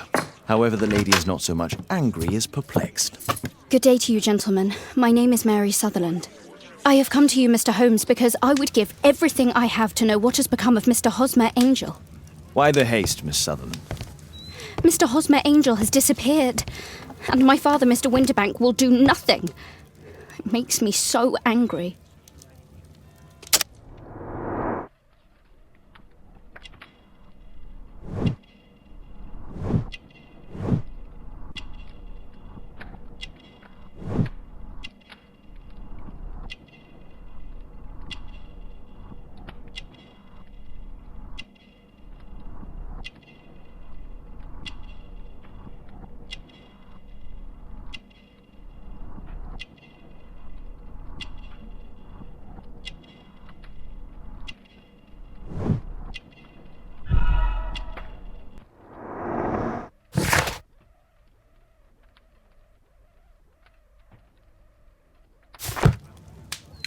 Mr. Windybank is your stepfather, surely, since the name is different? Well, indeed, I call him father, although he is barely older than myself. And your mother is alive? Oh, yes, although I wasn't best pleased when she married again, and so soon after father's death, and to a man so much younger than herself. What is your connection with Mr. Hosmer Angel? I met him at the gasfitters' ball. Mr. Winterbank did not wish for me and mother to attend. He never did wish us to go anywhere, but this time I was quite set on it. Fortunately, he left for France upon some business, and so didn't have any say in it. And I met Mr. Angel that night. We met again after that and would take walks together. But then father returned, and we could no longer meet. Why was your stepfather against your going anywhere? Well, he didn't like anything of that sort. He used to say that a woman should be happy in her own family circle. Did Mr. Hosmer Angel make no attempt to see you? Well, father was going off again in a week. And Hosmer wrote and said that it would be better for us not to see each other until father had gone. After that, he stopped writing. Where does Mr. Angel live? I don't know exactly. I address all of his letters to the Leadenhall Street post office for collection. Were you engaged? Oh, yes, Mr. Holmes. Right after the first walk that we took. Do you have your own income? I do, from an inheritance. It was left to me by my Uncle Ned in Auckland. Then you have all that you could wish for, naturally. Well, I live at home and don't wish to be a burden to my family, so they have the use of the money. Is there anything else that you can tell me about Mr. Angel? He is a very shy man. He would rather walk with me in the evening, so as to be discreet. I put a missing persons notice in last Saturday's Chronicle. Here's a copy, and a letter from him. Ha, a love letter. Yes, I see.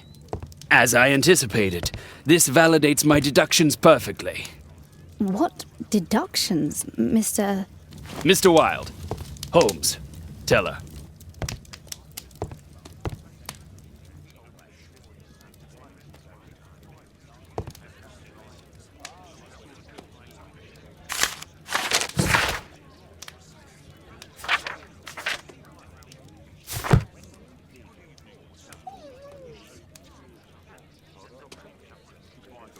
This is strange. The love letter is typewritten.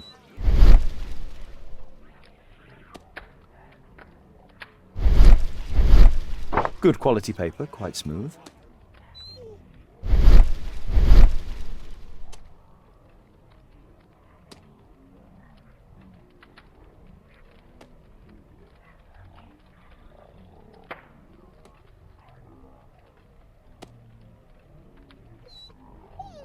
Fairly common ink, nothing special. I'm waiting for the moment when your stepfather leaves once more. We had a wonderful time together, didn't we? Miss Sutherland only met with Hosmer Angel while the stepfather was absent.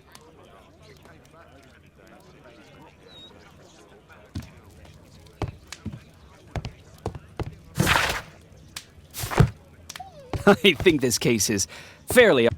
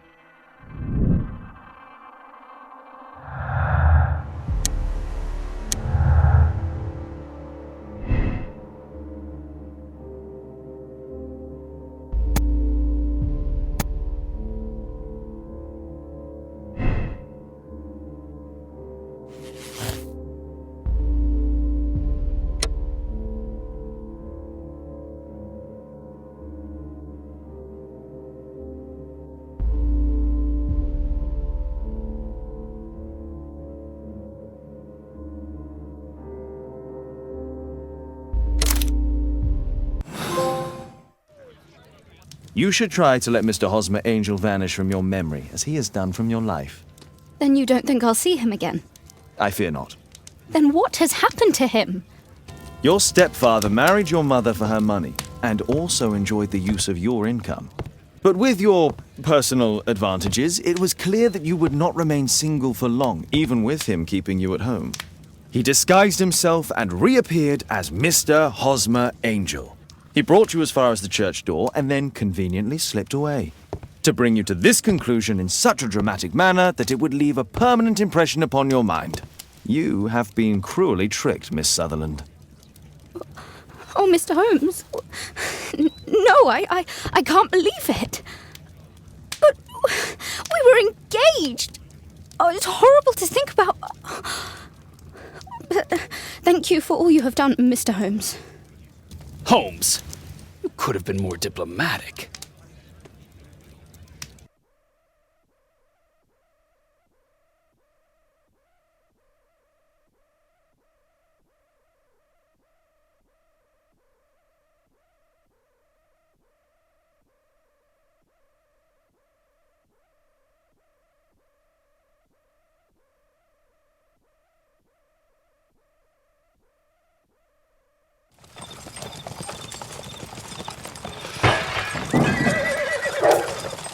What is going on?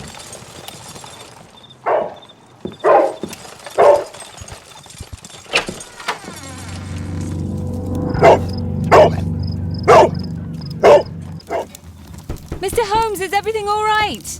Oh my god. Go back to your flat and stay there with Kate.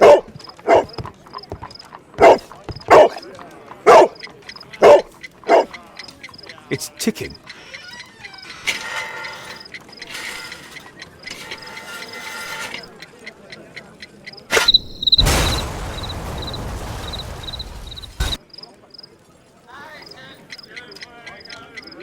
It's ticking.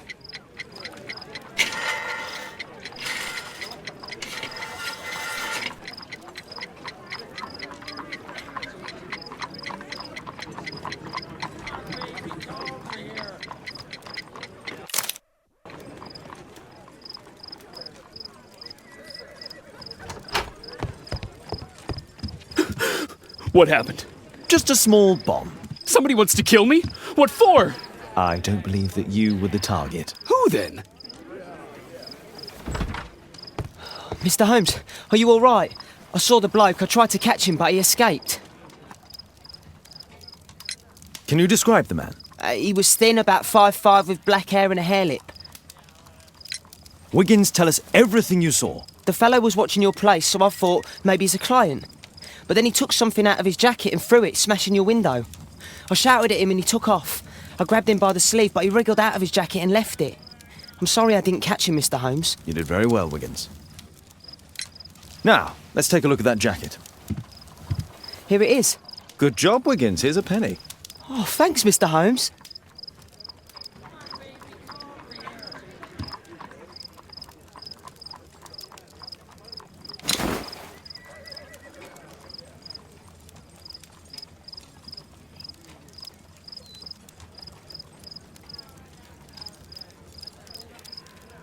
JT are the owner's initials. Let's see what's inside. There could be a hidden message that's been written with some lemon juice. No, don't touch anything else.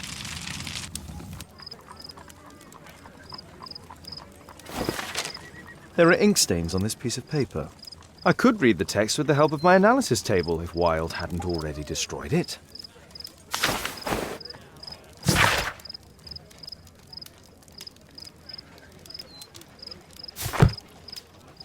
A poem.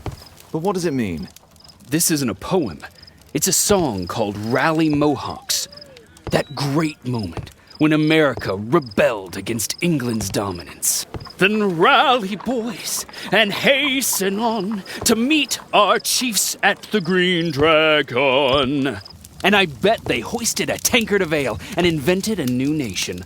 Along with deciding if this was the week they got to dump some tea into yon harbor. Why ever did he keep such a song in his pocket?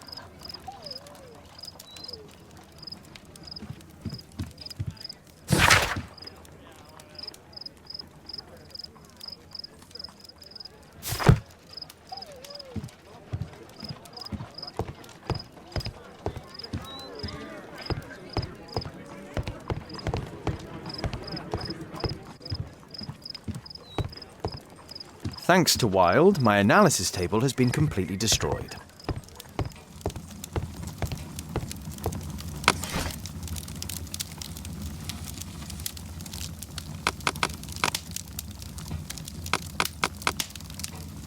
That's not the one I need.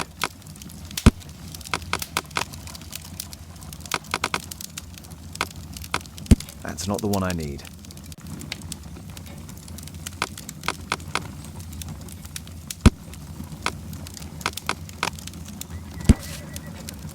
Here it is.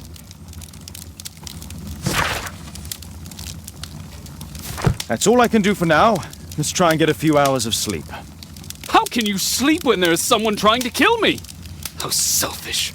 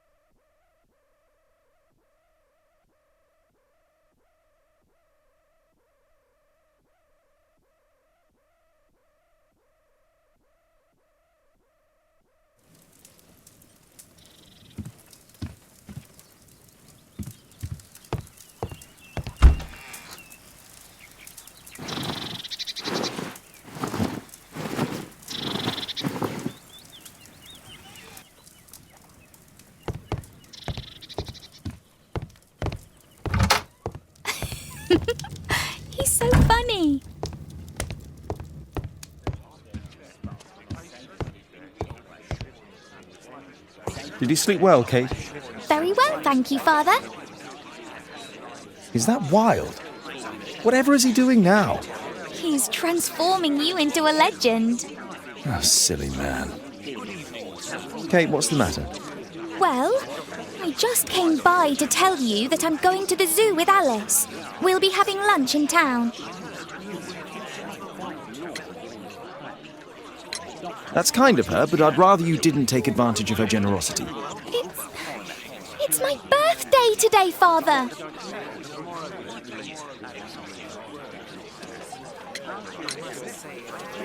I'm so sorry, Kate. With Wilde's visit, Look, here's some spending money. Go and treat yourself to a thing. All right. I'll go then. Kate. You never do anything right. All right. Come here. I've had enough of you not caring about me. I do care. I've just had a difficult night. Yes, Alice told me about the bomb, but you wouldn't. Kate, I only want to protect you. You don't understand anything. I wish Alice would adopt me. Don't be ridiculous. I don't know why my parents entrusted me to you. Did they really know you? Kate, come back. Damn it. Such a waste. This Alice, I have an odd sense about her. It's as if she's playing with Kate's feelings. This would be a good opportunity to investigate Alice's flat while they're absent. And anyway, it'd be better to visit the Green Dragon Tavern during the evening.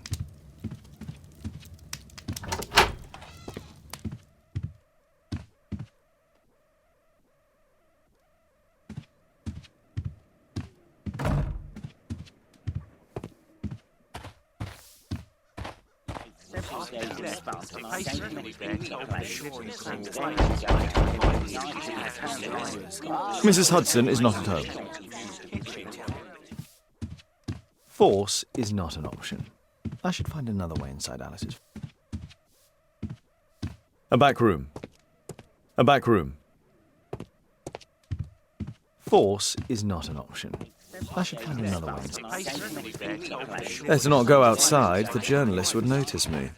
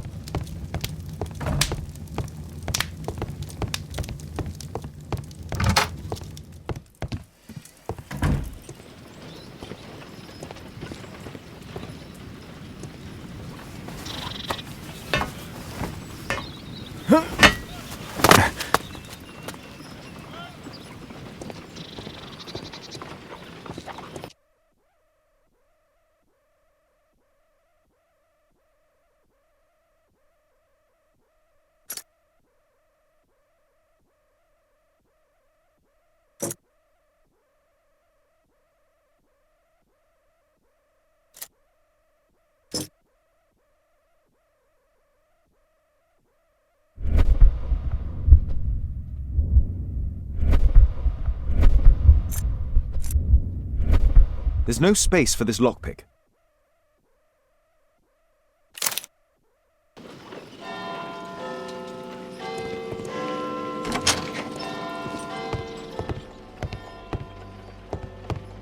It looks as though Alice has not slept here for a long time.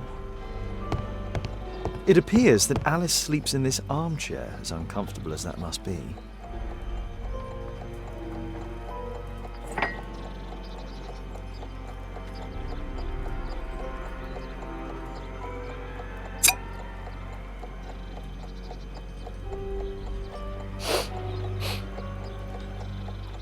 It has no smell.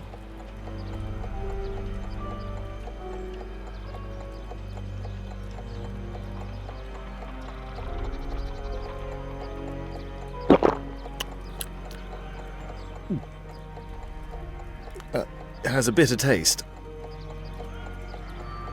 No smell, bitter taste. It's a tincture of barbiturate. A soothing drug to aid sleep.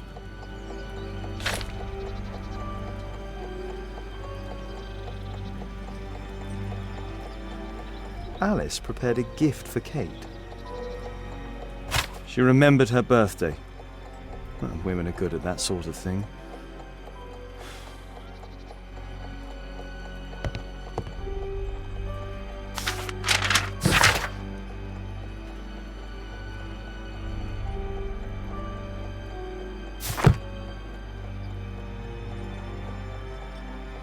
Alice has recently used this.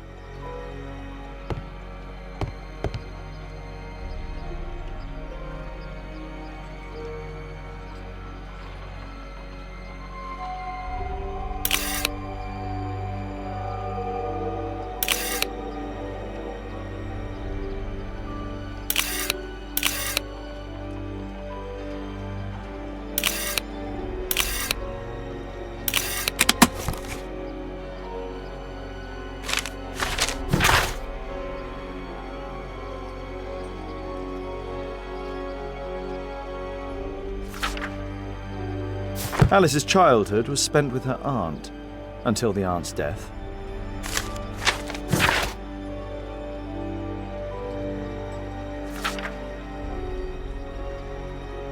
Alice was unhappy with all of her adopted families.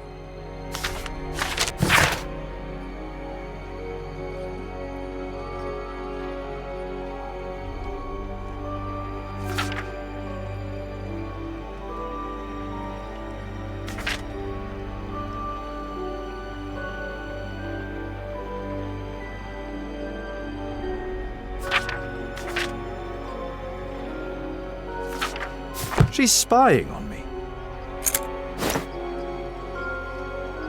A phonograph cylinder.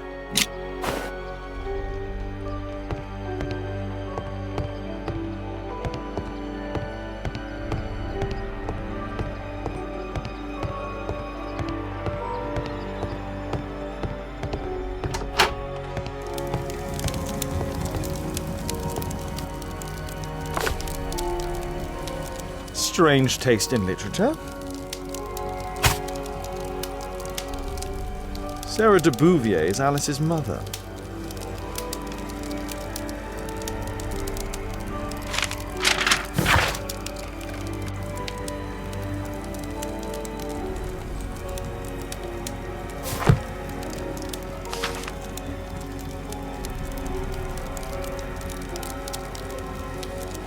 Her full name is Alice Floella Hamilton. Alice used her mother's name to lease the flat.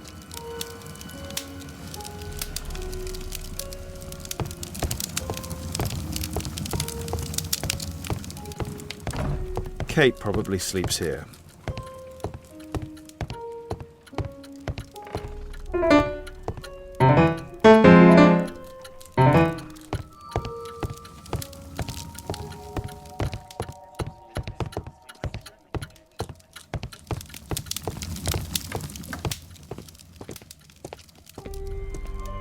This lock is quite new.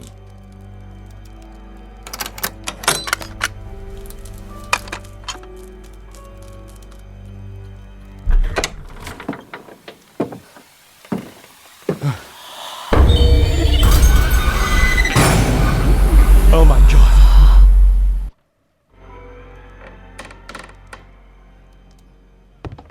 The wheelchair is the same as the one in the photograph above.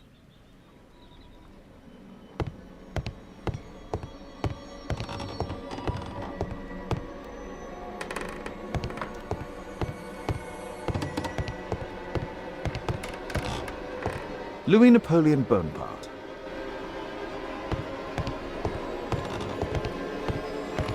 Charles Darwin, English naturalist and geologist.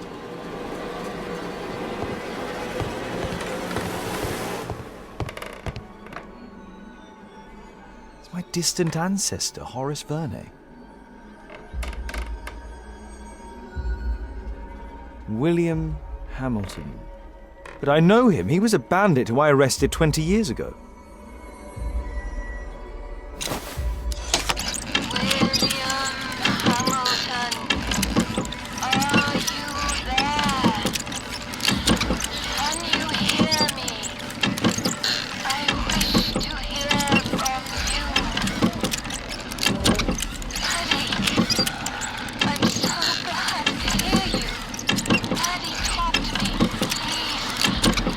Don't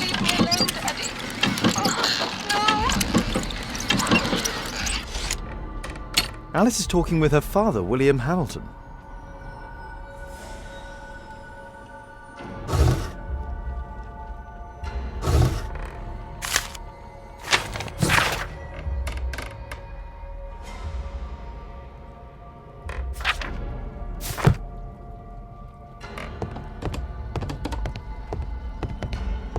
Abraham Lincoln.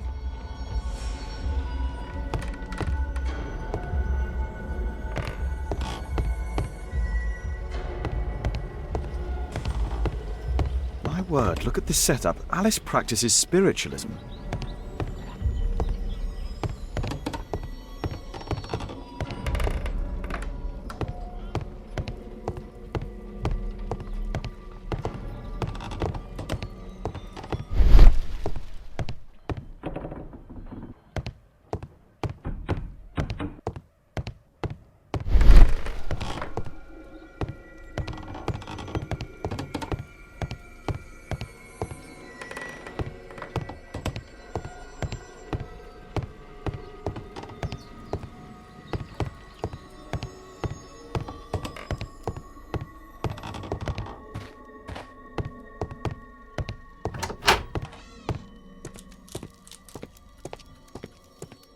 It's shut tight.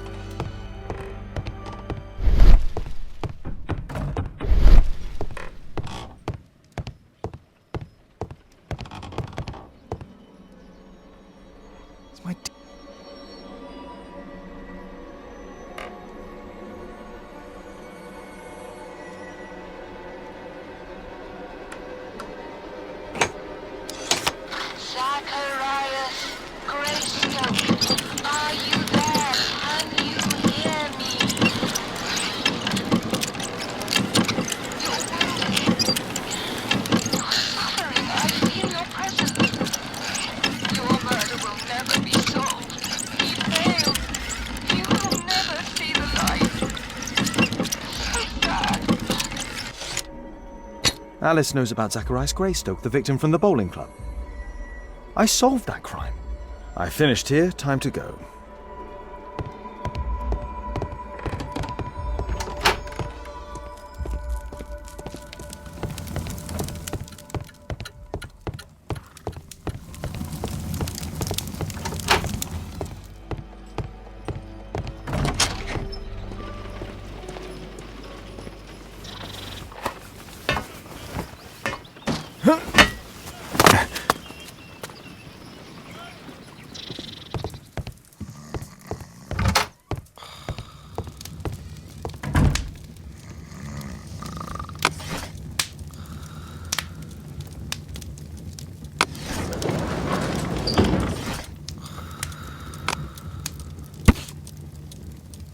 Here it is.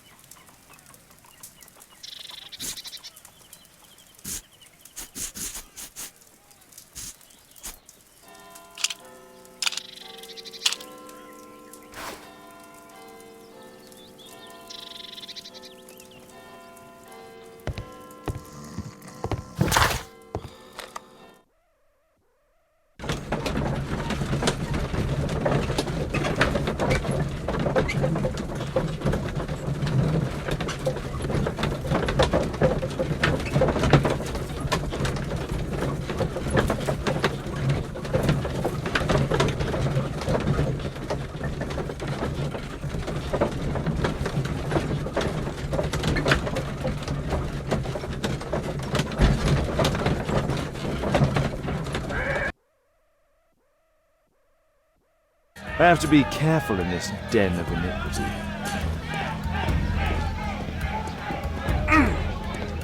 Come on, Bobby, push back! Hey, you! Shut up! Well done, Bobby! on Adam!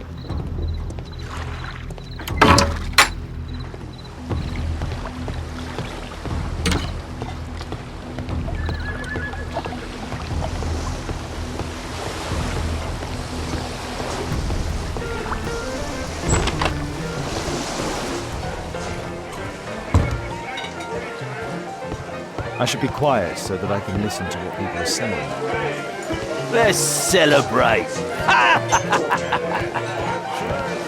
Bottoms up.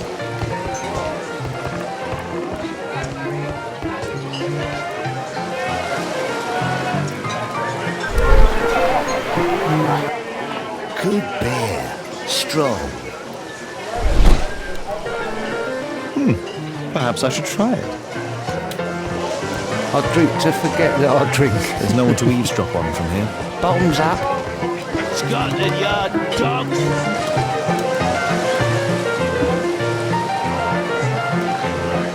I can hear nothing from here. I need a refill.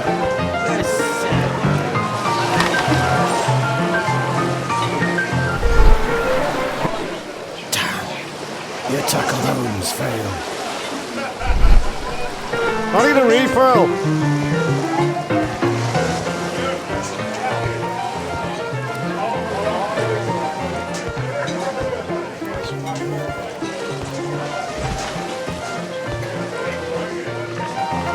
Interesting. They have some kind of drink to pass for forget getting that I this drink. Bottoms up.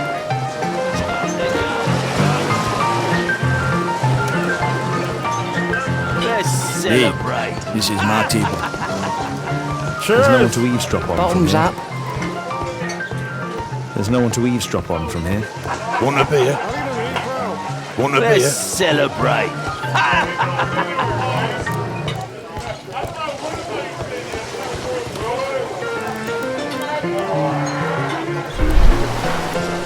I've lost too much here. Damn poker. There's an illegal gambling den in here. I'll drink to forget that I drink. Sod off. Bottoms up. Scotland Yard Want a dogs!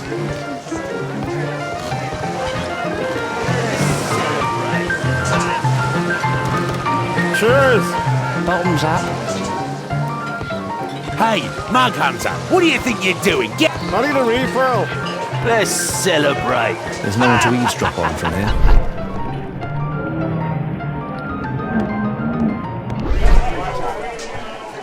There's no one to eavesdrop on from here. Scotland Yard dogs!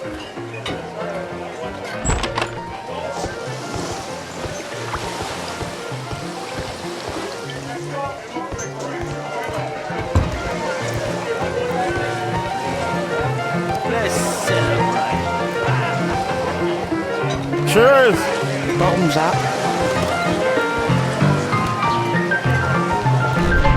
I need a refill. Let's celebrate!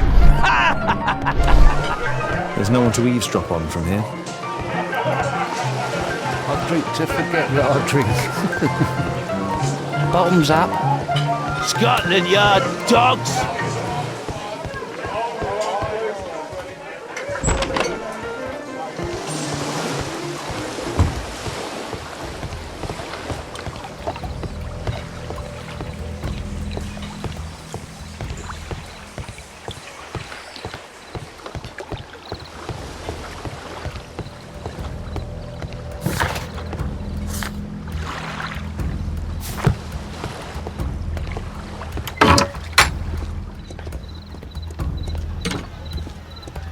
Come on, Bobby, push back! Hey, you! Shut up! Well done, Tuppence Bobby! on Adam! I put a penny on Adam winning. Bobby, I just put 5 pence on you. Hey, you! Tuppence Shut on up! Adam! Come on, Well done, Bobby, Bobby. push back! Hey, you!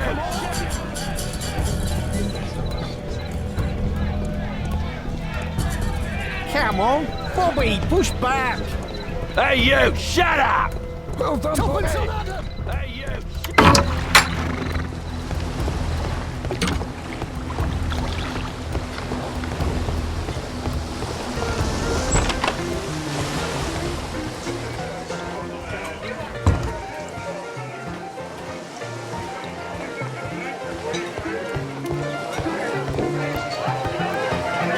Let's celebrate.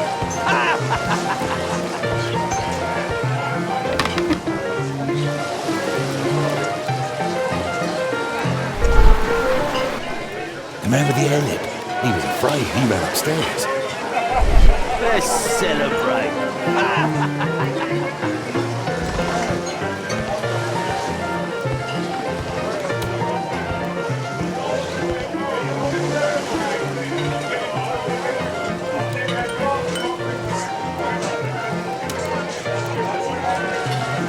The man I'd with like the head. to forget Let that be I'm my drinking. attacker. I should find a way to go upstairs. Bottoms up. Scotland Yard dogs.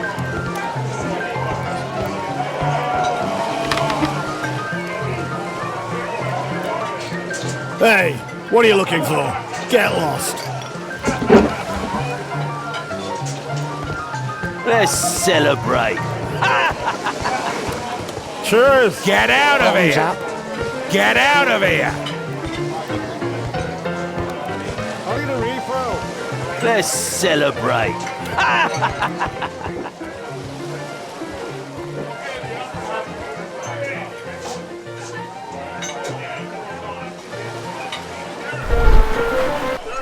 Pour me a double.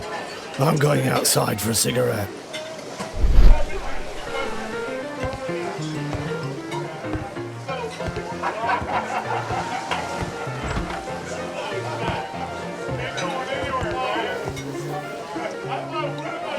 He has a pass. I could steal it to gain entry.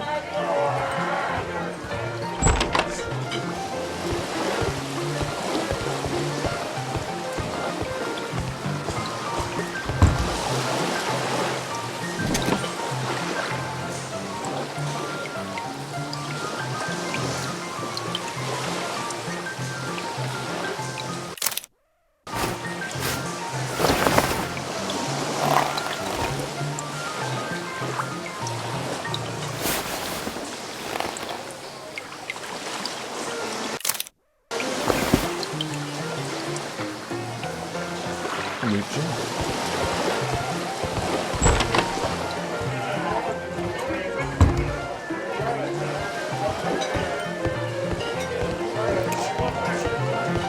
You Let's can get in. celebrate. Cheers. Bottoms up.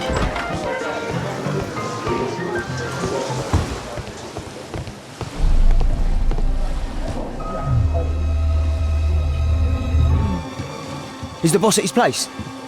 Yeah, he's waiting for you.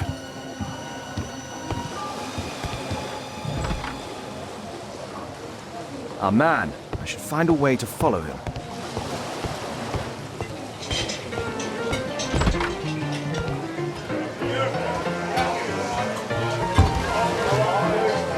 Let's celebrate.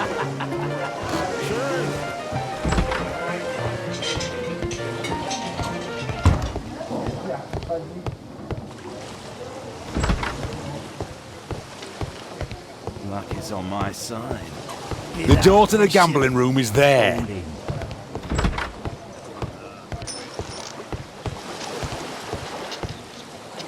Luck is on my side.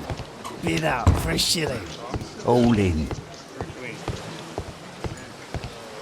Hey, what do you think you're doing? That's private. Gamble or get out. Think faster. Luck is on my side. You loser. All in. I can smell the money. What are you looking at? Bid out for a shilling. Make it snappy. You loser. I'm gonna win.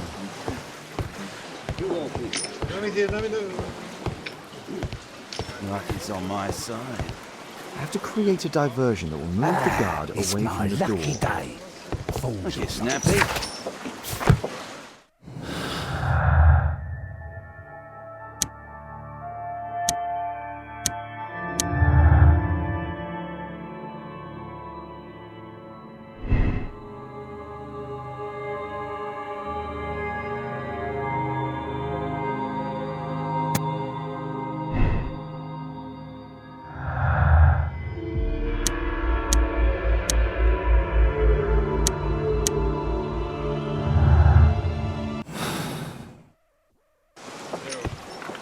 loser.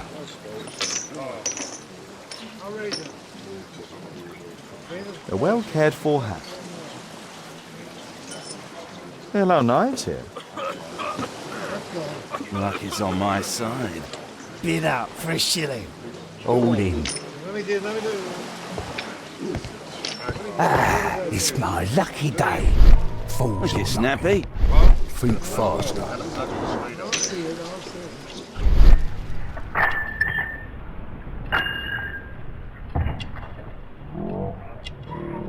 He uses a mirror to look at the cards during the deal.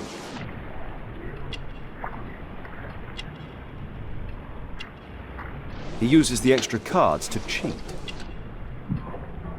A button for a mechanism.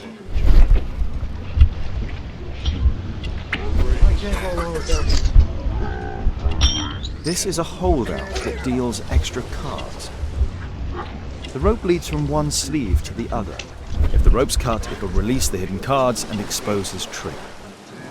That's what I'll need to do for a diversion, then I can get outside. Luck is on my side. Bid out for a shilling. All in. Ah, it's my lucky day. Fools. Look, Snappy. Think faster. Luck is on my side. You loser. All in.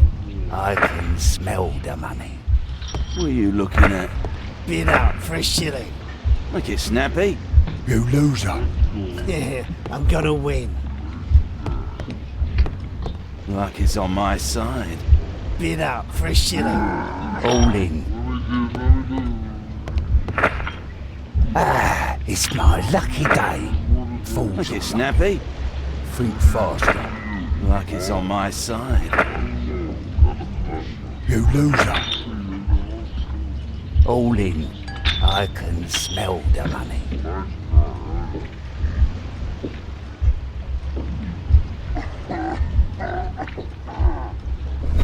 You loser.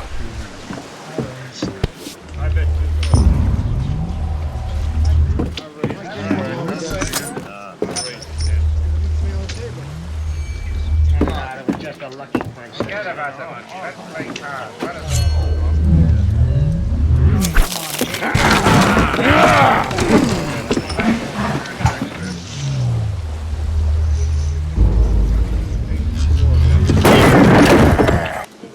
I have to try and go around. You take that!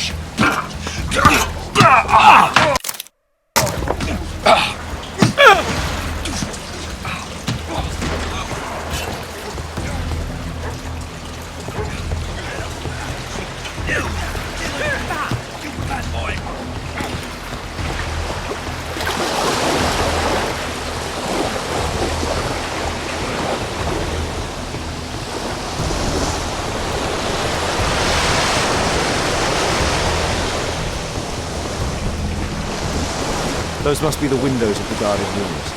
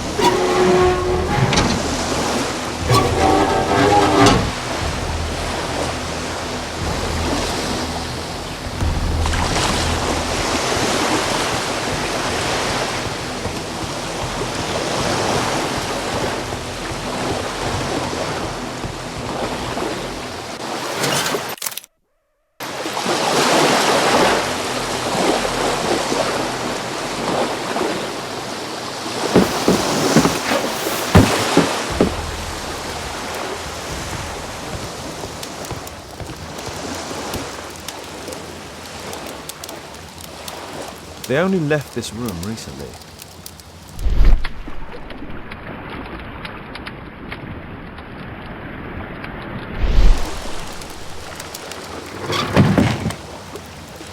A clever invention for hiding gambling items in the event of a police roll.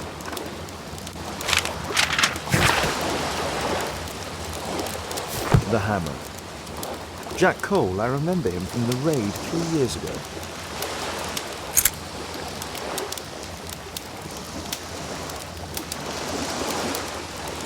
Doesn't look like a key from an ordinary door.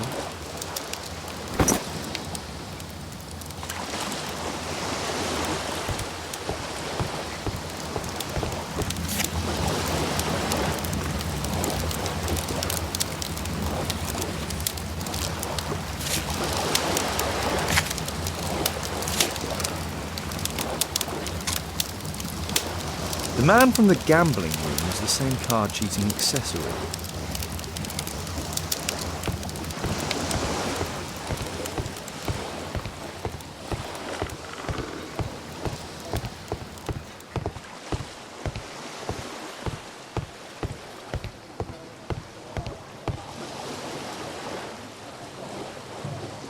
The guard's still here.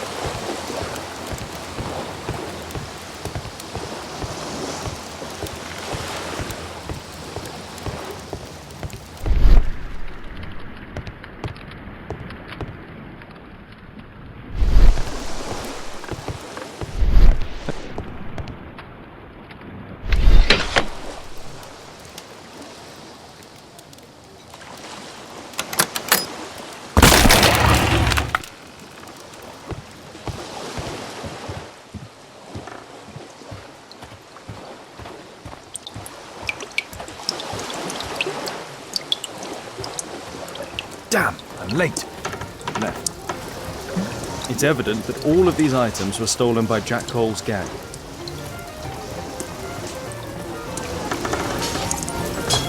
It's the suitcase belonging to that fellow with the hair. No doubt these things were stolen.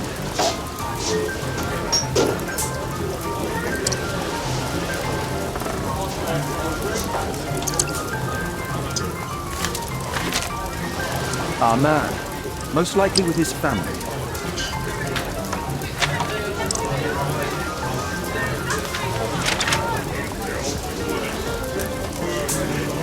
After moving into our new home.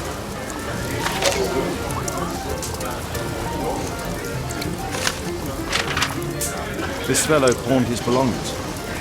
Must be in great need of money.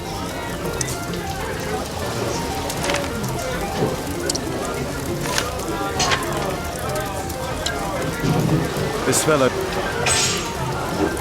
Butler's pawn shop. He apparently lives near. What's going on in there?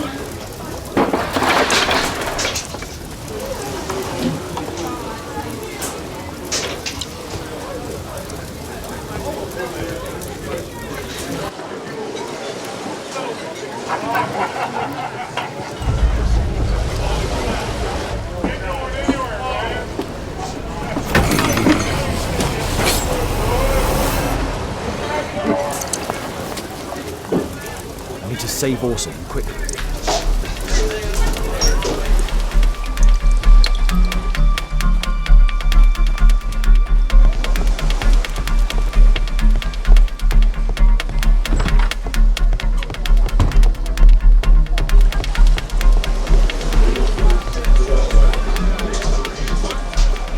Holmes! You sneaky bastard, I'll kill you!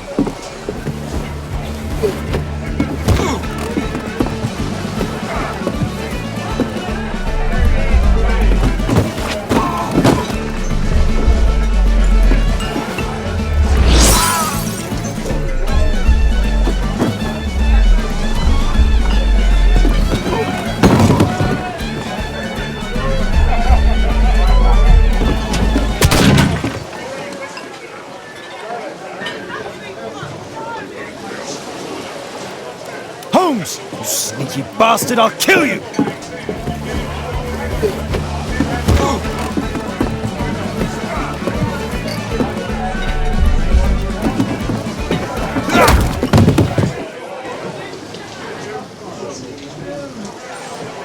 Holmes! You sneaky bastard, I'll kill you!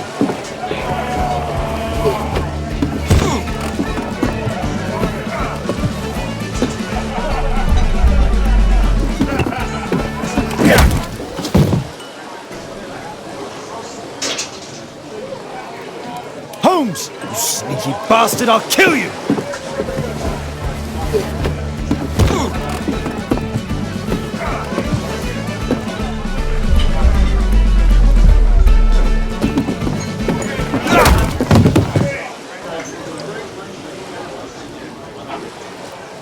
Holmes! You sneaky bastard, I'll kill you!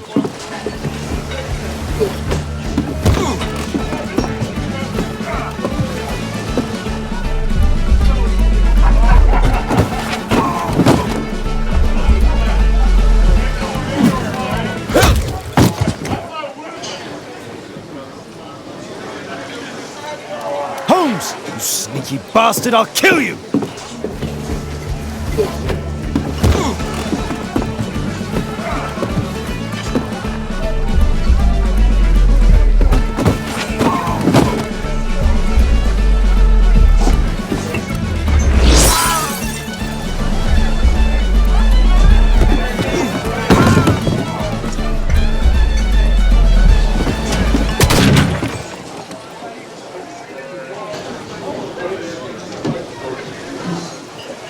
Holmes! You sneaky bastard, I'll kill you!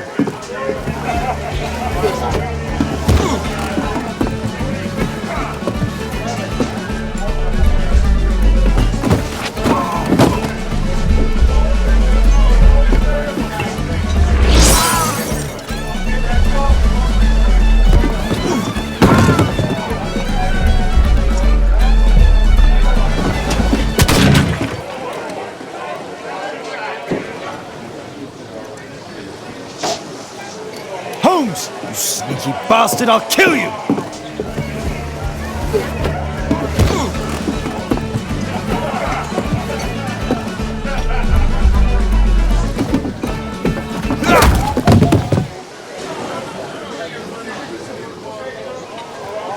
Holmes! You sneaky bastard, I'll kill you!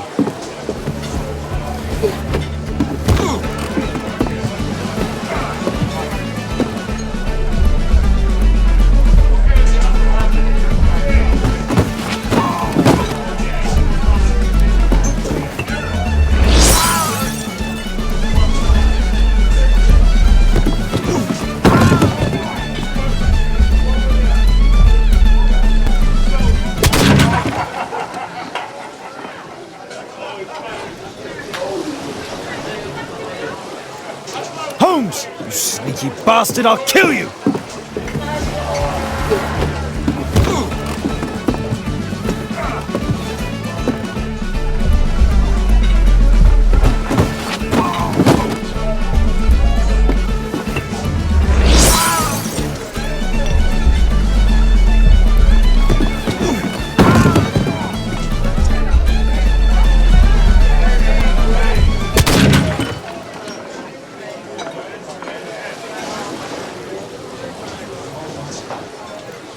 Holmes! You sneaky bastard, I'll kill you!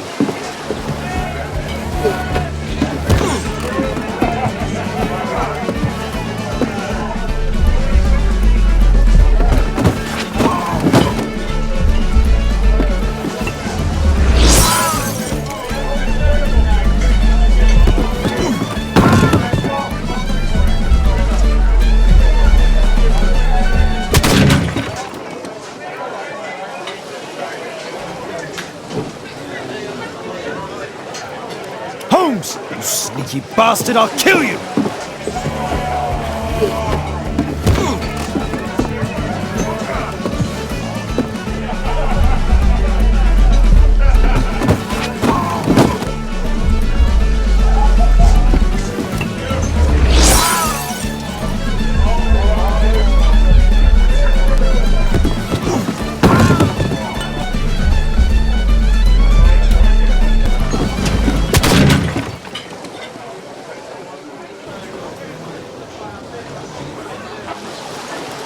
Holmes! You sneaky bastard, I'll kill you!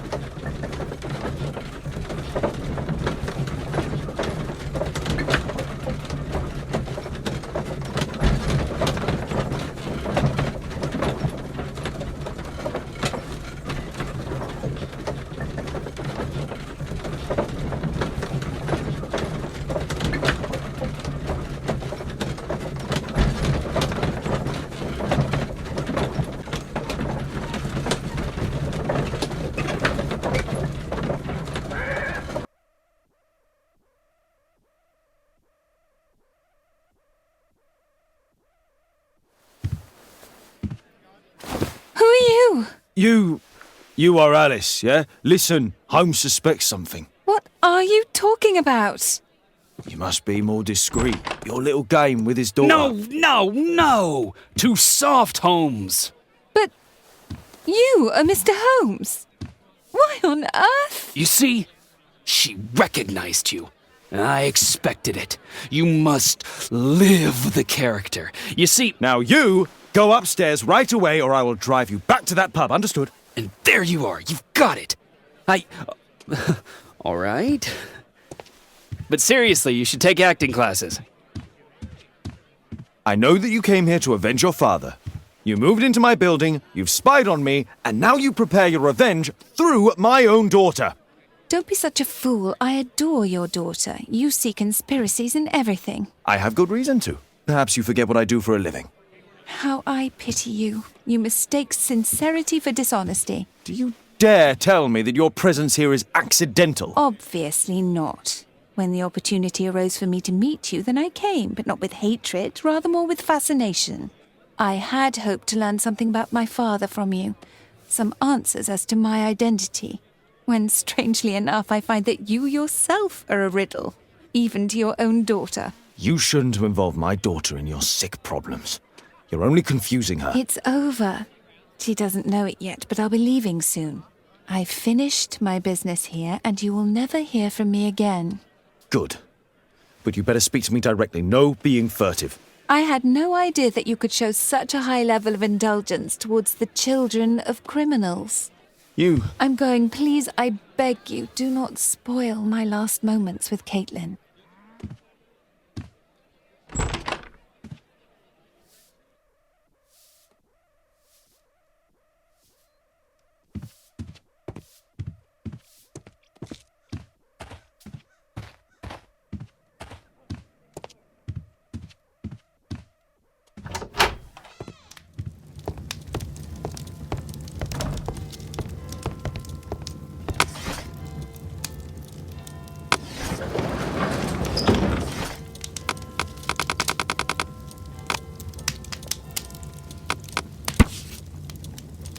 Here it is.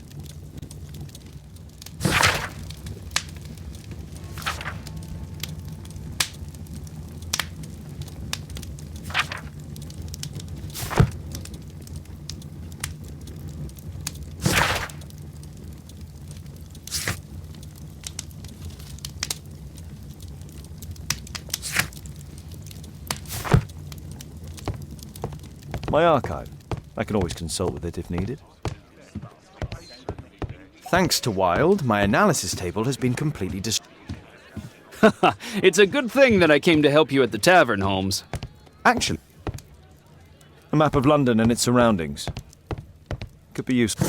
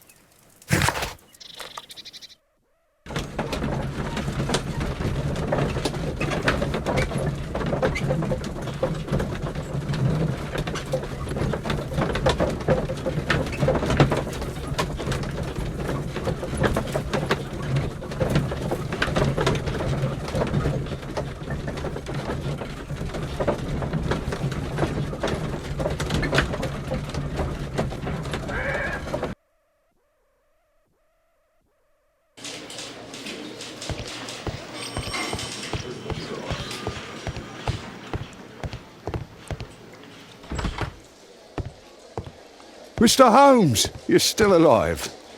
I can tell that that displeases you. Oh, a faulty deduction for once.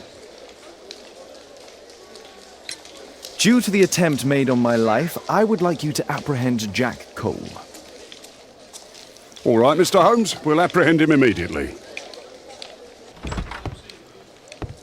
Inspector, the suspect has been apprehended. There you are. He's all yours. No need to thank me.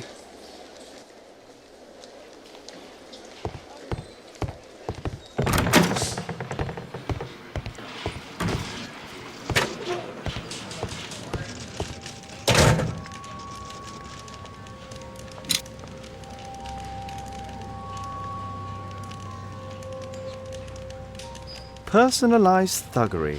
How novel.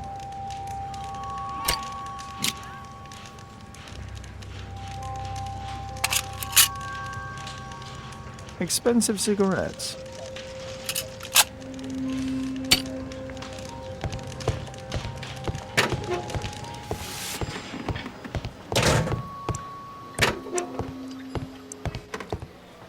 Can I help you, Mr. Holmes? Please, escort this suspect for interrogation. So, Jack the Hammer Cole, we meet again. Why am I here? Don't pretend that you don't know. You're a suspect in the case of an attempt made on my life. Rubbish. Just like the old days, eh? Arresting me on suspicion. You've got nothing. Oh, no? How about the revenge for the trouble that I brought to your gang? And also your brother. Don't you dare mention my brother.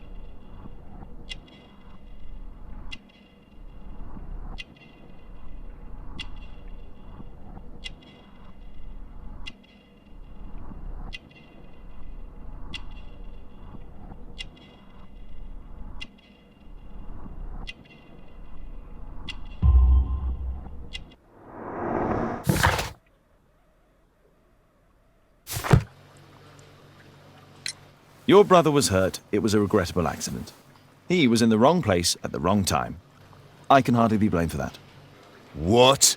You bastard. You're the one responsible for him becoming a cripple. He was innocent. An accident, you say?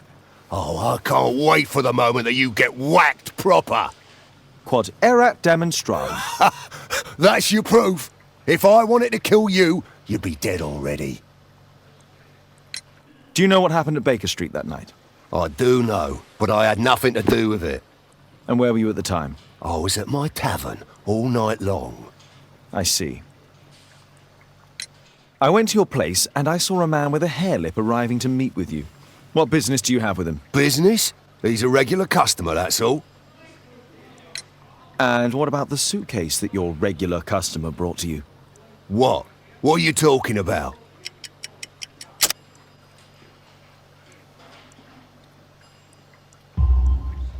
Why, the suitcase full of stolen silverware that I found in your secret room? What? How? You searched my room. It's not stolen. I often buy a lot of different things and sell them on after. It's all legal. Oh. Oh, I believe you.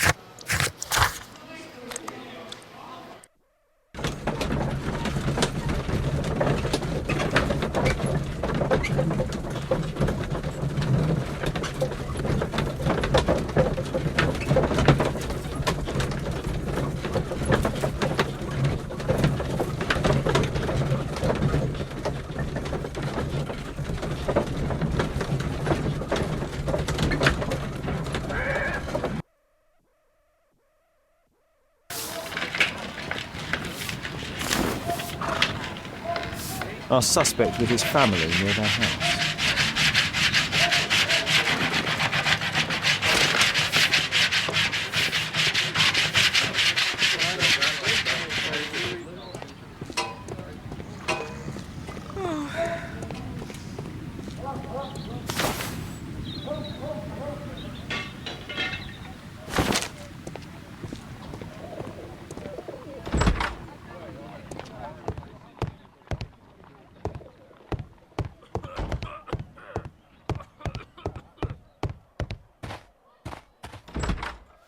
Good day to you, madam. Good day, sir.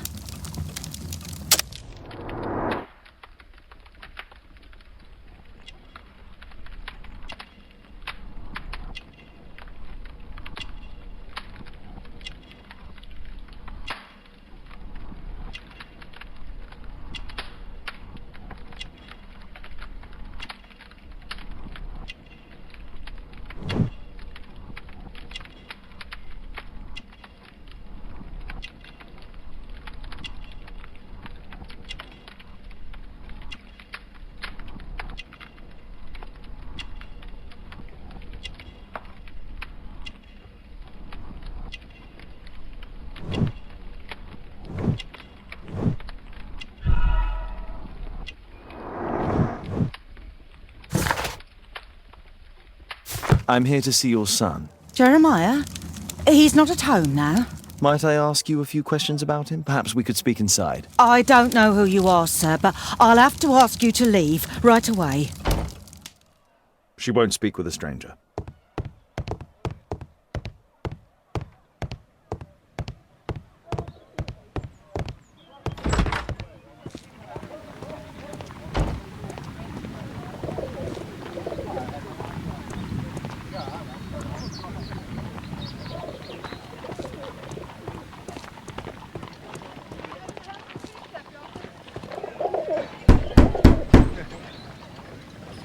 Sorry, I'm working. I can't open the door.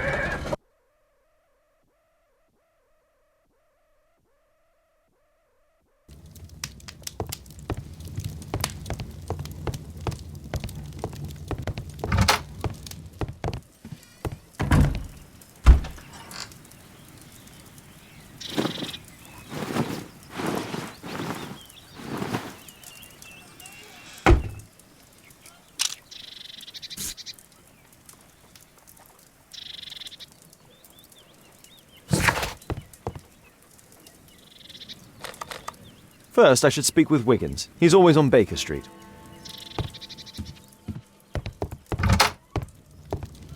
I am the last and highest court of appeal in detection.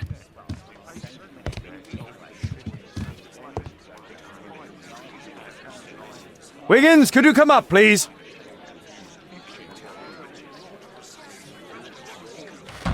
Wiggins, an exorcism. Protocol 2.5 on Lambeth Street. Yeah, you can count on us, Gov. Once you eliminate the impossible, whatever remains, no matter how improbable, must be the truth. Stay here, don't move.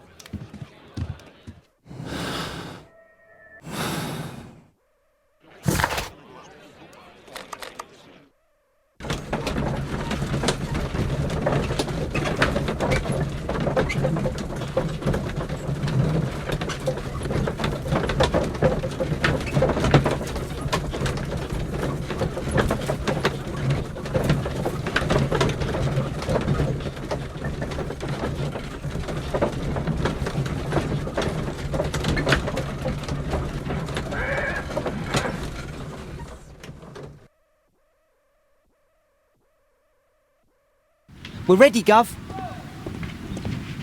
We're ready, Gov.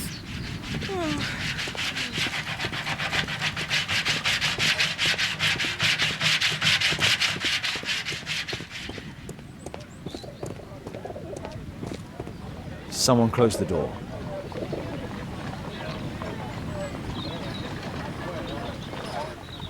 I should find a way to attract the attention of Jeremiah's mother. We're ready, Gov.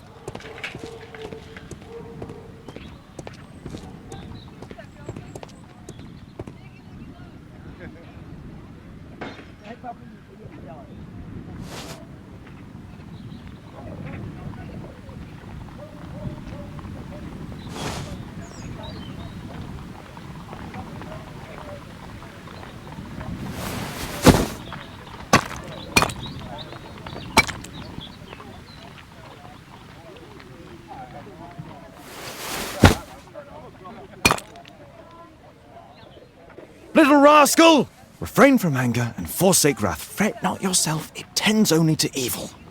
Thank you, Father. You are so kind. Those brats are always causing trouble. Now, where are my manners? May I offer you a cup of tea as a small thank you? I don't know if... God bless you, sister. My name is Margaret Thorne. It is an honour that God sent you to me. You appear grieved, sister. Is it because of those children? Oh, no. It is my son, Jeremiah. I fear that he is doing bad things, Father. How bad? I don't know. He has just become nervous and angry and rude. And he used to be such a nice boy. These days he won't spend any time at all with us. Not even with Janet, his younger sister.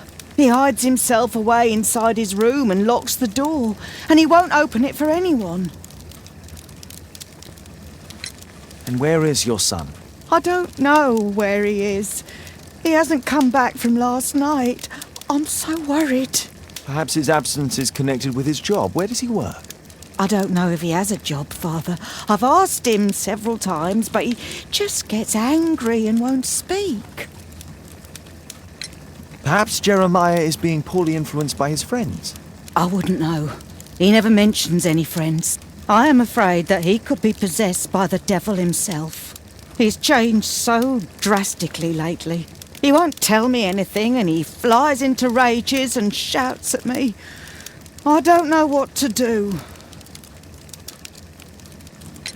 Don't distress yourself, sister. You were right to confess. Truly, I can feel an evil presence in this apartment. Oh, God! Allow me to search for the demon in this house. God bless you, Father.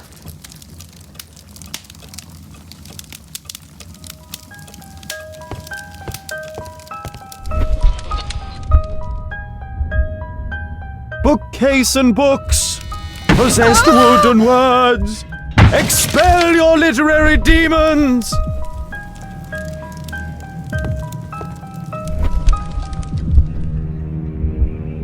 Bookcase and books, possessed wood and words, expel your literary demons!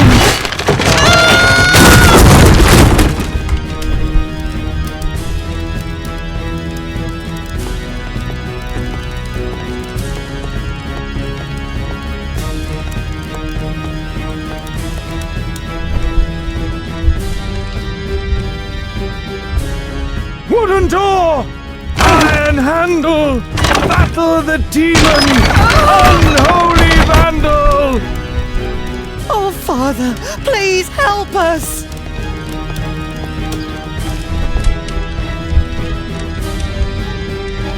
Fire and flames! Better for crumpets than foul-toothed demons! Begone and bring peace!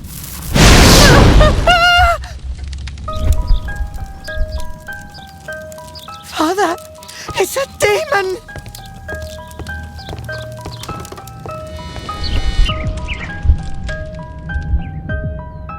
Oh, Holy Spirit!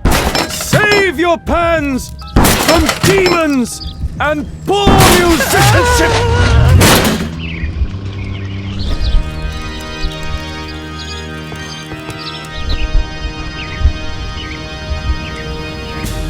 Window! Window frame!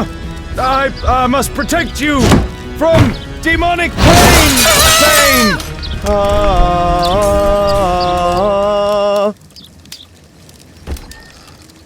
Sister, you saw that the demon has taken shelter in Jeremiah's room. I should go there alone. God save us. Sister, wait for me outside. This fight will be a fierce one. God help us. I'll do what you say.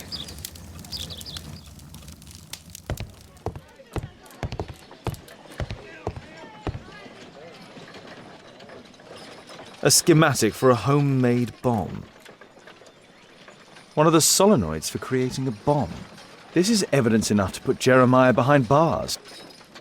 This is probably Janet, Jeremiah's sister.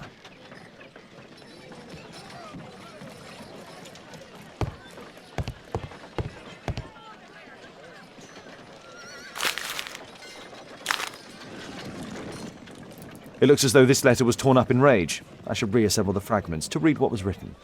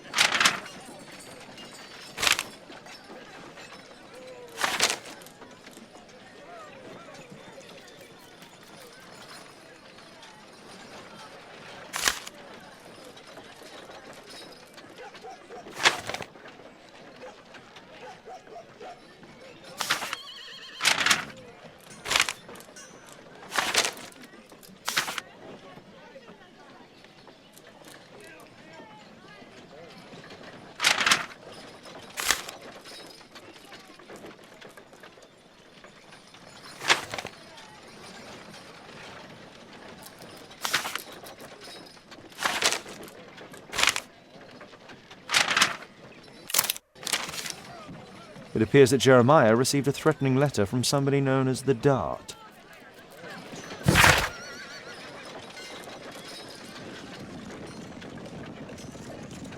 The Dart. He was at the center of a notorious case from 1888.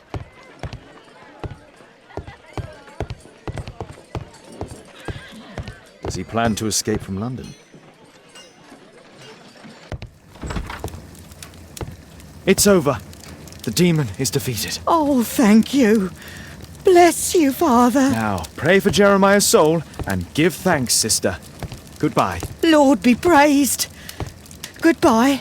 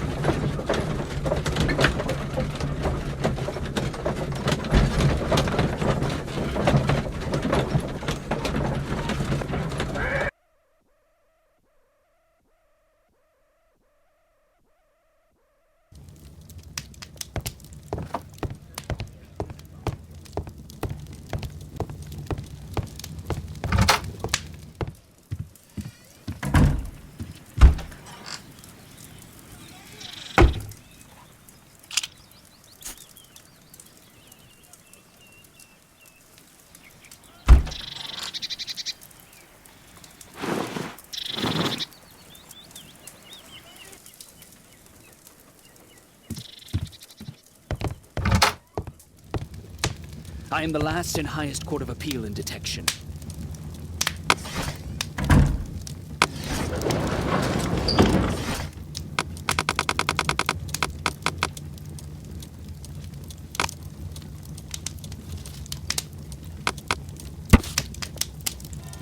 Here it is.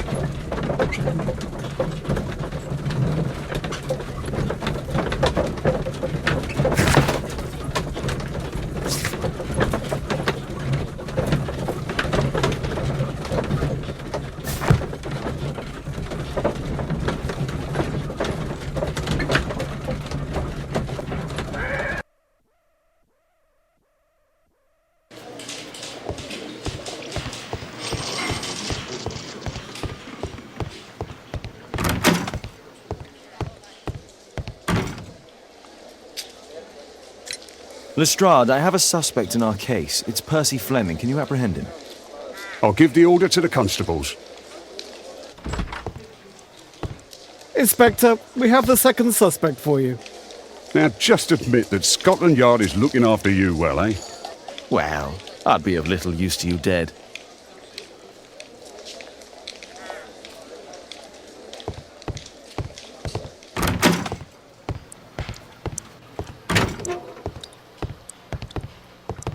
Please, escort this suspect for interrogation. A good day to you, Percy the Dart Fleming. Huh. It's the flopper. Flopper? You're aware of what happened at Baker Street the other night. I'd say I'm a little luckier than that. Well, I don't give a fig.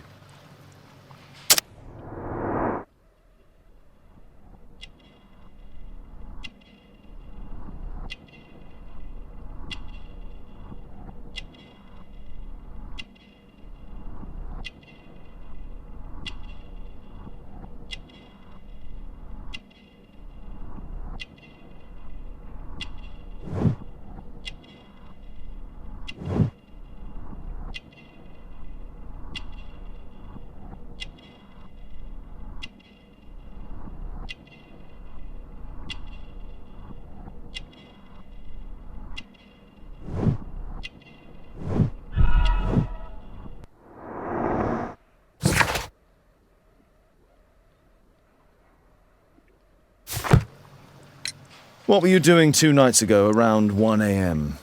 I was at the White Swan. The White Swan? The brothel that you own? That can't be counted as an alibi. What do I need an alibi for? Does the name Jeremiah ring any bells with you? It's the first time I've heard it.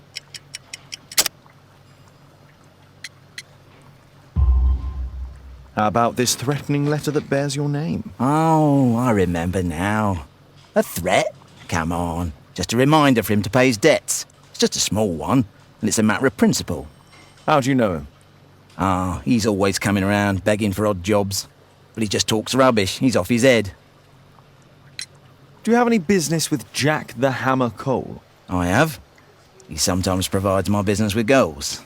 But he's stupid. A hot-headed clown. Yeah, I'd be worried about him if I were you. Yes? He told me what you did to his brother, and... well, let's just say he hates you.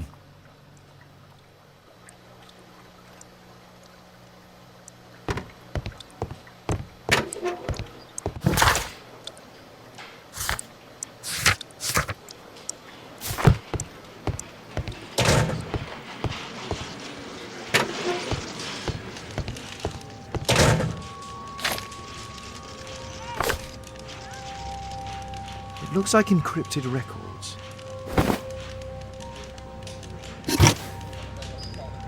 Well, that's rather tasteless.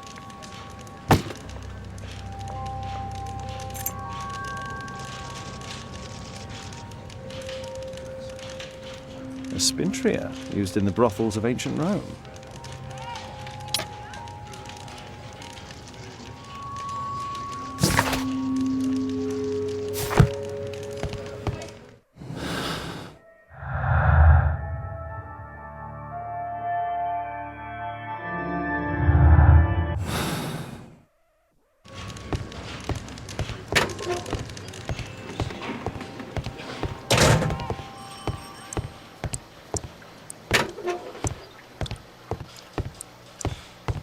Please, escort this suspect for interrogation.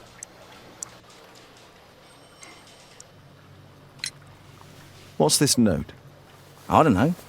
It was among your belongings. So what?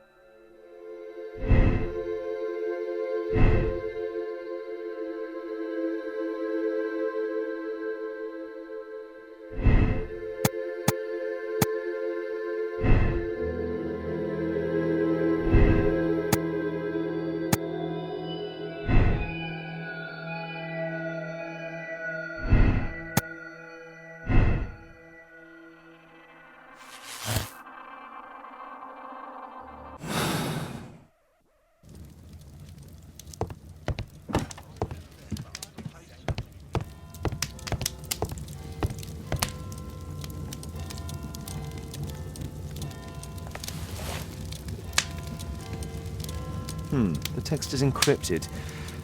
If it's Caesar's shift code, it might be easily deciphered.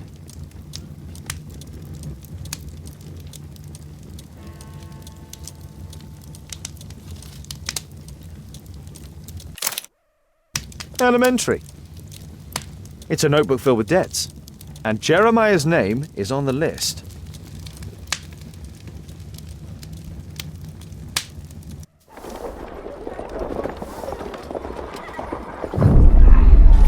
Get into the cab, quickly!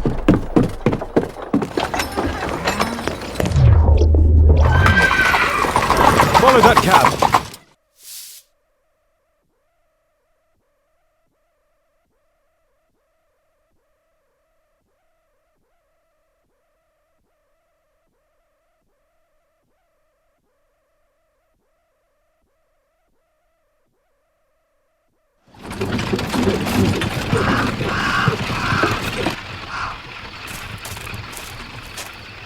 I should find a way to get inside.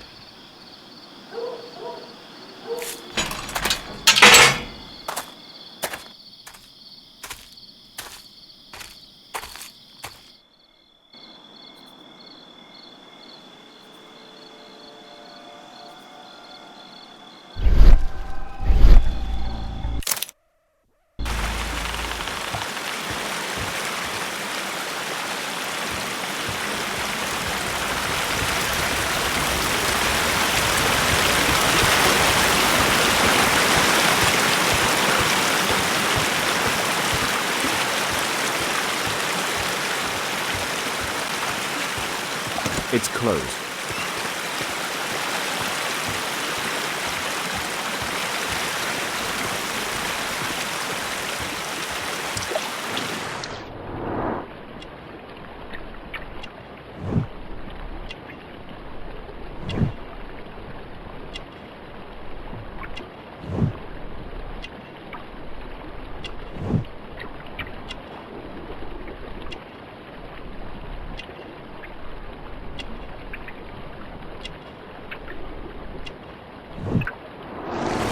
There was a fight here. Orson attempted to resist, but someone or something convinced him otherwise.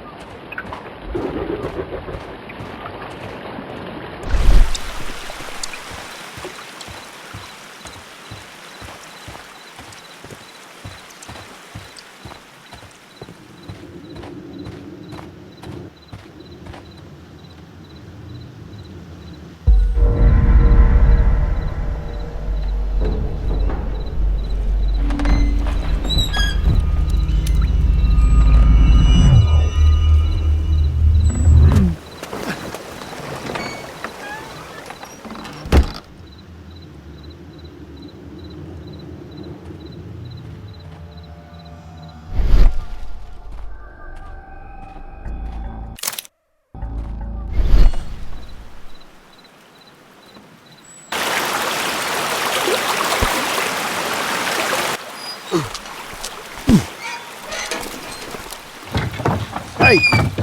But what? No!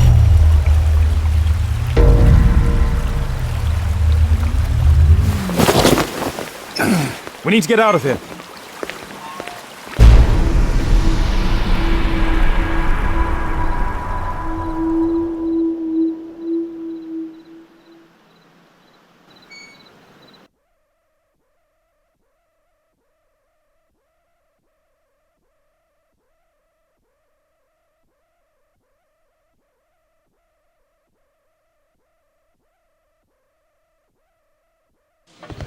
Lestrade, I'm glad you're here.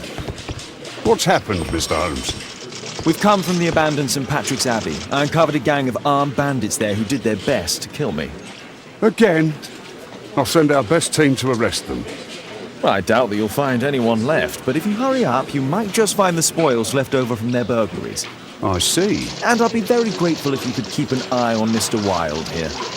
But Holmes!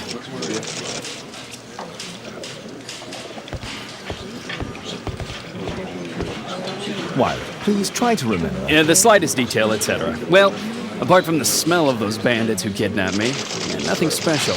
And this Jeremiah was spending his time complaining about working for the fart. I think you mean the dart. Yeah, whatever. Jeremiah said that they should all wait till the fart was released. Makes no sense, right?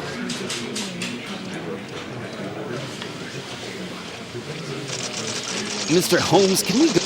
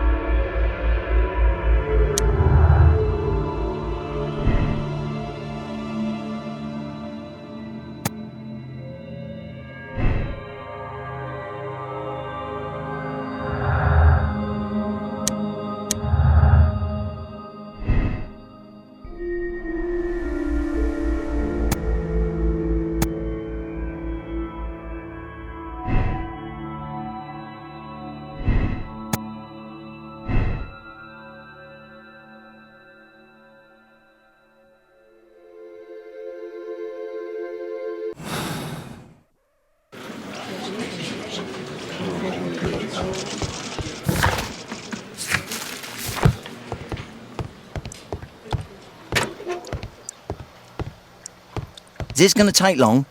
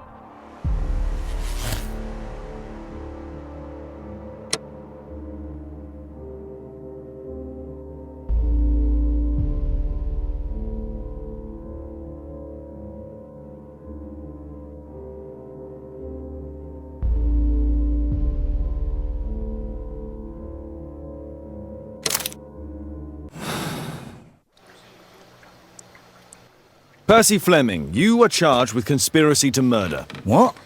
You used Jeremiah Thorne in your little game because you didn't want your hands dirtied. You're lying. Jeremiah spoke to me before he died of how you ordered him to throw the bomb and, after its failure, to abduct me. No, I don't know what you're talking about. Shut up. I think that it's perfectly clear. Attacking Mr. Sherlock Holmes is one of the quickest ways to be hanged. No, you can't do that. I'm an innocent man. Constable, take him back to the cells.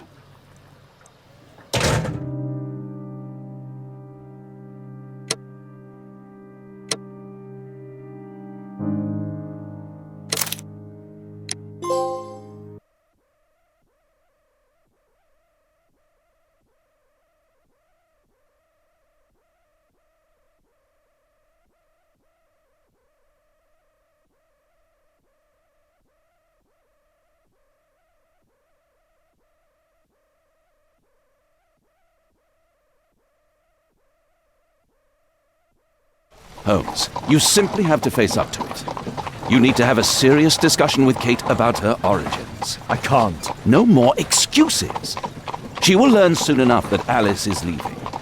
This other hidden secret. She will not forgive you. She does not need to know why. No? So she will blame you for Alice's departure. Is that what you want? No, I certainly... It's as Kate said, I always do the wrong thing where she's concerned. Now look here. I'll take care of your case once we're back at Baker Street. Cabby, why have we stopped? The road to the square is blocked, sir. Why? There's been a bad road accident. Oh, splendid.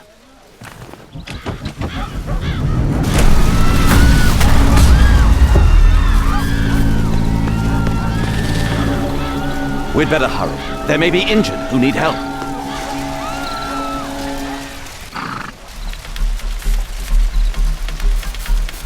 He has stopped breathing. There's no heartbeat.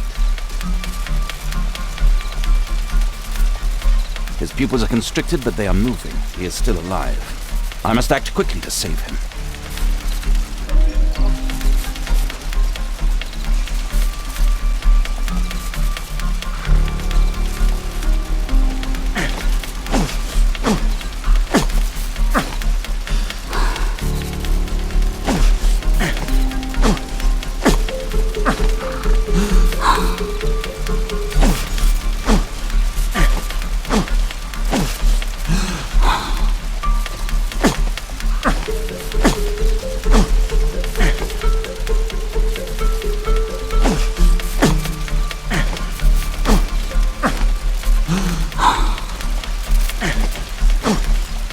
Thank goodness.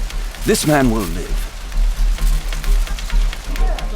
Holmes, don't just stand there. Do something.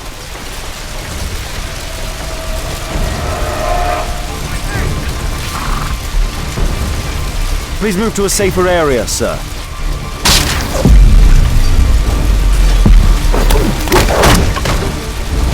Please, help! I would have died if not for you. I need help!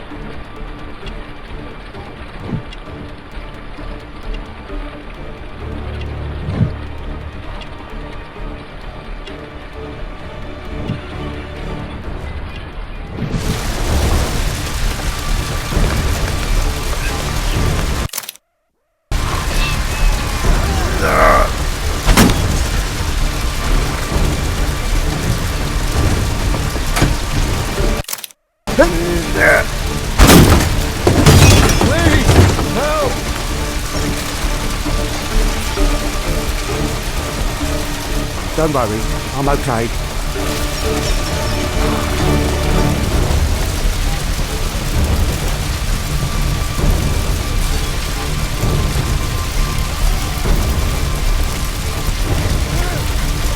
There are no wounds or injuries. I'd better call for Watson.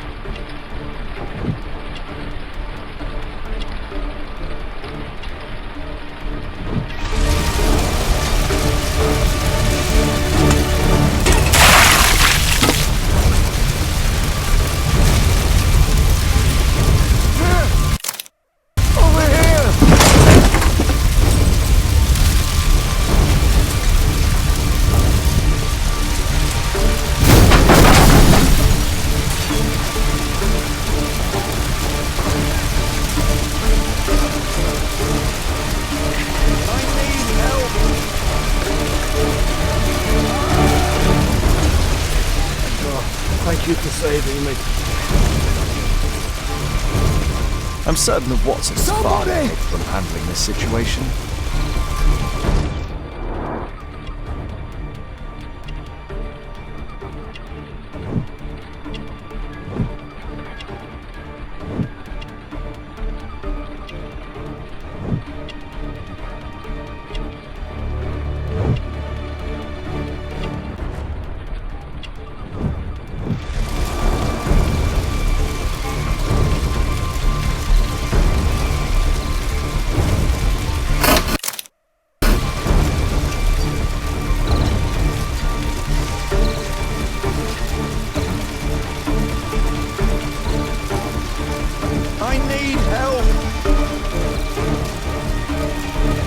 Thanks for your help.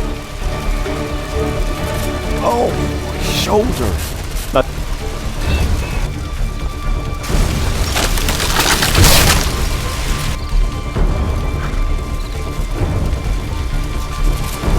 I'm a doctor. Will you allow me to look at your shoulder?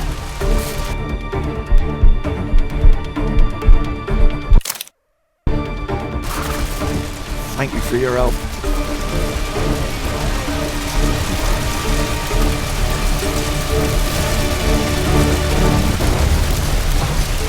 see no visible injuries. Perhaps I could use ammonia. Oh, my head.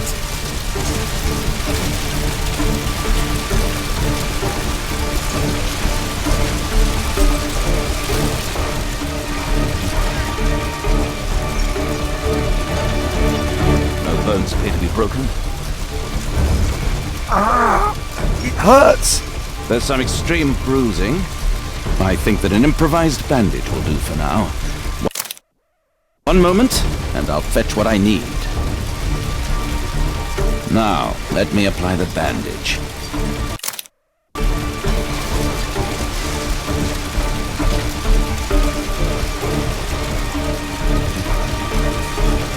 Thank you, Doctor.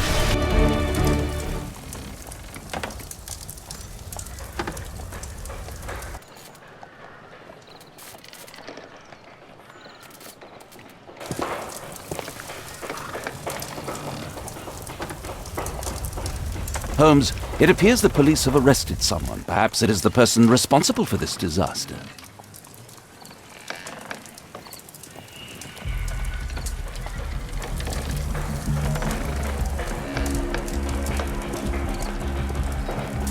Oh, what a mess.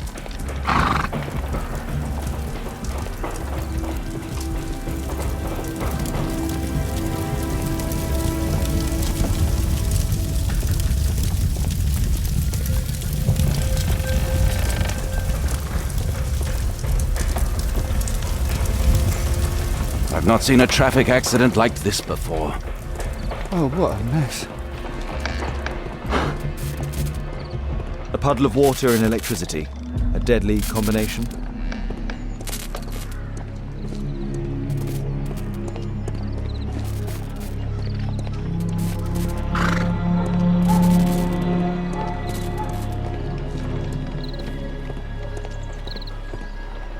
Let me go. You're talking nonsense. Insulting a police constable, eh? That's quite enough. What's happening here, Constable? Mr. Holmes, this gentleman here is the fellow who built the scaffolding which collapsed and caused this accident. That ain't true. How were you hurt? This hammer hit me on the leg. How? It flew out from the scaffolding I put up. When the damn thing collapsed, the hammer flew out and coshed me leg. You were standing over there at the time. Oh, aye. Yeah, that's right. So it would not have been possible for him to bring the scaffolding down, Constable? Perhaps it was poorly constructed. Oh, right. Yes, of course. And what made it fall? Perhaps it was you, waving around that rotten stick of yours. You'll wind up getting a taste of it if you carry on like this. One moment, Constable. The scaffolding here has been entirely dislodged. It is unlikely that this disaster could have been the fault of this gentleman. Allow me to inspect the area. And if you could possibly be of use, close off the surrounding section. Do not grant anyone access, nor allow them to leave. Is that quite clear? Absolutely, Mr. Holmes. This accident is a little unusual. I need to concentrate on the details. I must include all the participants in the accident sequence.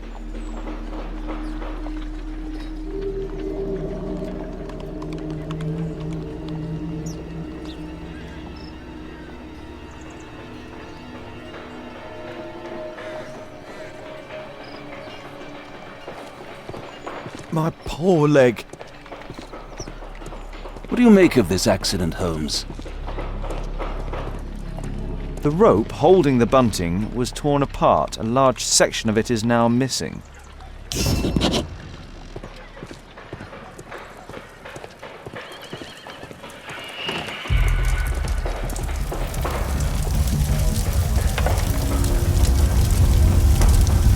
This horse was blinded by the flag, causing it to bolt into the window.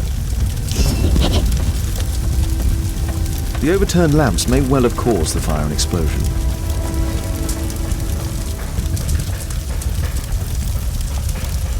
Celebratory bunting.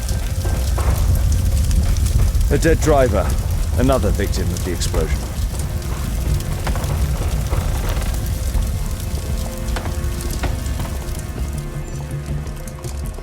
A common phaeton, an uncommon location.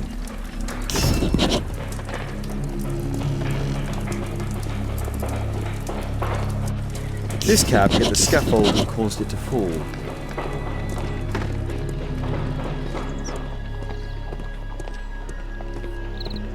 Might I ask you some questions regarding the accident? Please. Not now. I'm in shock.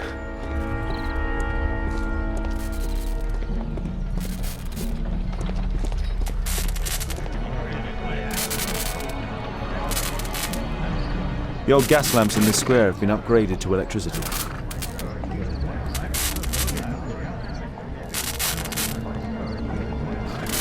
A puddle of water and electricity. A deadly combination.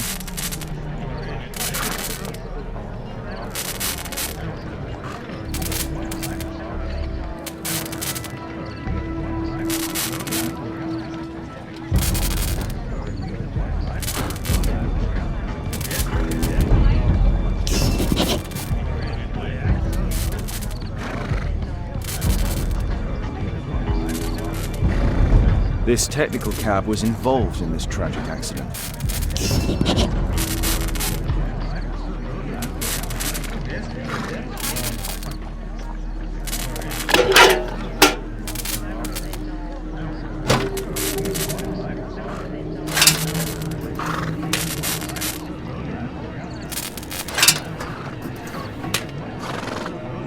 That's it.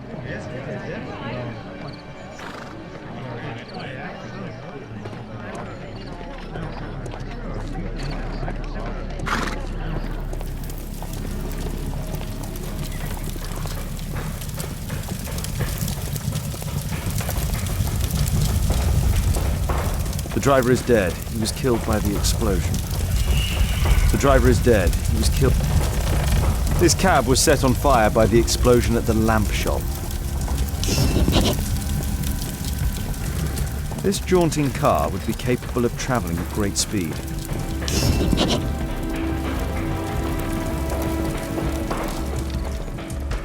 Might I ask you some questions regarding the accident? It all happened so quickly.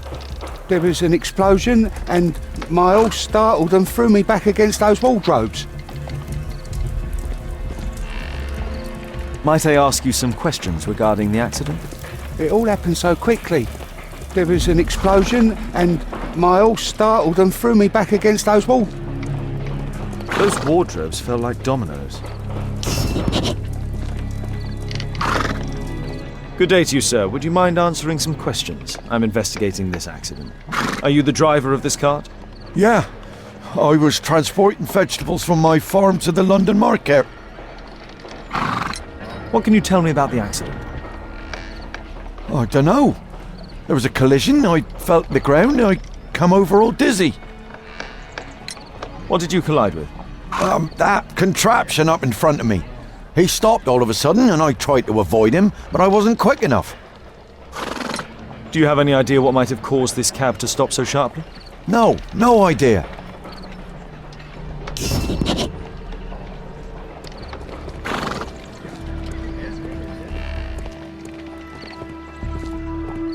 This carriage was struck by the scaffold when it fell.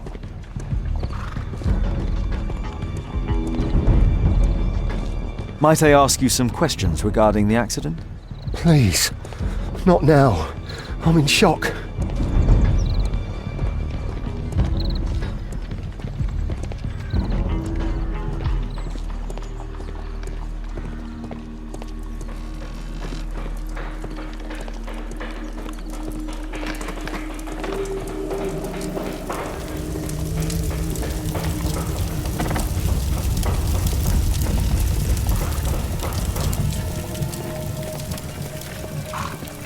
Might I ask you some questions regarding the accident? No, you can't. Go away.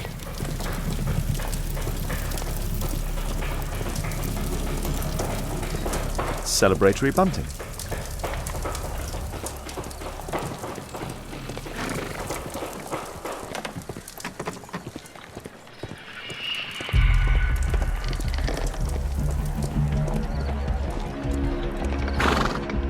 This mechanism played a part in the accident, I'm sure of it.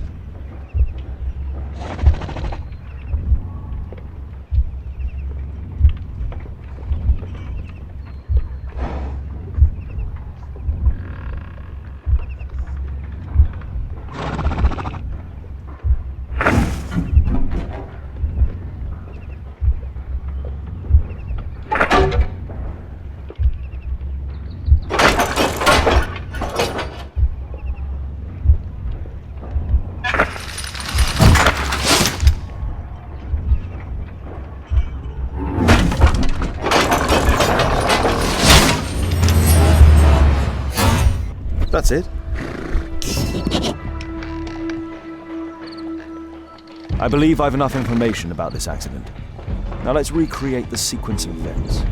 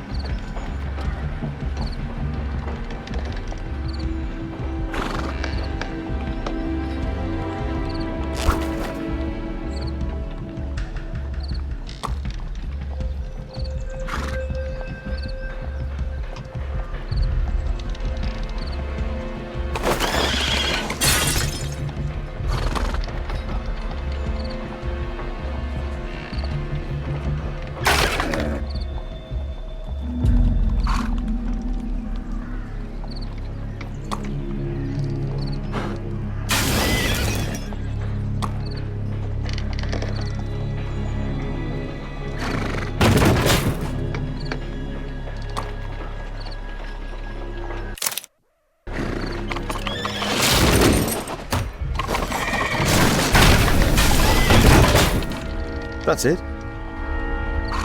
The technical cab's sudden halt caused this disaster, but the lamppost fell down afterwards. So why did the cab stop?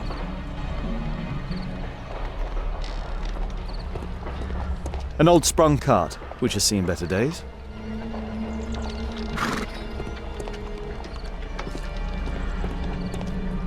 There's a metal strapping.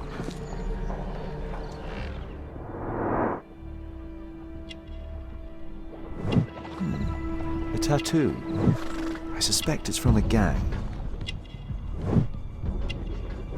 This man was killed by electricity, as shown by the distinct mark on his hand. This man was armed with a revolver. Webley, I suspect.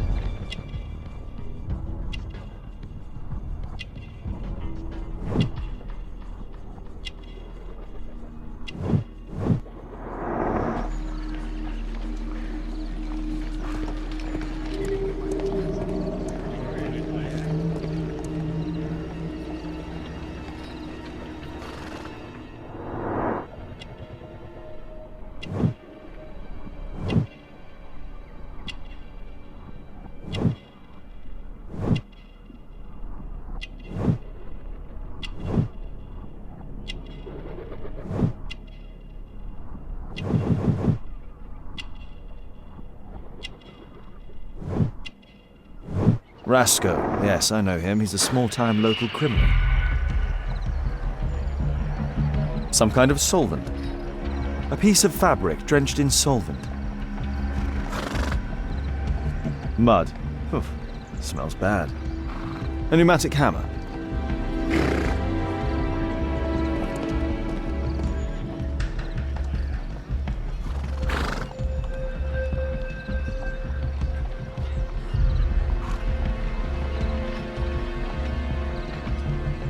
A piece of fabric drenched in some kind of solvent.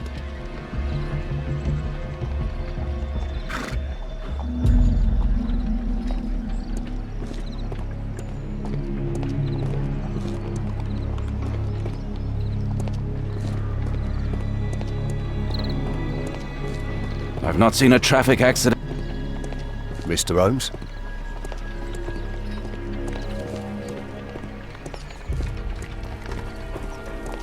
This cab hit the scaffold and caused it to fall.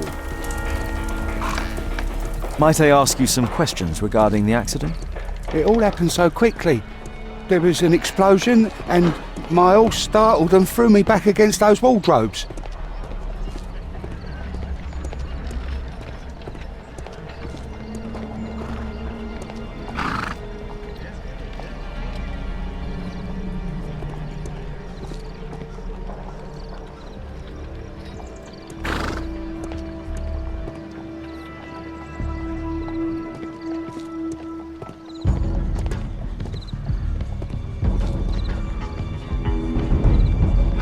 This crank has been turned.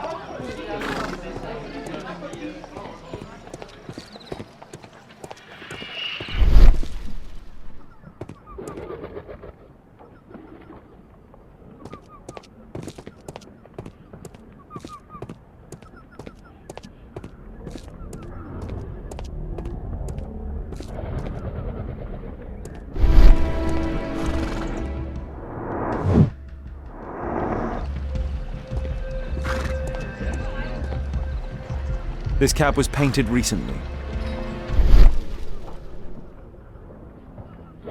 There is some text underneath the paint here. Could be important. I'll need to...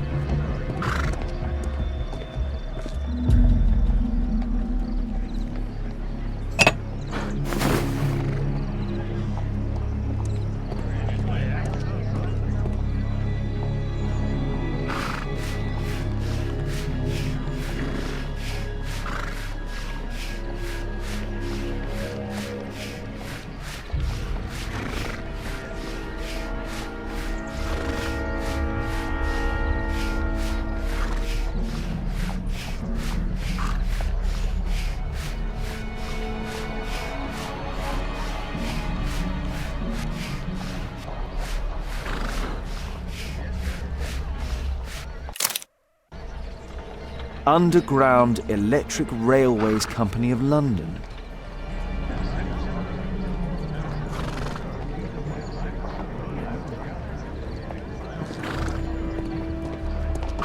What a bloody carnage! Might I ask you some questions regarding the accident? It all happened so quickly. There was an explosion and my horse startled and threw me back against those wardrobes.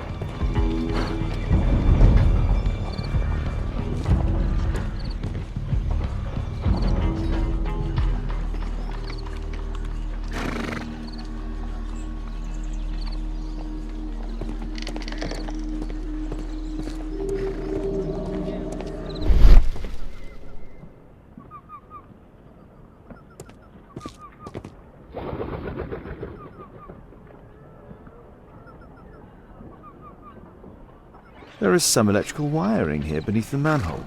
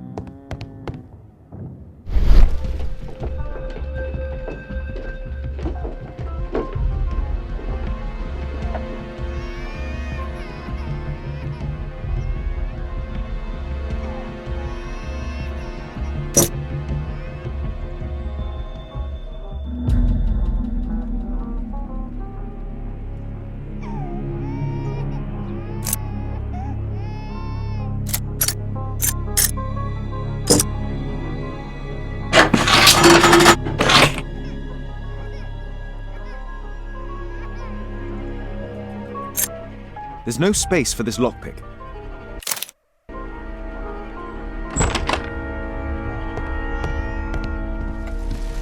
I've not seen such a device before.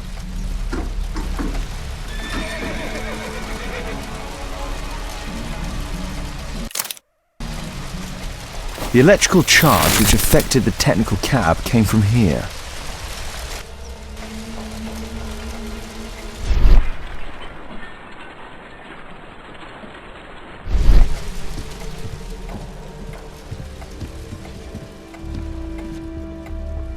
An open bottle of cheap wine. A single glass containing traces of alcohol.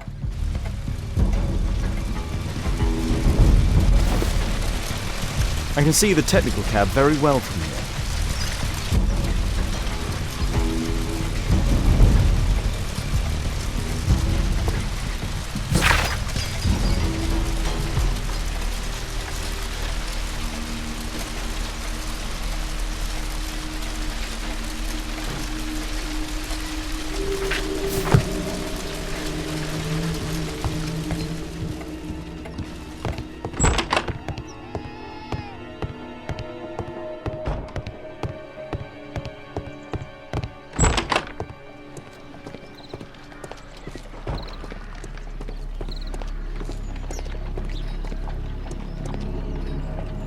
Holmes, I was looking for you. I have an idea about the accident. Never mind. This one is murder. What? What? You? You're the murderer, You're eh? off your head. Are you sure, Holmes? Oh, yes. A murder and an accident, because the killer, by electrocuting the cab, created this chaos. And so this multiple crash is now our great chance. Our great chance? Of what, Holmes? The culprit could not have planned for this to happen, don't you see? And it is possible that he is still here due to the prompt arrival of the police. Now I see 5 men who could be our murderer. Let us take a look at the map.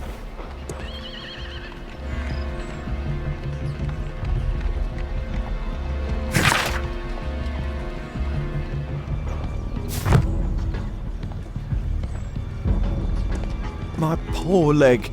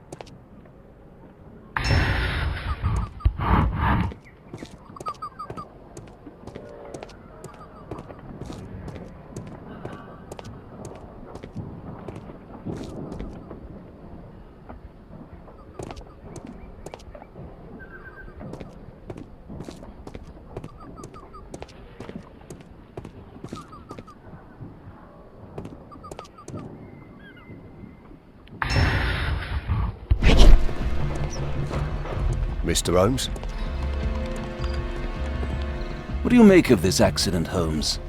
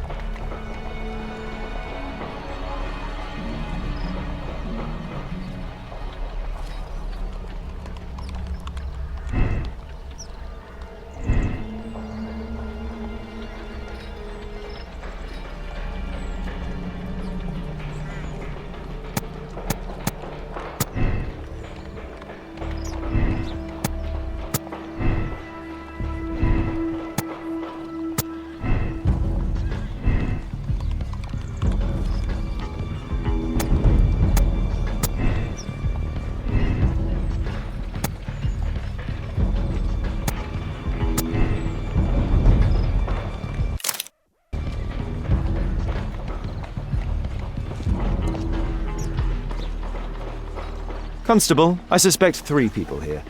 Take them to Scotland Yard for questioning. As long as I don't leave empty-handed, all's good and well. I know that look, Holmes.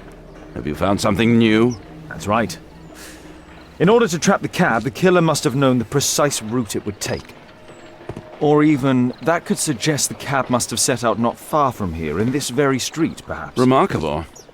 Holmes, I'm terribly sorry, but I must go to the hospital now to help tend to the wounded. I understand, Watson. But don't forget our earlier discussion. About Kate.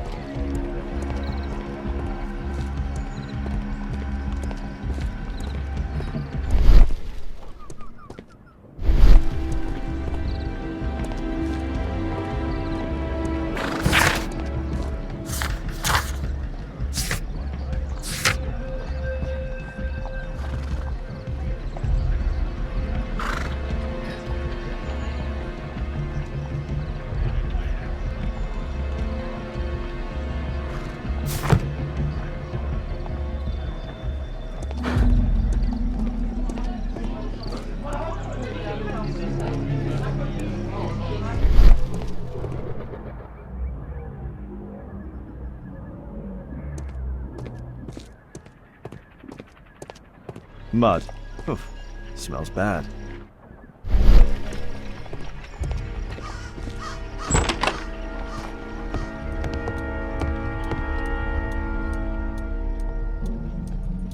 A trail of mud goes through the entire room.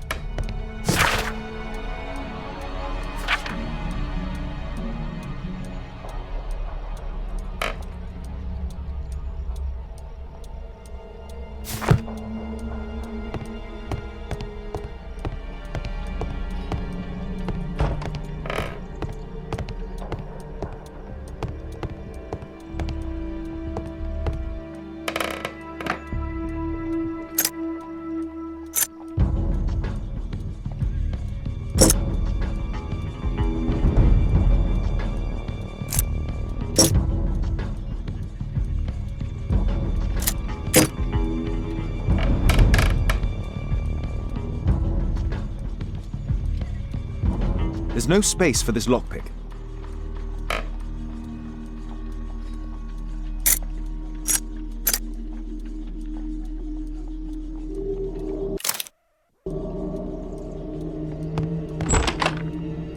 A workshop. Saleable items are produced here. Mud. Oof. Smells bad.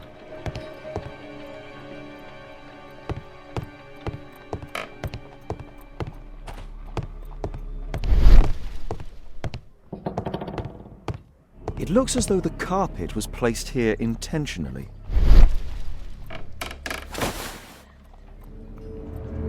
An old access point to the sewers. An old access point to the sewers.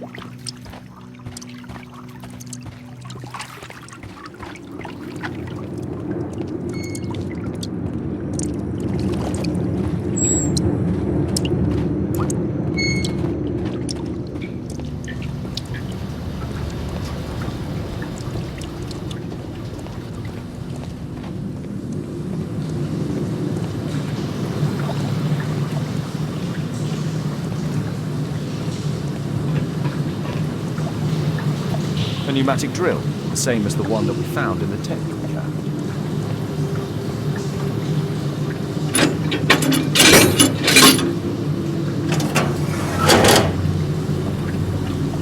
I'd better not go in there.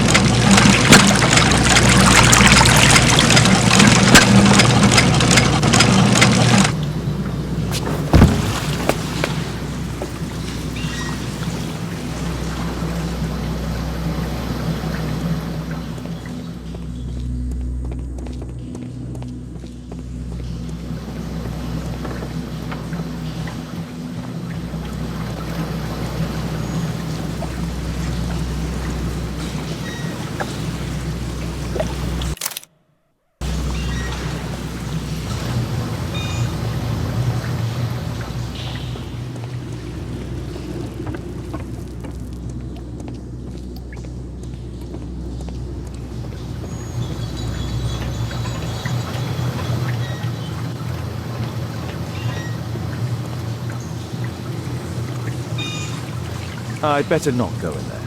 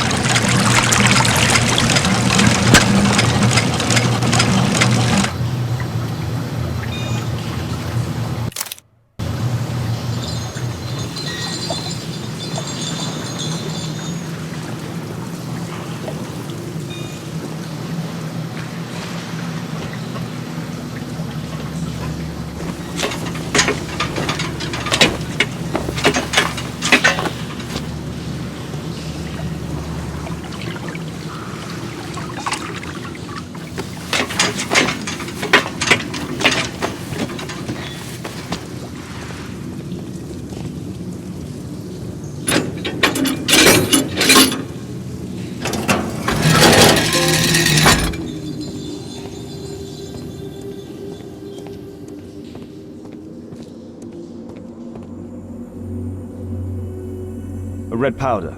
Given the circumstances, most probably iron oxide. Or just rust.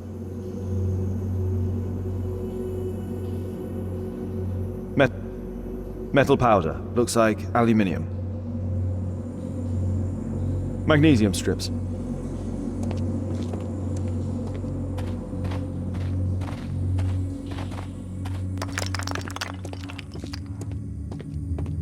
The iron wall of the vault is...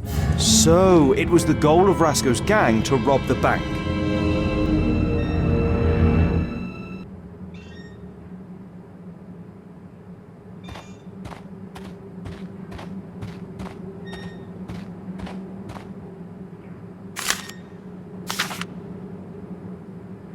An old map of the sewers with a red cross.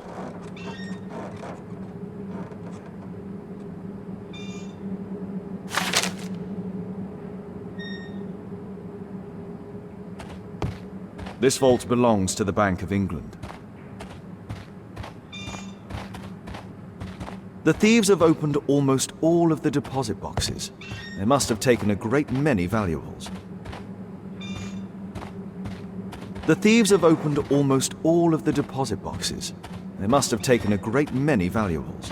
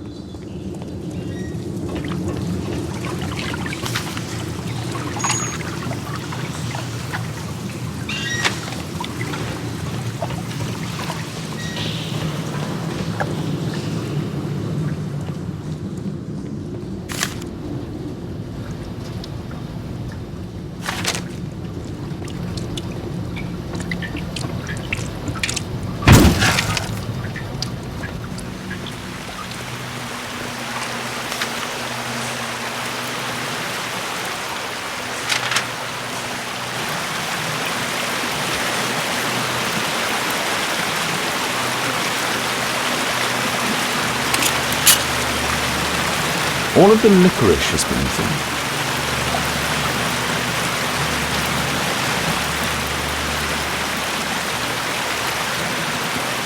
This cigarette stub is dry. It was discarded fairly recently. The tobacco's aroma is still strong. It's sweet and nutty.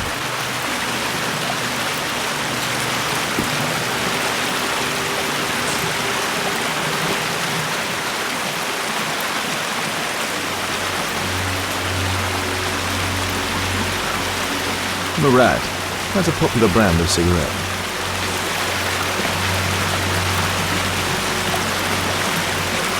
Metal rings. They're used to hold the barrel in one piece. A banknote. Dry, so it hasn't been here very long.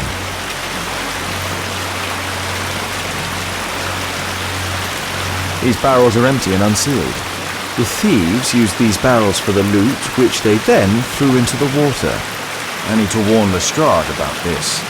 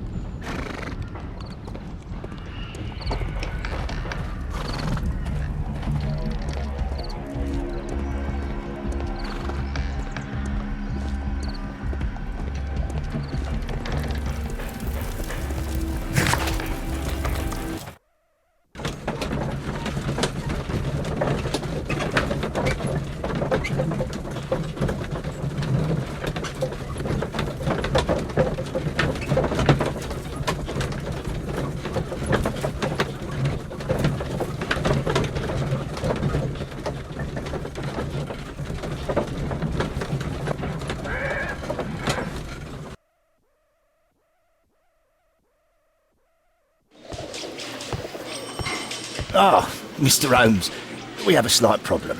What happened? One of the suspects, Mr. Reginald Butcher, has escaped. It was after we asked him to put his belongings in the evidence room. I'm sorry. How did he escape? He hit me in the face. Took me by surprise, you know, otherwise I... Of course. That's all?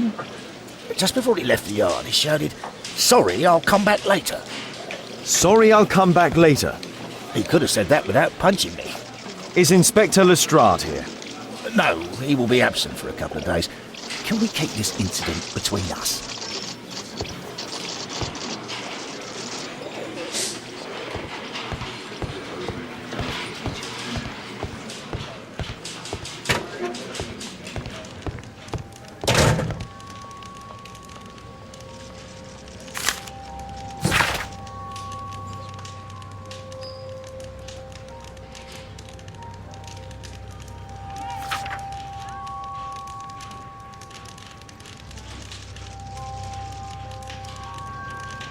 Reginald Butcher had problems with his job.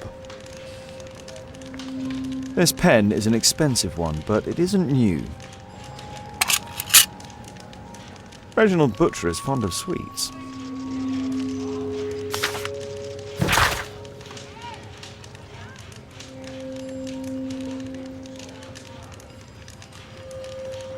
This letter from yesterday perhaps explains why Butcher was in such a hurry. At any rate, I now have an exact address. The initials MB.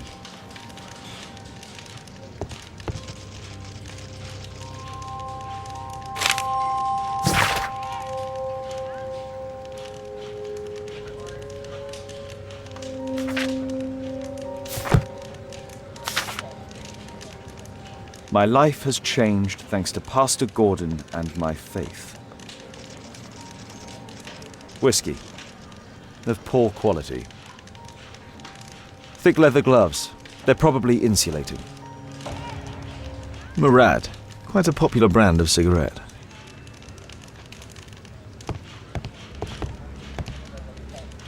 A book. Karl Heinzen's 1848 Der Mord, with a bookmark.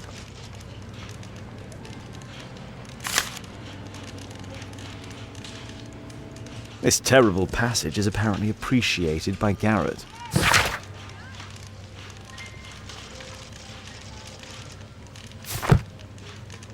Electrical wires.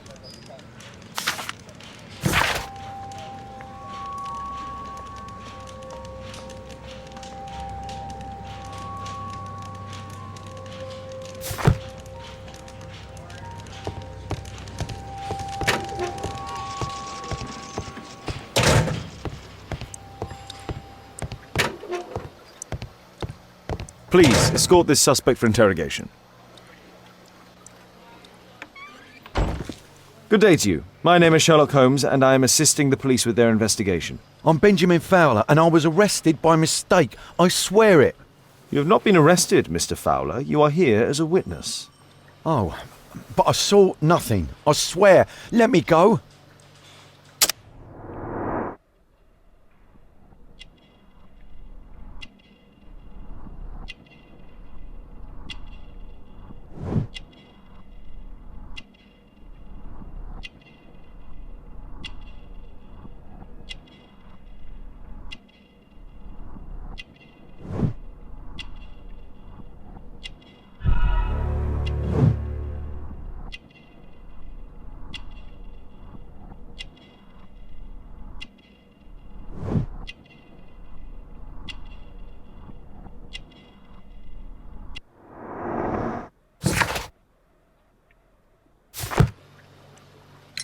Could you tell me what you were doing at the scene of the accident? I was working on the square's statue.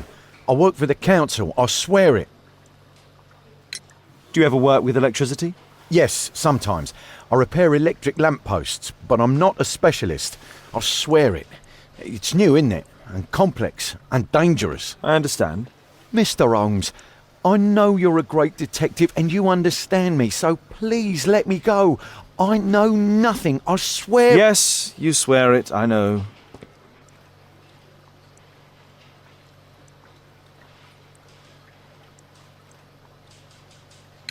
Mr. Fowler, does the name Rasco ring any bells with you?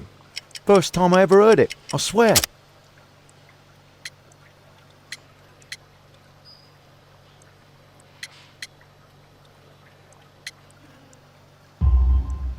But your tattoo resembles his. You are in his gang, are you not? No. It was a long time ago. I already forgot. I swear it. I just picked a few pockets for him when I was a young fellow. But I ain't proud of what I did. All my family, my parents, my brothers, dogs and cats all died when I was a lad. I wouldn't have survived otherwise. Please, escort this suspect for interrogation. Good day to you, sir. My name is Sherlock Holmes. Thomas Garrett. Why am I here? You are a witness to murder. Of course. Well, it wouldn't be the first time that the police jailed an innocent man in order to close a case. No one has been charged yet. Yet.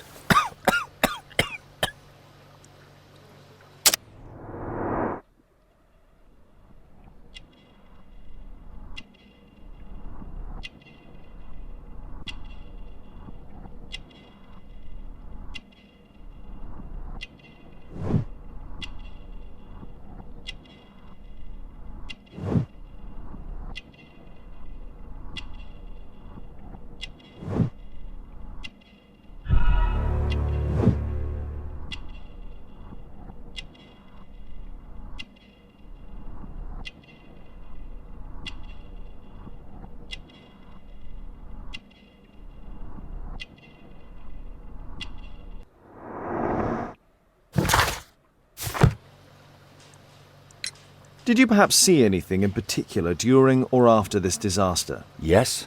I saw part of your bourgeoisie burn up and explode. It was spectacular. Why did you remain in the square? Why not seek shelter? Like the rest of the sheep, there were some wounded comrades, workers. I wanted to help them. You have a severe cough. Are you suffering? It's only a cold. Why not be honest with me? You are spitting up black fluid. Ah, well observed.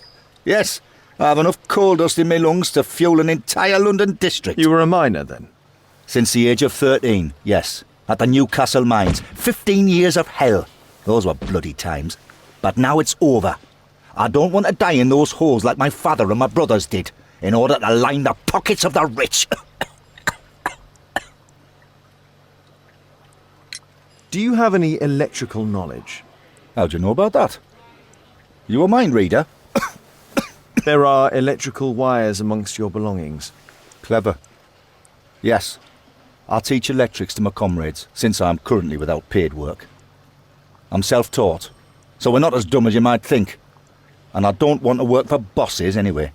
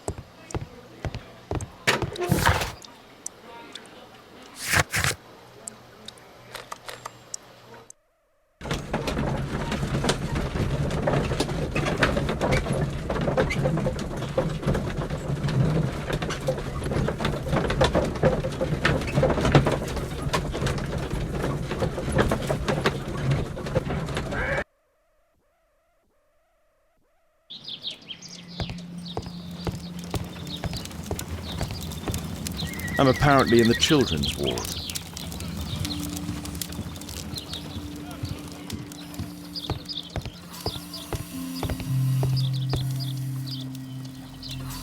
Mr. Reginald Butcher, I've come from Scotland Yard. Might we talk? All right, but not too loudly. She's finally asleep. Is she your daughter? Our pretty little Meryl. She's very ill. Now look, I'm sorry I ran, but I had to see Dr. Blowberry today and the policeman wouldn't listen. Don't worry, I understand now.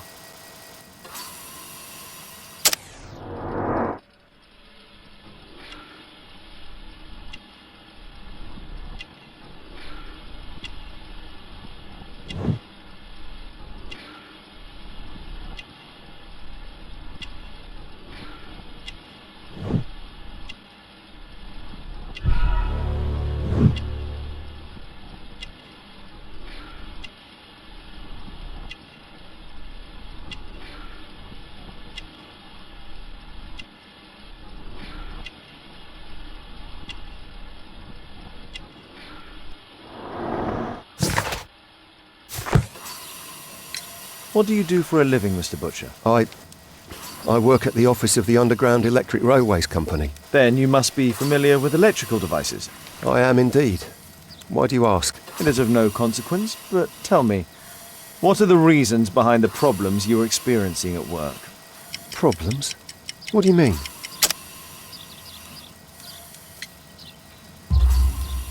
You have already received a written warning. Yes. I'm often late to work. My boss doesn't understand my situation. It's difficult since my daughter became ill. I see. Coincidentally, we found one of your company's cabs in the square where the accident occurred. Really? Why was it there? I have no idea. Do you? No. But a week ago we had a technical cab stolen, along with its tools. Do you think that could be the one? It's possible.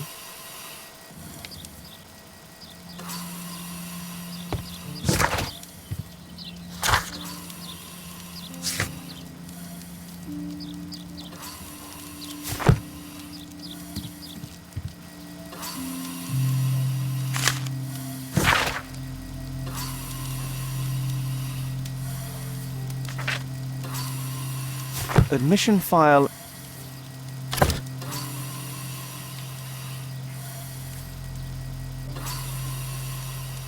Mr. Butcher's wife.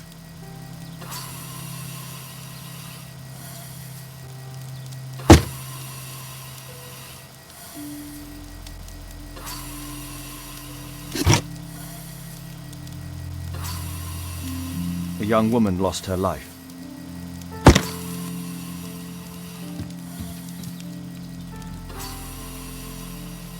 Meryl Butcher.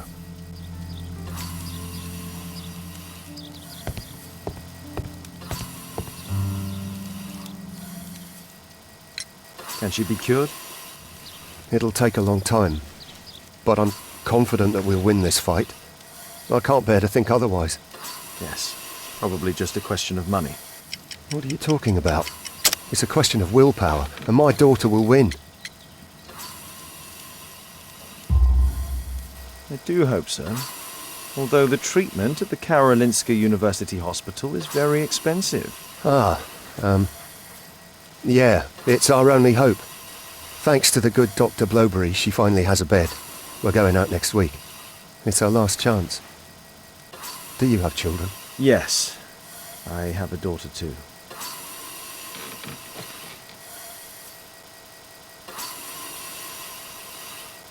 We'd sacrifice our lives for our children, would we not? Yes. Of course, yes.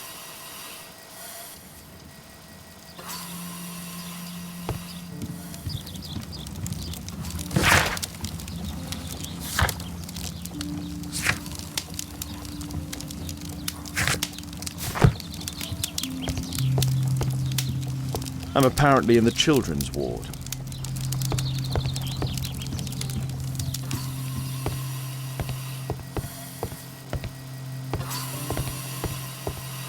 Shh. Meryl's asleep.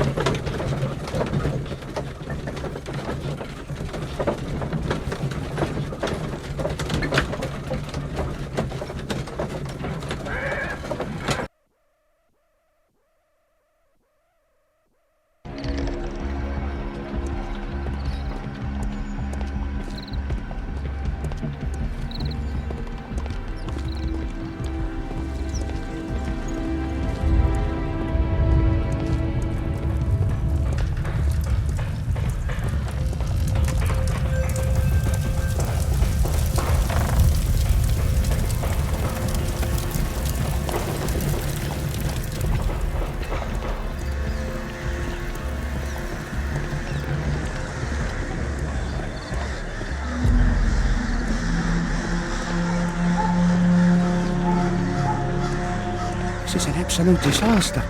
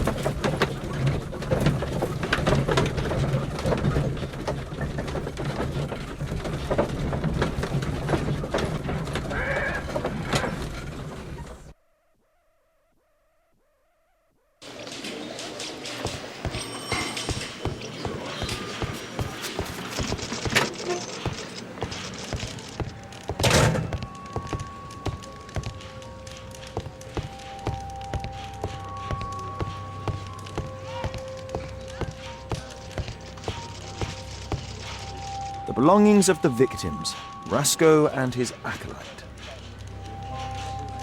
A Webley revolver. Rasco is fond of licorice. Ha! The licorice was found both at the sewers and amongst Rasco's belongings. A normal pocket knife. A standard deck of playing cards. A police report about Rasco. He's only a minor criminal.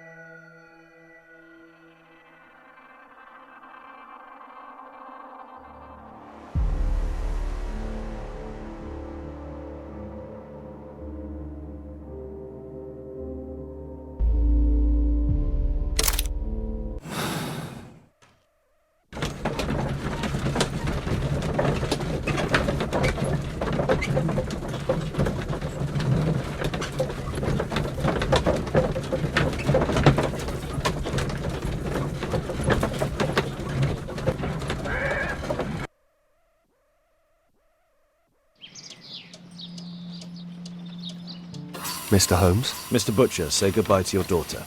We are arresting you for robbery and murder. What? You can't do that. What'll happen to my girl? You should have thought about that. You monster! Even if it were true, what would a bank's money be worth against the life of a child? I love you, Merrill. Murder is never proof of love. Now please, come with us.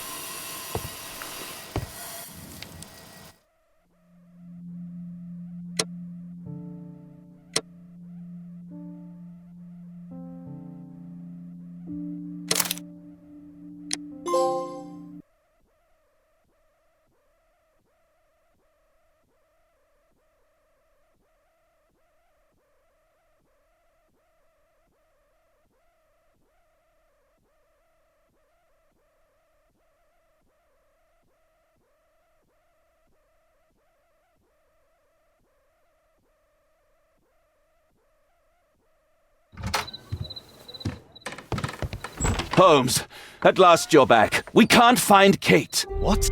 She went for her lesson, but the teacher says that Kate never arrived. Mrs. Hudson! She's gone out to ask around the neighborhood.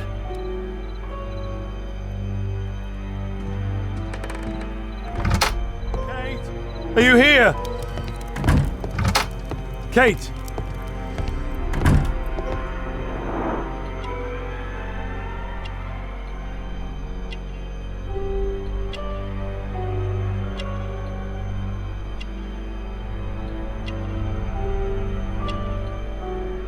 She was writing something here. Kate took her diary. What happened here?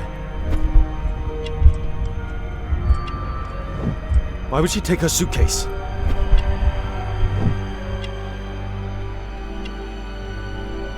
Why was it left? She took all of her favorites. They packed her things and left. I don't understand. What's that? The sound came from Alice's room. Alice! Kate! Kate! Where are you? You never do anything right! I've had enough of you not caring about me! You don't understand anything! I wish Alice would adopt me!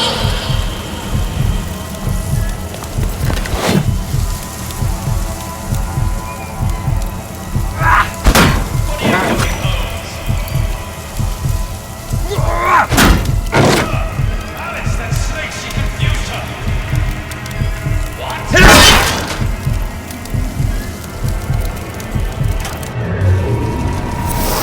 Alice? Where is my daughter? Your daughter? You don't have one, Mr. Holmes. You never did. My God! My daughter, what did you do to her? What you could never do. I made her happy. I don't care what you think.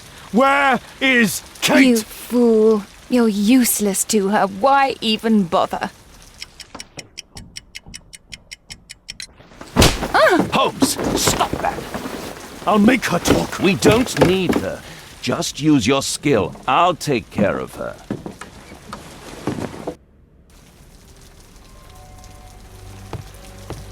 I remember this place from my last visit. It's different now. Something was taken from here.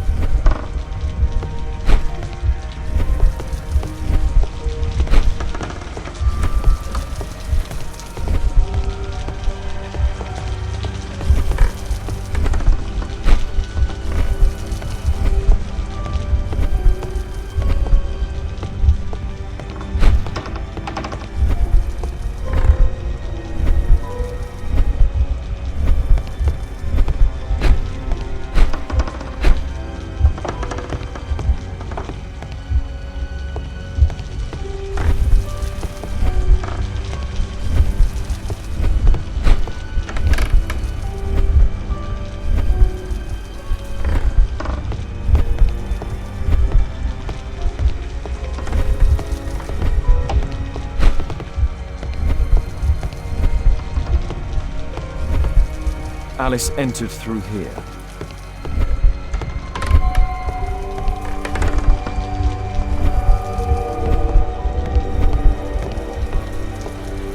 No, my choice is not entirely correct.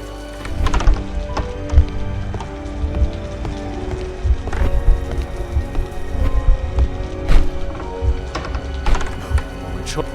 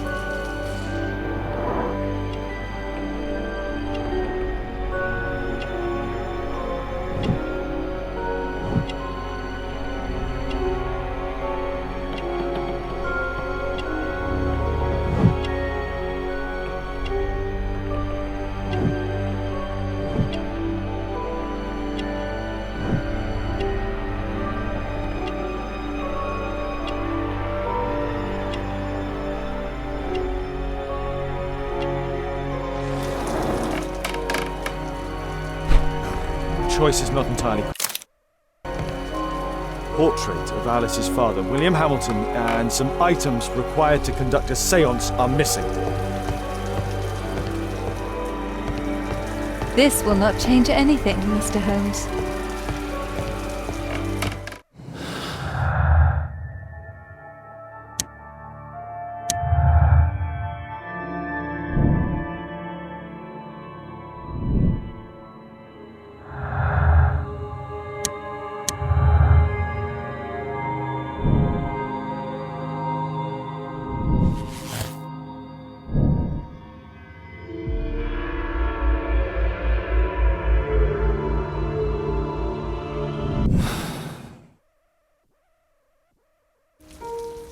The lead goes to the cemetery. Watson, keep an eye on her. Kate! Are you here?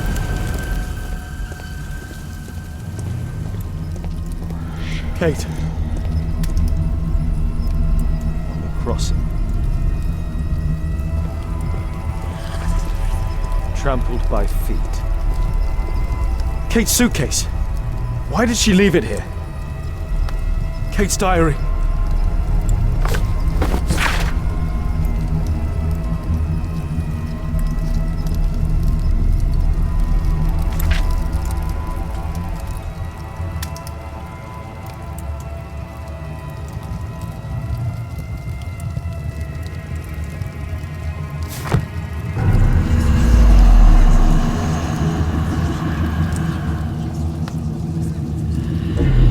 Where do we find him, Father?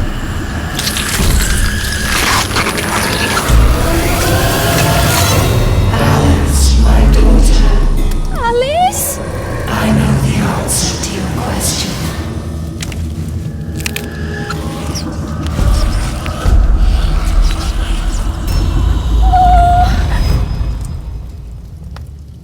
I can't believe that Alice made my little girl go through all this. Damned woman!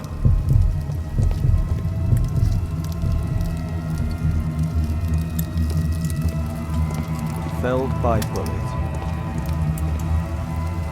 Alice brought them to perform the ritual. Those candles have been alight for almost 3 hours. That's where Alice's father was buried. Go to the old cemetery. Find the crypt of 4 others and the crossing.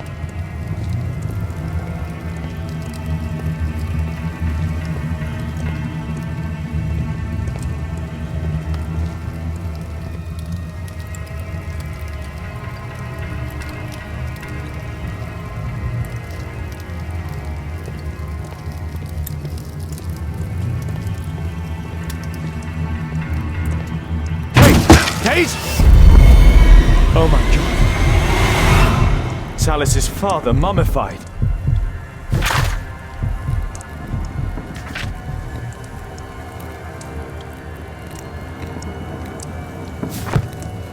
It's Alice's father, mummified.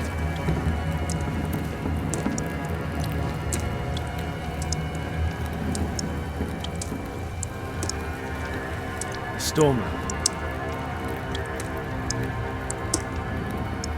A map of British rivers. Madame Destiny.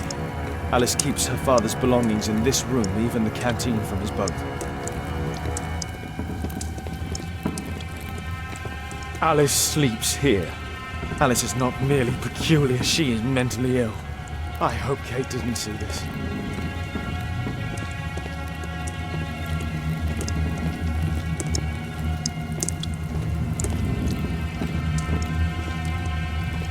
Earth-digging giant. Scholar of Rhodes. These writings constitute a single message, a guide.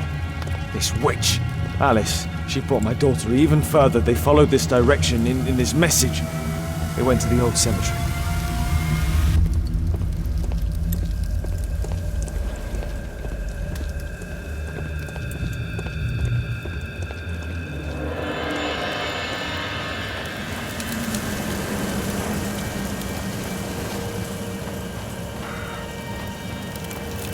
Hold on, Kate.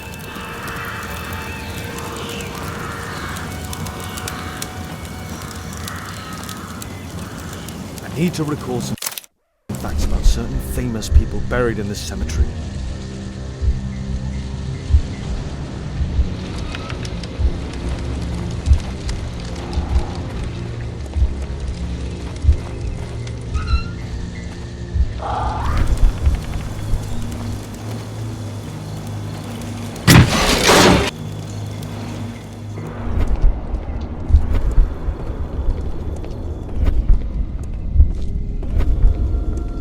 Kate! Kate!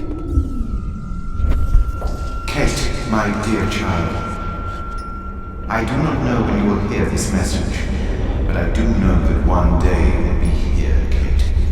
My blood, my light. I rue the day I lost you in the living world. Death is nothing to me, except to leave you behind and Holmes. Sherlock Holmes. Well, you have to understand, he is your worst enemy. But because he so loves to hide behind the mask of his dubious morality, he would never kill you. Holmes.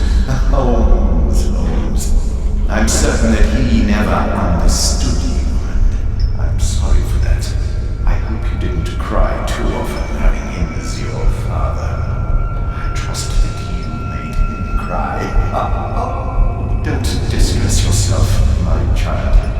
I died by his hand. But your questions are over since you now know. You are my daughter. What matters is that you continue my work.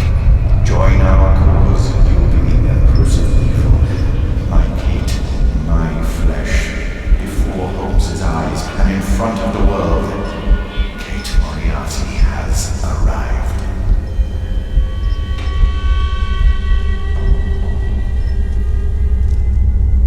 Moriarty.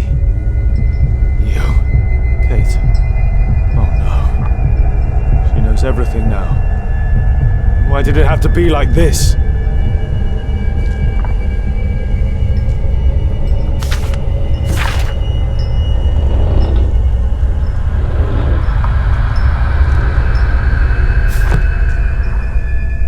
Dynamics of an Asteroid.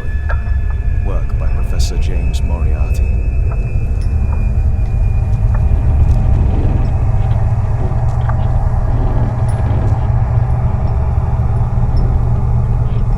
Metal star with an extremely precise carving. Young Kate. Father.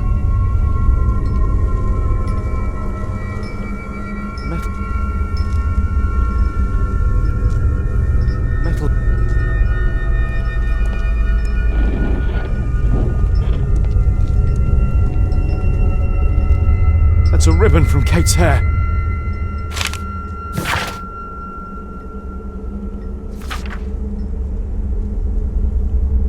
Kate met her true father. I need to find Alice. I'll make her speak this time. Professor James Moriarty. Because I could not stop for death. Kindly stop for me. Carriage held but just ourselves. And immortality.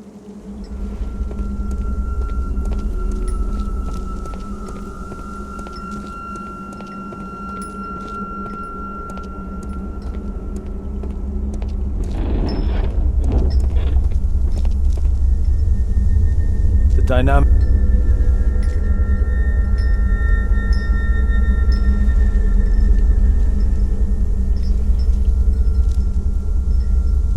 Metal star with an extremely...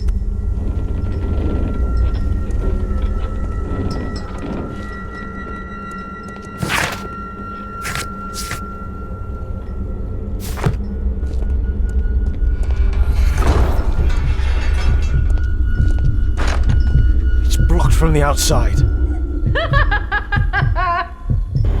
What? Alice! Accept your death, you fool! You witch! Let me out! Free Kate! Come back, witch!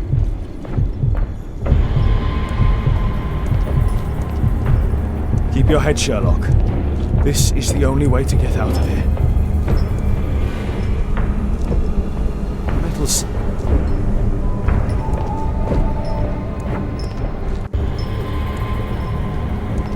Moriarty must have set up an astronomer's riddle here. Moriarty must have set up an astronomer's riddle here.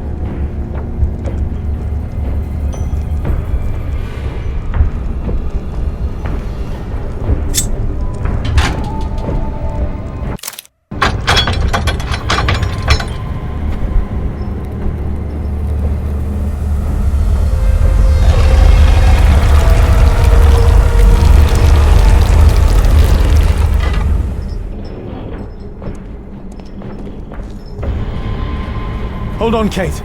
I'll find you.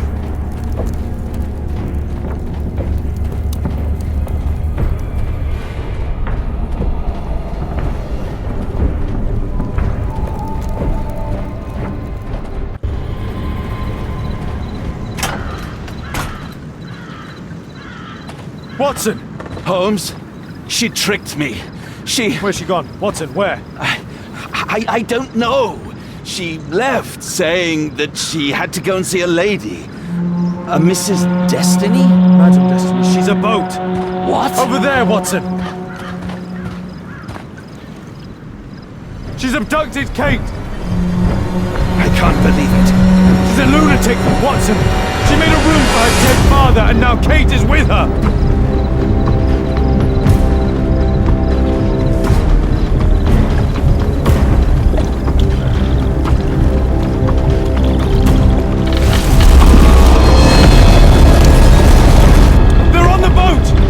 Watson!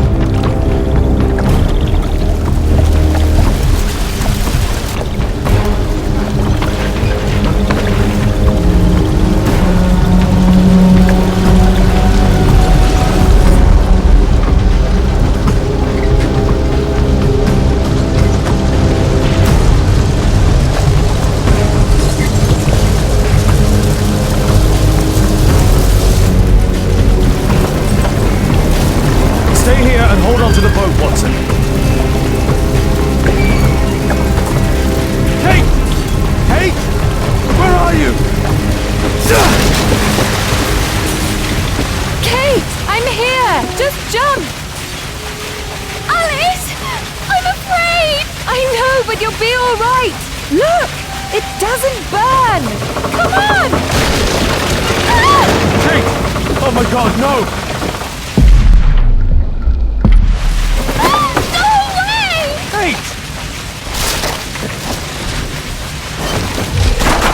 I'm a Moriarty!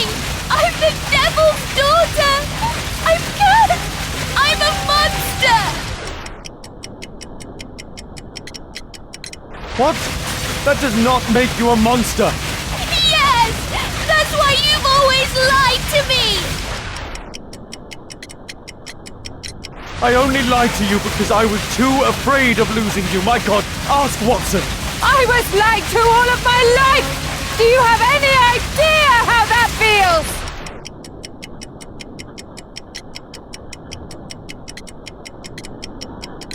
No! Because you're Kate Holmes!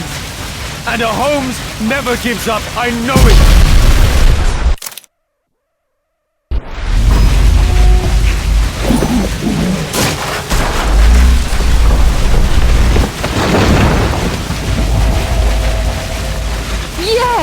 He knows! Nothing can change fate! Listen! Lord Marsh was already dying from tuberculosis. He only hastened his fate, killing him.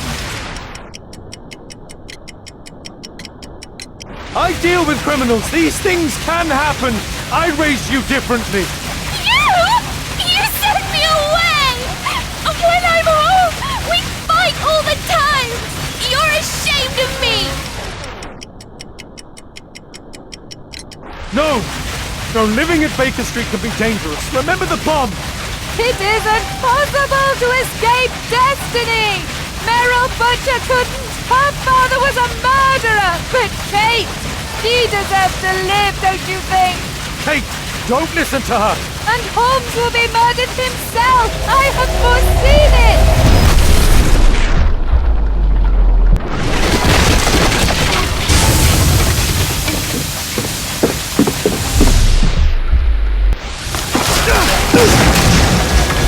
I may be killed one day. It's a risk that I take, but my work helps to save other lives. Really? And albeit, as Percy Fleming, you save lives? No! You enjoy taking lives! You can't save me either! Kate, you'll be safe with me. I'll protect you. I care about you. How could you trust him? He killed your real father, Kate! Why? Why did you kill him? It was his life or mine. I had no choice, Kate. See? Everything is determined! Remember the sign! Our meeting! The ceremony!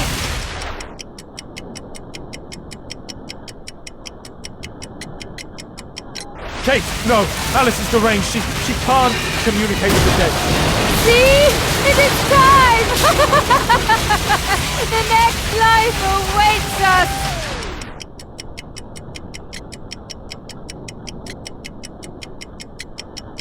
Kate, what sane woman would keep her father's mummified remains? She's irrational! I don't care! I don't belong anywhere! You belong with me, Kate, with family. Daddy! I don't know what I'm doing! Help me! Ah! Kate!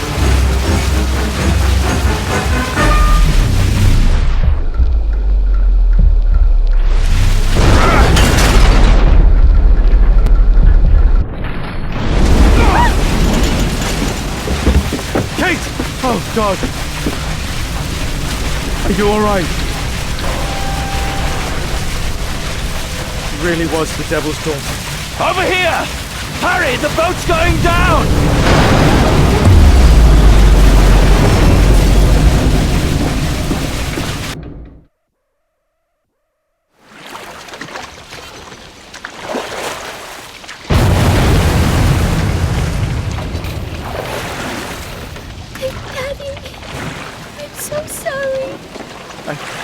I'm sorry too, Kate.